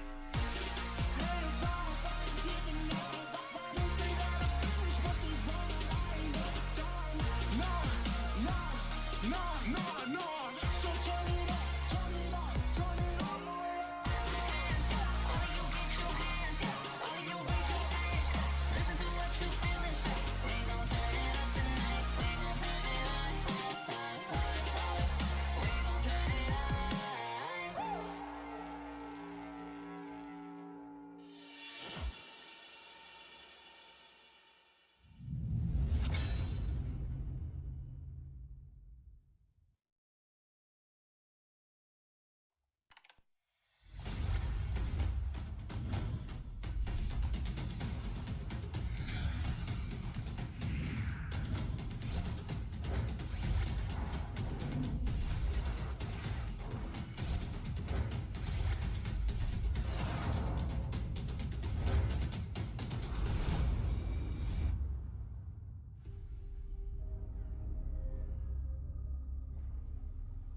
The sky is so vast, isn't it?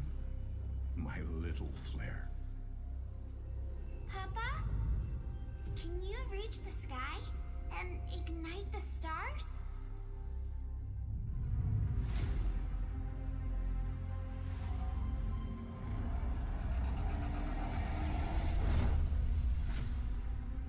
course, Honey Bunch.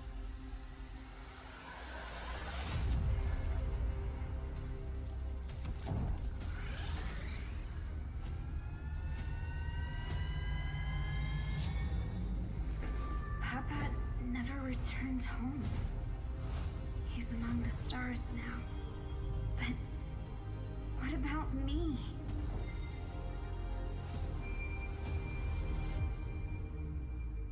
Have faith, little Flare.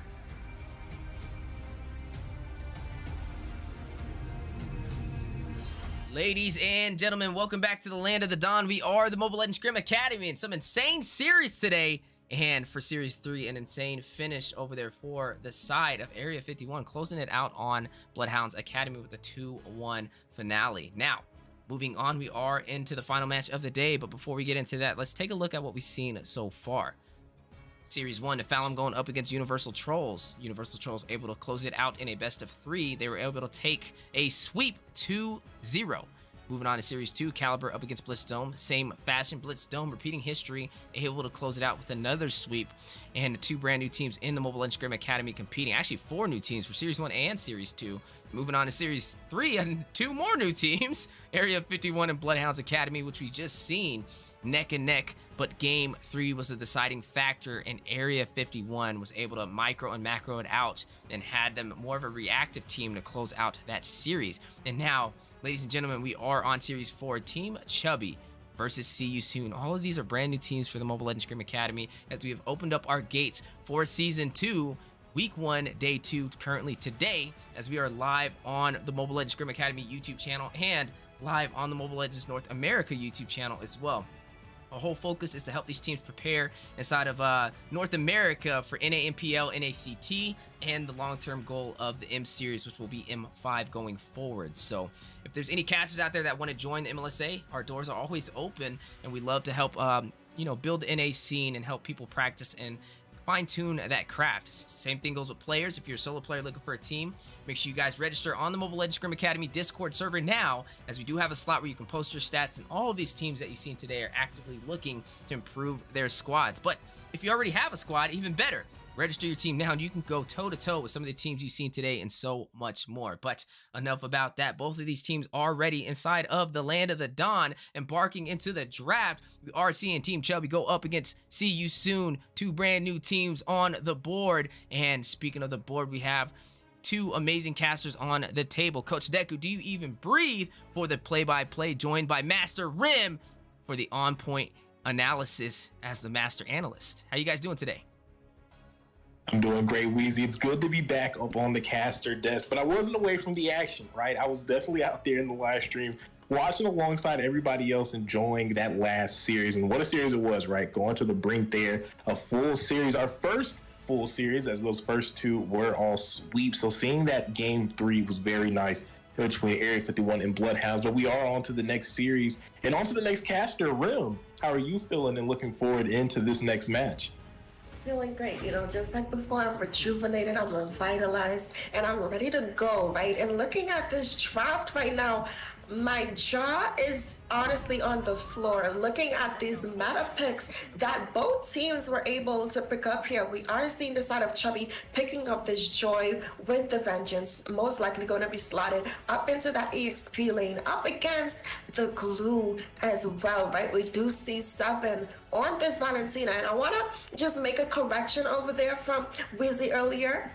See You Soon is actually not a new team in the MLSA, but in fact it's a rebrand. We knew them by Blacklist International before, right? So these teams are definitely a force to be reckoned with, and we see that in the draft. They did ban out some of the common picks like the Kaja, the Faramis, as well as the Carry and Fedrin, right?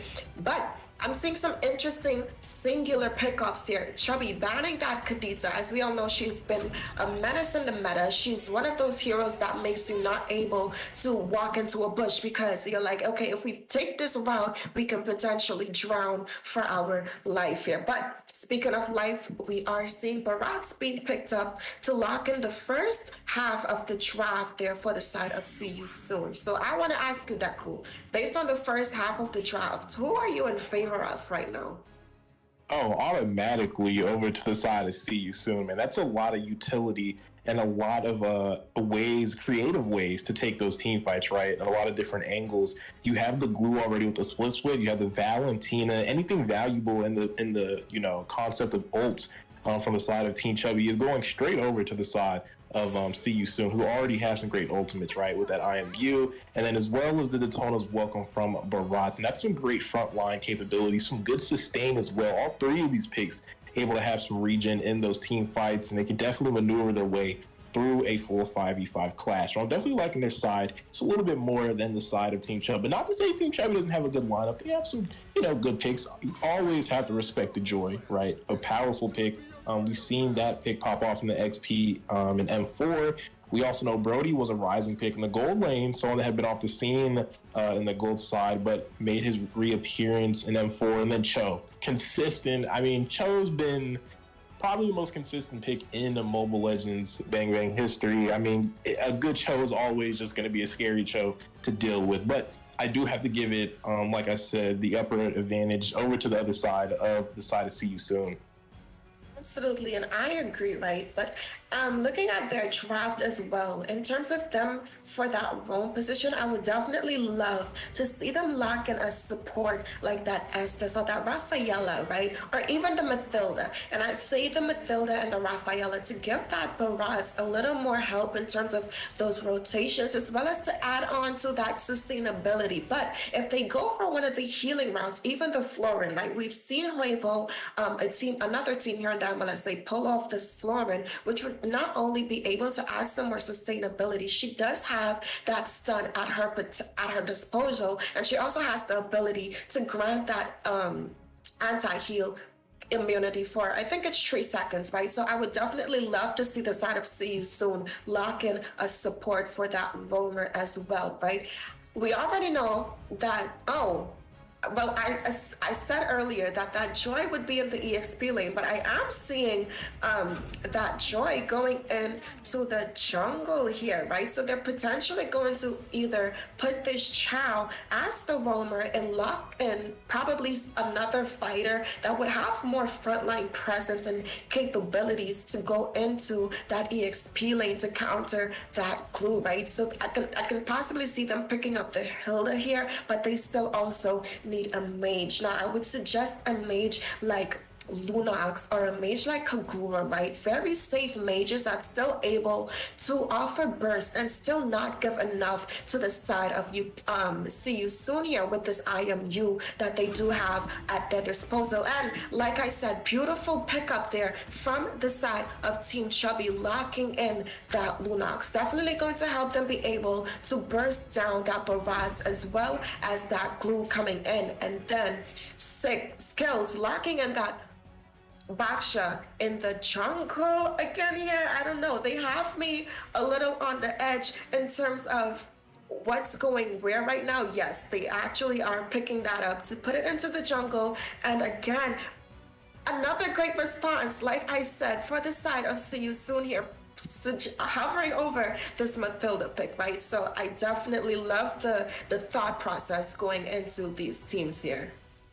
Absolutely, and I like that they saved that roam for the last pick. They already prioed the glue and the XP as the first pick for their side. You always want to kind of keep that roam or that XP and that last pick when you're on the red side, which is the counter side, right? Because blue side does get left with a lot of the blind picks, all the blind picks. So you have that opportunity to play counter with the XP or with the roam. And in this case, they took it for the roam, and they're going to lock in that Estes. I'm not sure. Well, I guess that does work. Kind of like how you said about with the Florin. That sustainability, especially with the composition that they have, that's a lot to deal with. And it looks like the side of Team Chubby, right, they have more of a pick-off style, kind of a couple seconds of fireworks, dazzling display with like Joy. But once all that fades away, once the Way of Dragon is gone, the torn apart memory, Lunux, Chaos Assault is kind of out of the way. They're kind of, just left kind of dry and hanging. There's not really much left. And if Estes can sustain his team through all those dazzling displays, they have a great chance of kind of just mowing them down afterwards once all that so important utility is used. So it's really going to come down to execution, though. That's been the reoccurring theme. Even when it looks good on paper, as we've seen, that doesn't always mean it's going to win the match. You have to be able to execute these ideas and these draft theories. You have to make it translate into the match. And that's what I'm excited to see. And that's what we're going to get a chance to visualize here as these teams are loading in and we are getting this match underway.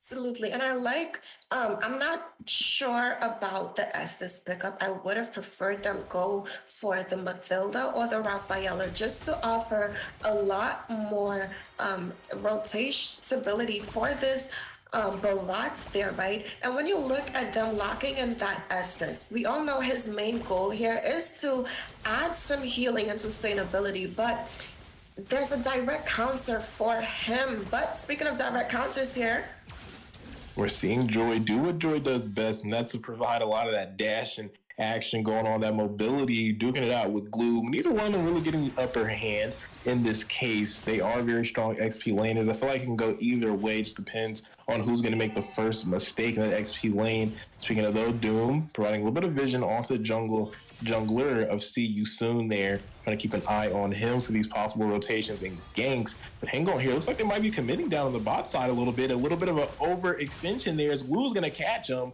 But no, Joy able to make it out. Like we said, Joy doing what Joy does best, and that's being able to escape situations. But no, another re-engage. They're not going to stop. They're looking for this Barachi. They're looking for Flipsy. He's dropping low, and SX is going to find the first blood with the Boxia. See, and it's like I said, right? This is why I would have preferred that Mathilda or the Rafaela pick, because even though the Estes was in the top side, even if he was in the bot lane, he still would not have been able to help that Barat escape that sticky situation that he was unfortunately caught out in, right? And it's like I was saying, they do have skills on this direct counter. He has the anti-heal built into his kit and his passive. So not only does it affect the Estes, but it also affects whoever he is dealing damage to, right? And that's not even taking into account heroes picking up that dominance ice. But speaking of dominance, we're seeing right now the members of Chubby trying to find something, doing what the G can do, but he's not finding anything to take down. The Tonal's welcome, not going to find the mark though, but there goes the split from Agulu, looking for a little bit of a grab as Valentina's going to take down Cho and Chu. The Lunix is actually going to steal that turtle. Here comes the Chaos Assault, the Ruby DD combo. Boxia has found Essence. They're looking for a little bit more. Joy's going to take down Flipsy on this Barat. They're not going to look to disengage just yet. We're potentially looking for more here. Chu following up with Joy. Vengeance has been popped. Glue trying to escape with these dashes. Joy not going to be able to complete that kill, but they found enough. They got some kills on the boards, and they also were able to secure that turtle by way of the mid laner for Team Chubby. absolutely, but in the bot side, Joy's still going in, and she's able to pick up that kill, and she's gonna go ahead and clear this wave here. Beautiful plays coming in, right? She's already building into that Genius one. Definitely going to add some more early game damage onto her, and she already does a decent job when it comes to dealing damage, right? We do see Lunox locking in that Demon Shoe. She's one of those heroes that has to constantly poke and deal some damage, so that's definitely going to help her in terms of sustaining that mana, right? We do see Valentina going the cooldown reduction route, which is what she needs to be able to spam those skills. But speaking of skills, ooh, what a way of the dragon combo by the Chaos Assault from Choose. They're going to take down See You Soon's mid laner. Bye-bye to Mozzie Cutie there. And now maybe looking for a little bit. Could be looking for a trade on the top side, but no. With that Estes, with that Beatrix, not going to be able to find a trade. There's no CC, and that's the only thing, too, I kind of don't like about that Estes, like you said, the hard one about it. There's no setup, right? The roamer can't really do anything. Like, yeah, it can help you sustain a lane. You probably won't get poked out or harassed too much, but you also can't really make any plays in that 2v1 situation. But here comes Chu and Joy again trying to burst out this glue, and then there's Boxy as well, maybe committing to the turret dive. No, I'm gonna go ahead and take his spin back around, but paying attention to the top side. Wakatashi trying to put that pressure on Doom and Posey here on the Brody, gonna make them dip back over to that tier 2 towers. They're gonna start up this turtle as well.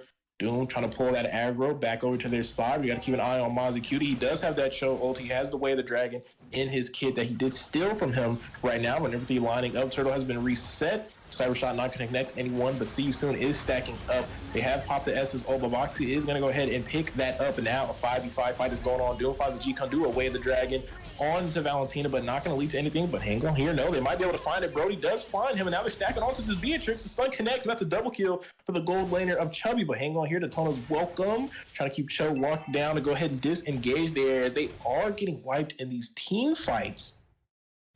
Absolutely. And Chubby is just saying, see you soon at every objective, right? And we're seeing, and they can afford to do that, right? Because like I said, their draft allows them to be able to do these things and have these setups, right? Like you mentioned, Doom on this show with that Way of the Dragon, he's able to secure these pickoffs. And we see what he can do when he has that flicker up at his disposal, right? So Mozzie definitely has to play it safe when she's making these rotations, because the damage coming in from him as well as the combos from Chu there, definitely going to be able to secure some kills. But I want to see if any items has been secured after that turtle, right? We did see him building up that dominance. And it's like I said, that in combination with the Basha is just going to make that regen and sustain a little lackluster from the side of See You Soon. But I will say Beatrix, she was able to build up that Blade of Despair, definitely going to help in terms of dealing damage. But speaking of dealing damage, we're seeing Boxy apply that pressure to the side of See You Soon, specifically on that Estes there, but go ahead and use that mobility to go ahead and disengage. They were trying to collapse on him there. That's a key point over for the side of Chubby, able to get in and out of those fights as they please up against See You Soon. But hang on here, potential clash is underway. Daytona's welcome, looking for Boxy. I don't know what about that pick. I don't know if they have the damage to take him down. They are going to try, though, pulling him back with the CC. Beatrix with the Nimbler's Passion is going to be able to take him out.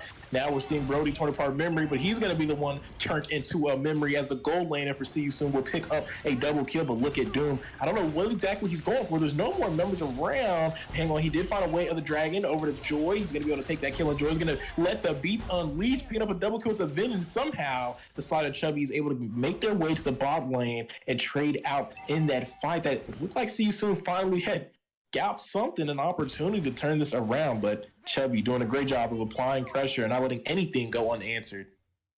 Absolutely, and they're already on to the next question, which is, are we going to take this turtle? Yes, we are, because we can afford to do so, right? Looking at what I'm seeing right now, the Lunox already 2-0-3, but on that same token, Joy being 5-0-4, and it's just what's gonna happen when you allow some of these meta picks to fall through, right? And like you said, this Chow pick, he's one of those picks in the meta.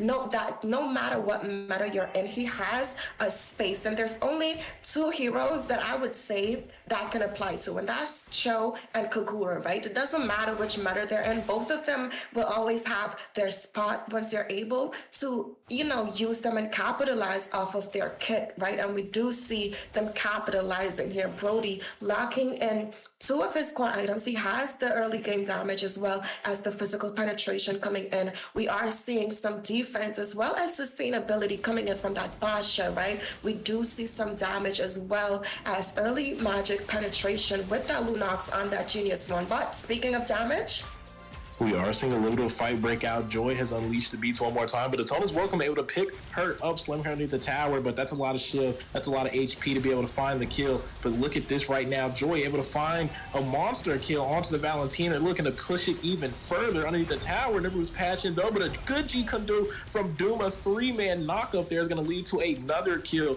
for the side of Chubby, and this Cho is definitely profiting on this pick, showing you exactly why he's been so consistent over several metas, over the seasons, over the years, and through every single world stage that you've ever been witness to. Cho is getting it done for Team Chubby now up against See You Soon, and we might see them later. Absolutely right. And honestly, look at him picking up that more defense. And what I've noticed with him is that once he has that flicker up, that's when he decides to fully commit, which is what you want to see, right? When you're going in for these plays, you'll notice sometimes a roamer would not have that flicker up, but they would still try to make these fancy plays. But as they're taking this Lord, let's take a look at these items. Lunox, again, locking in her first two core items, building into that lightning truncheon next to be able to complete that burst potential that she has with that light out, dark out combo, right? If she does decide to go for it, I would like to see her possibly build in that necklace just to, put more pressure with the anti-heal and anti-sustain coming in from the side of See You Soon, right? But speaking of being seen soon, a concealed play coming out here. And with the Cyclone, he might find the G-Kundu, does find it, but not in a good position to go for the weight of the Dragon. But Cho, still a threat, as you can see, able to get in and out of these engagements, so much so that even Valentina has been keeping that weight of the Dragon, trying to emulate what is happening from Doom, as he is bringing Doom's Day to the side of See You Soon. They're losing a lot of ground on the map. Lord in the mid side, they are going to go ahead and pressure on this tier 2 and the bot tower, and that's exactly what you want to do. You want to get down to those inhibitors, get rid of all those outside external towers. That's worthwhile using that Lord. Also popping the mid inhibitor shield passive, and if the current state of these towers stay the same, that next Lord is going to be shoving right down into that mid lane. But hang on here, Joy going in. I think Doom still has a G-Kundu, does not find anyone with a knockup, but they do again pop another tower passive. Daytona's Welcome is going to find Doom. He's going to be stuck, he's going to be left behind, but they're not going to let that go on in, so they're going to trade out for the glue of Realm for an EXP. And Joy with the Vengeance and the Beats. Godlike is going to take down Mozzie Cutie, a 2-for-1 trade in the favor of Team Chubby. And that's not the only thing. The match is also in their favor, as it has been the theme throughout this game. They haven't given an inch to the side of See You Soon, but have been taking a mile against them, looking to take the distance 17-4 on the board right now.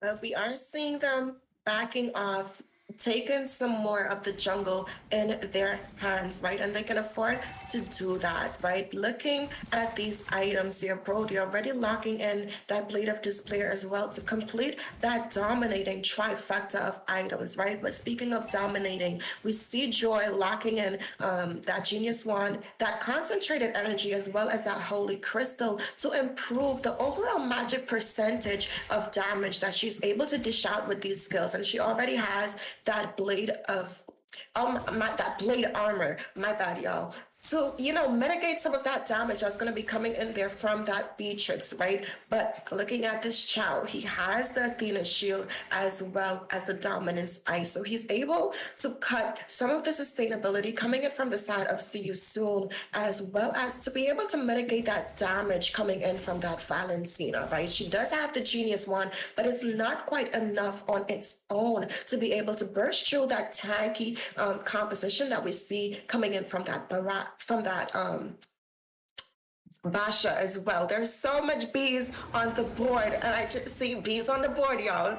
There's so much happening right now, but we are seeing the side of Chubby set up to pull and proxy this Lord here. Indeed, but wait a minute here, Chu. With the advantageous position, with the one that's going to be forced on the Brilliance, but keep your eye on Doom. Look at the positioning of the roamer of Chubby. He is looking for the backside engage. They have Brody, and here it is. They can still play right into the hands of Beatrix. He's going to be taken out. Brody's going to find the stun. It's a mega kill, and the plays from Chubby, man. This is so advanced. See You Soon never saw it coming, as the setup from the side of Chubby, pulling the Lord and keeping the attention from the backside is showing Brody were able to find their way to take out the marksman from See You Soon, and that is such an important pick-off. Not only a pick-off, the Lord as well as the rest of Chubby kept their eyes focused on the prize, and now they might get the biggest one. The Nexus is going to be looking a little open. They're down a member, and they're down someone with major clear. 7 offers a lot of utility to clear those waves, and that was a 4-man knockup from this show. Joy is into the background. Lennox is going to find Blue. That's another member down. They're on the tear, and look at Brody. He's focusing on the Nexus, and that's going to be it, folks. Chubby is going to take game 1 up against See You Soon.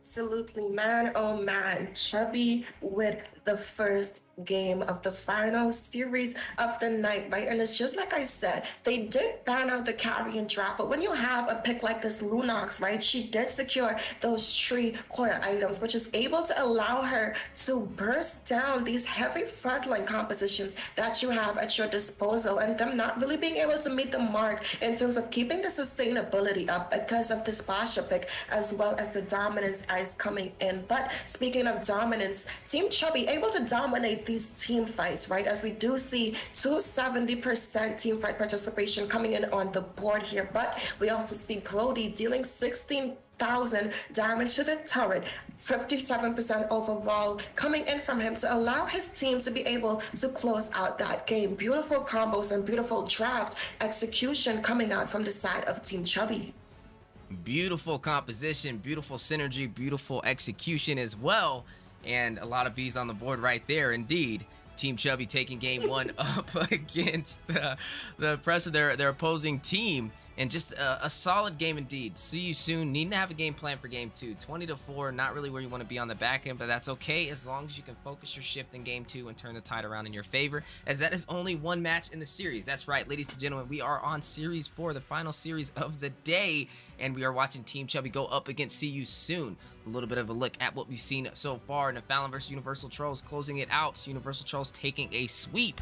Series 2, similar fashion, Blitz Dome taking the advantage over Caliber with another sweep indeed. And then for Series 3, Area 51 against Bloodhounds Academy, we did see Area 51 win with a 2-1 fashion. And now Team Chubby with the most impressive game yet. And I've seen it already in the comments that M4 Cho on the way. A little bit of that Yaoi kind of leading and dominating with that beautiful set to kind of set the tempo for the side of See You Soon on that Lord push, and then able to capitalize and close out the game off of that one engagement. And that takes a lot of patience, and that shows you just what Team Chubby is capable of. And I can't wait to see what they do in game 2.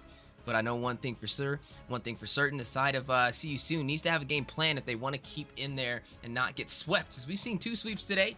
The only one that wasn't a sweep was Area 51 versus Bloodhound Academy, and hopefully with this one we can take it all the way to a game 3. But definitely place your guys' votes and let us know, how do you think game 2 will go, as we will be jumping into that momentarily as both teams are embarking inside of the draft for the Land of the Dawn.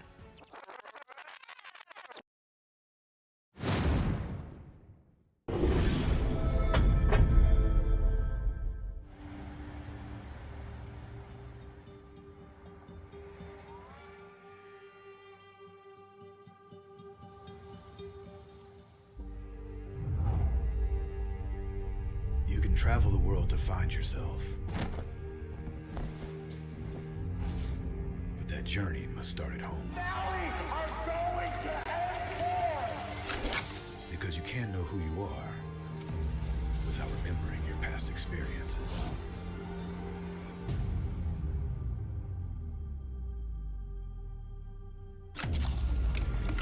Basic is returning to Asia for his redemption. The BTK trio wants to prove M3 wasn't just a fluke, and Hoon looking to win back his fans. I got basically kicked, but they still call me traitor for, I don't know, for pursuing my dream. I thought living that comfort zone and then try new things was a better way for me to pursue the win. We're coming and we're gonna compete. We're gonna put a fight, that's for sure. I'm coming for you, M4. This is what we have all been waiting for. You push us, we push you back. You respect us, we respect you back. You doubt us, we will bleed to prove you wrong. Everything on the line, right here, right now.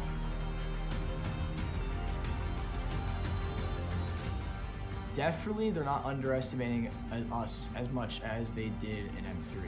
People probably see us and take us more seriously now, especially considering our accomplishment back then.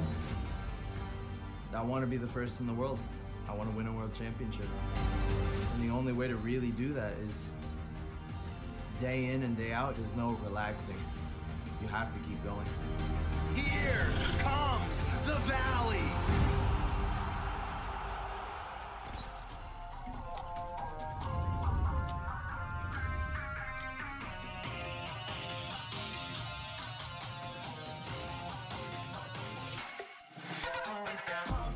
It's my time, I'm a ball. I'ma get this money right. I'm gonna live my best life. They been talking to me on me, but you know they'll never win. I'm controlling all my victories, and something has gotta give. Cause this is just what I made it now, I made it now. You can't ever, ever, ever break us down.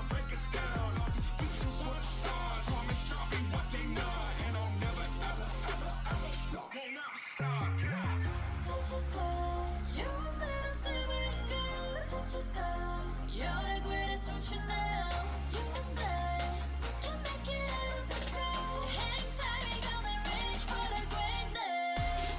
We will always rise, we will never fall. We fight it out, always will be strong. Even though we know our backs against the wall. And again, you take your aim, you know that this is. I've been down, been waiting so long. I'm here for the crown, I'm here to show off. Greatness time, just waiting to show y'all. This is your time to remember.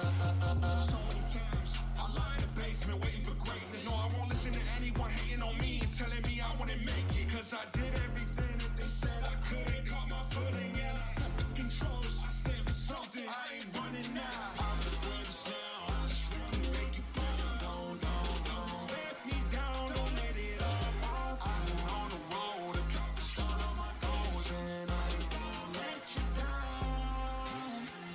Don't you stop. You're a man of silver and gold. Don't you stop. You're the greatest, don't you know? You and I, we can make it out of the cold. Hang tight, we gonna reach for the greatness. We will always rise, we will never fall. We fight it out, always will be strong. Even though we know our backs against the wall. And again, pick your aim, you know that this is. Coming for the game, cause we ready for the victory.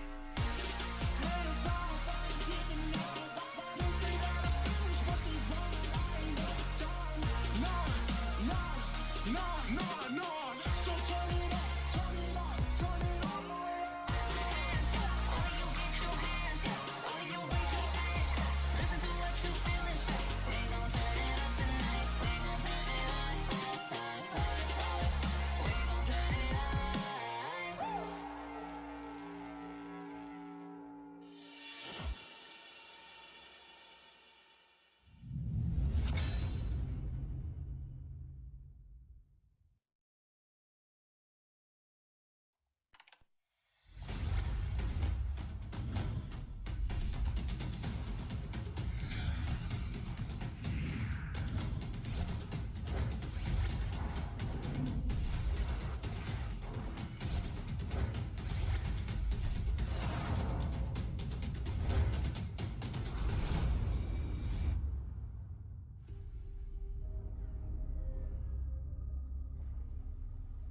The sky is so vast, isn't it? My little flare. Papa? Can you reach the sky and ignite the stars?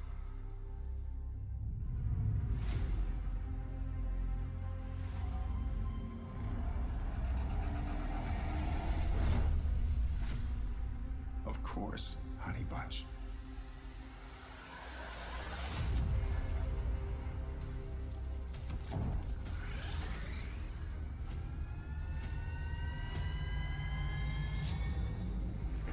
Papa never returned home.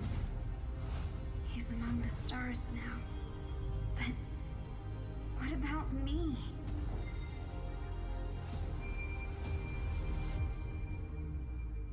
Have faith, little flare.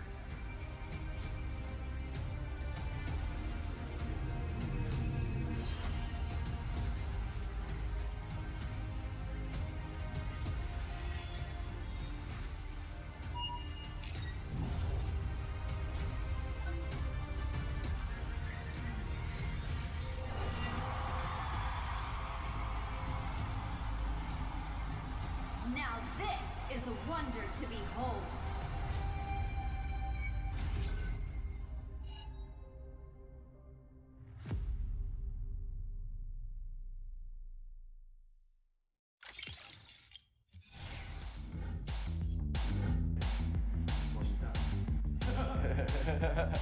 Time. Oh, it's time to make the most of the moment. I'm Hoon, I'm mid-lane for the Valley, and I'm ready. I graduated high school a few months ago. Yeah. We dare to be great. Dude, that's perfect. One more second. Hello, my name is Fly Chicken. I'm XP lane from the Valley. Let's go. Hey, it's basic. Oh, again. That's alright. I like that. We dare. We dare to improve. Hey, it's basic. Coordinator for the Valley. Let's go.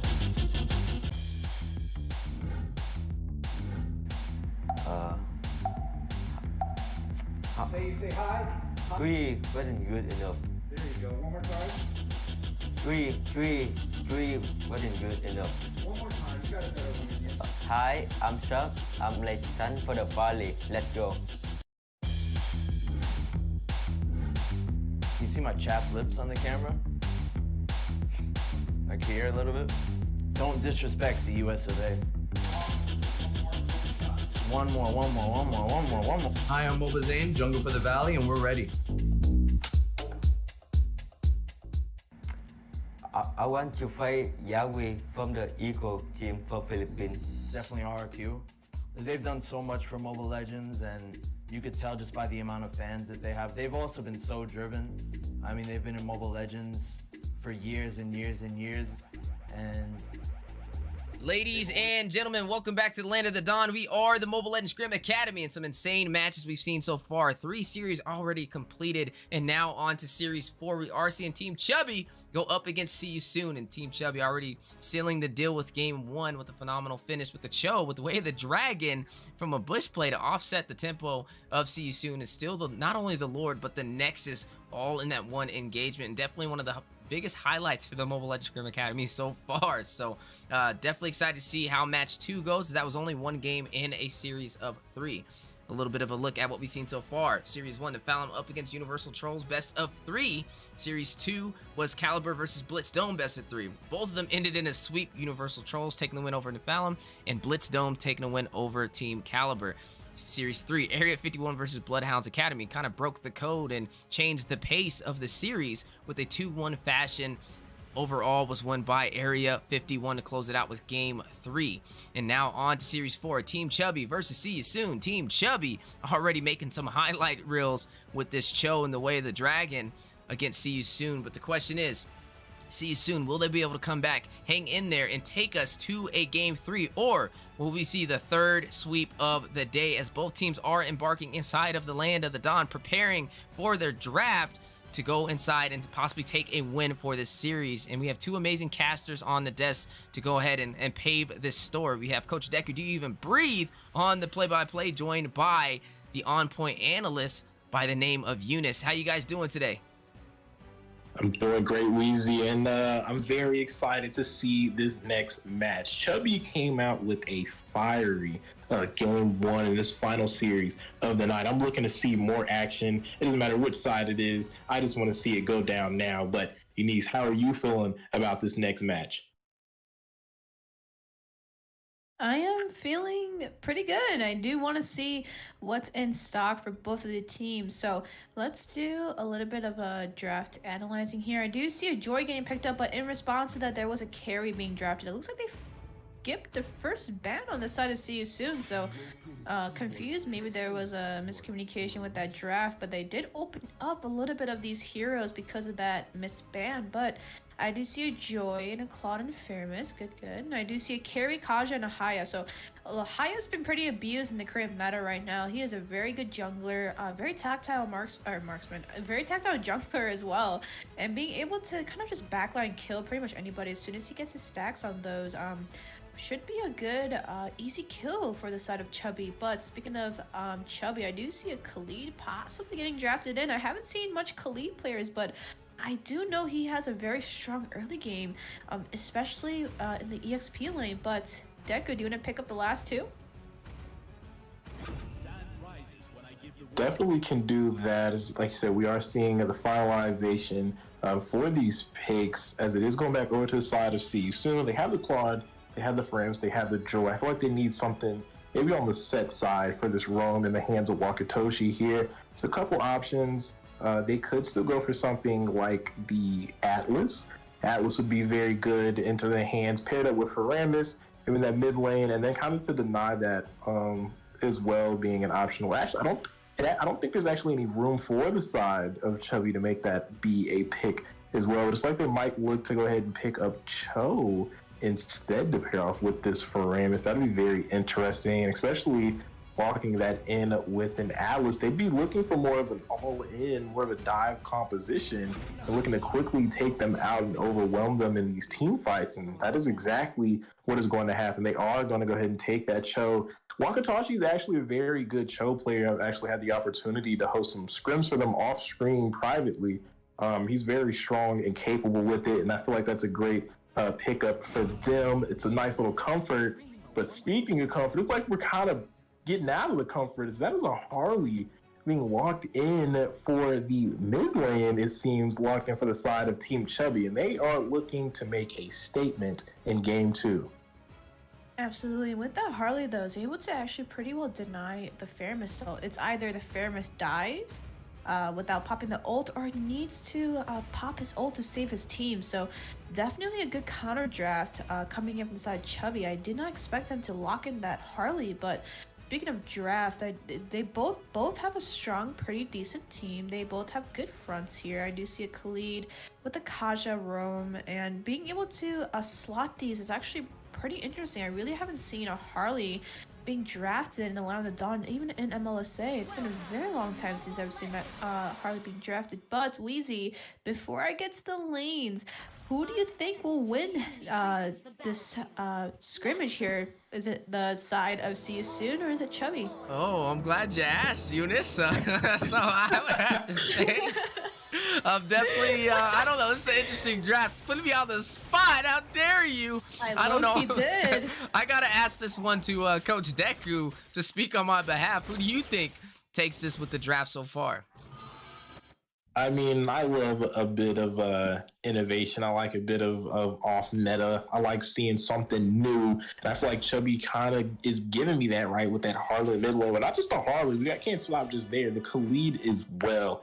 And I feel like after seeing their match 1, if anyone's going to be able to pull off such a mix, such a combination of picks out here in the Land of Dawn, I do have to say Chubby could do it. But if I'm looking for the straightforward action, I'm going to look for See You Soon here. I think they just have a little bit more coordination on their draft, but it could go either way. But if I'm just looking at it on paper, realistically, I'd have to pick See You Soon, right? I do. For the books, even just looking at as a book draft, yeah, he soon should be able to win this draft. But Chubby does have pick-off advantages with that Harley, and being able to have him mobile around the map, especially in the mid lane, should be able to pick off a lot of easy people. Speaking about pick-offs, and there goes one, facilitated by that shadow kill. Khalid able to find the first blood into the hands of Team Chubby. Alice being forced out of that river, having to rotate away to disengage. Chubby is already letting their presence be felt with that early kill on the board. Yeah, so with that being said, like I said a couple seconds ago, Chubby more has an early game pick-off advantage, right? So that the Harley was able to pick off that entire team, actually, or at least get someone down and low enough, and be able to use all those utilities in that small fight right before the neutral ejected turtle is now being spawned. So definitely gonna have to see what is in stock for Chubby. But team fight wise, See You Soon has a little bit more coordination, like Coach Deku said, a little bit more of team fight advantage with that Faramis being able to immune pretty much anything and all deaths in that split second. So we're gonna have to see this neutral fight, but I think they're looking for something here, Deku. It does look like that is the case. Indeed, as Harley's forcing that cult altar out, Alice is trying to join the fight with that blood ode to help him out, but Khalid is going to go ahead and take out Faramis. Vengeance in play right now. Alice is going to be taken out by the hands of Doom on the Kaja, and now Chubby will take their attention back over to the turtle, but Namikaze on this Harley is going to try to zone him out with this Kaja as well, forcing out the flicker. G-Kundu is going to lead to a divine judgment right into the hands of Excess on this Hayabusa, who is still working diligently on this turtle. They are going to go ahead and pick that up by the way of kills and by the way of zoning. Chubby doing a good job right now, but hang on, a Shadow Stampede in the jungle. Looks like the fight on over Harley's dangerously low, but he's going to be able to narrowly escape. And now Hayabusa, with the pressure, with the aggression, I think he did just pick up that blue buff as well. Yes, he did go ahead and secure that. So he goes back over across to his jungle. Yeah, absolutely. Good contest coming in from the side of Chubby. Now, we do see a Joy getting locked in the jungle, right? Joy does depend on her boon to be able to proc all that magic damage and to be able to scale a little bit more.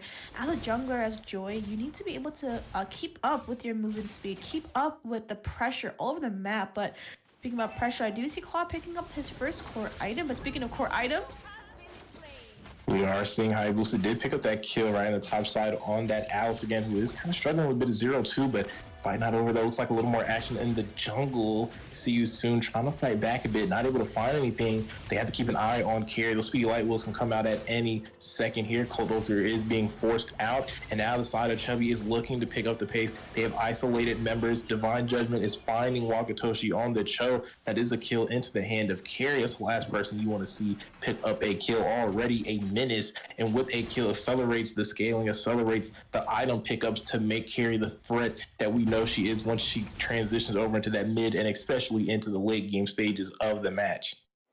About the gold gap here as well. It's looking at almost a 4K gold gap on the side of Chubby. But speaking of gold gap, I do see a lot of core items being built in already within the first almost 5 minutes of this game. I see Khalid locking in that Blade of Heptases and that Haya already locking in Hunter Strike. Looks like both lanes are struggling just a little bit to be laning up against it, especially for the side of See You Soon. And even though that Claw did lock in that DHS, in response, the carry did as well. And carry is sitting at a little bit of a gold lead compared to that Claude, but besides that, they're gonna have to look for this neutral objective turtle for the side of See You Soon. If they don't capitalize this, they're gonna start snowballing in their gold.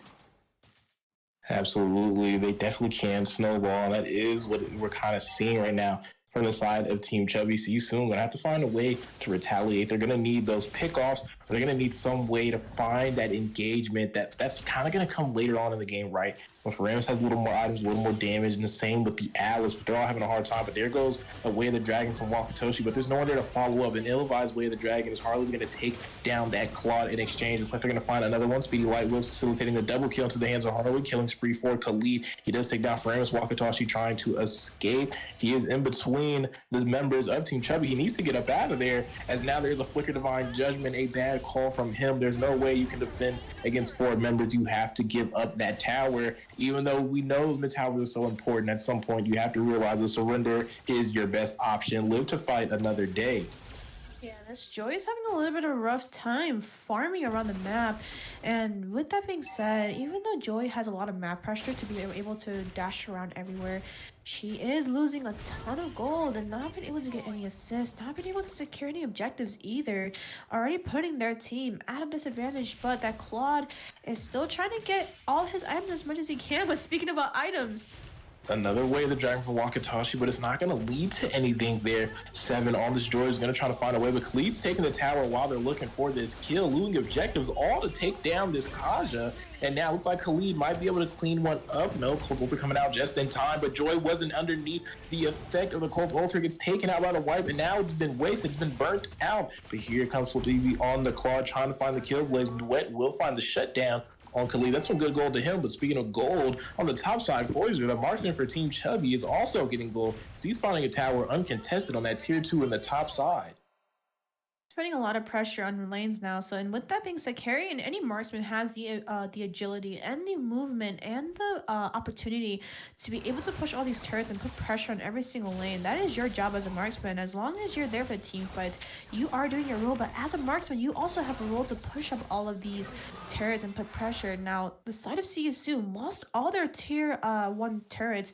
And before the next tower starts to come down, they're going to be left with the inhibitors very soon. But speaking about left, Harley destroying that Joy there, not able to find a way to take him down, and Joy in the jungle not profiting. 0 and 3 in the hands of 7 here. I bet he's wishing he had a better performance as carry and accompanied by this Kaj is able to take down Faramus. It's like they're starting to rotate down over here. The members of See You Soon need to be careful. It's only 3 of them and 5 members rotating in. Wakatoshi with the Way of the Dragon isn't going to find anything. A 3-man set from the Khalid, a killing spree into the hands of Hayabusa. A double kill at that as Khalid took his little dirt nap over there, healing up after doing a job well done for the engagement. The side of Team Chubby, and now 2 members from See You Soon. They're trying to defend another tower. Ill-advised. Again, sometimes you just have to give it up. They get forced on the Cold Altar, narrowly able to escape the onslaught that is the side of Team Chubby. They're going to look to turn the attention to this first Lord. Yeah, almost a 10K gold gap coming in from Chubby. Look at the score, 2 to 17, 8 minutes in, 10K gold gap. It's not looking too hot for the side of See You Soon, but besides that, let's talk about these items.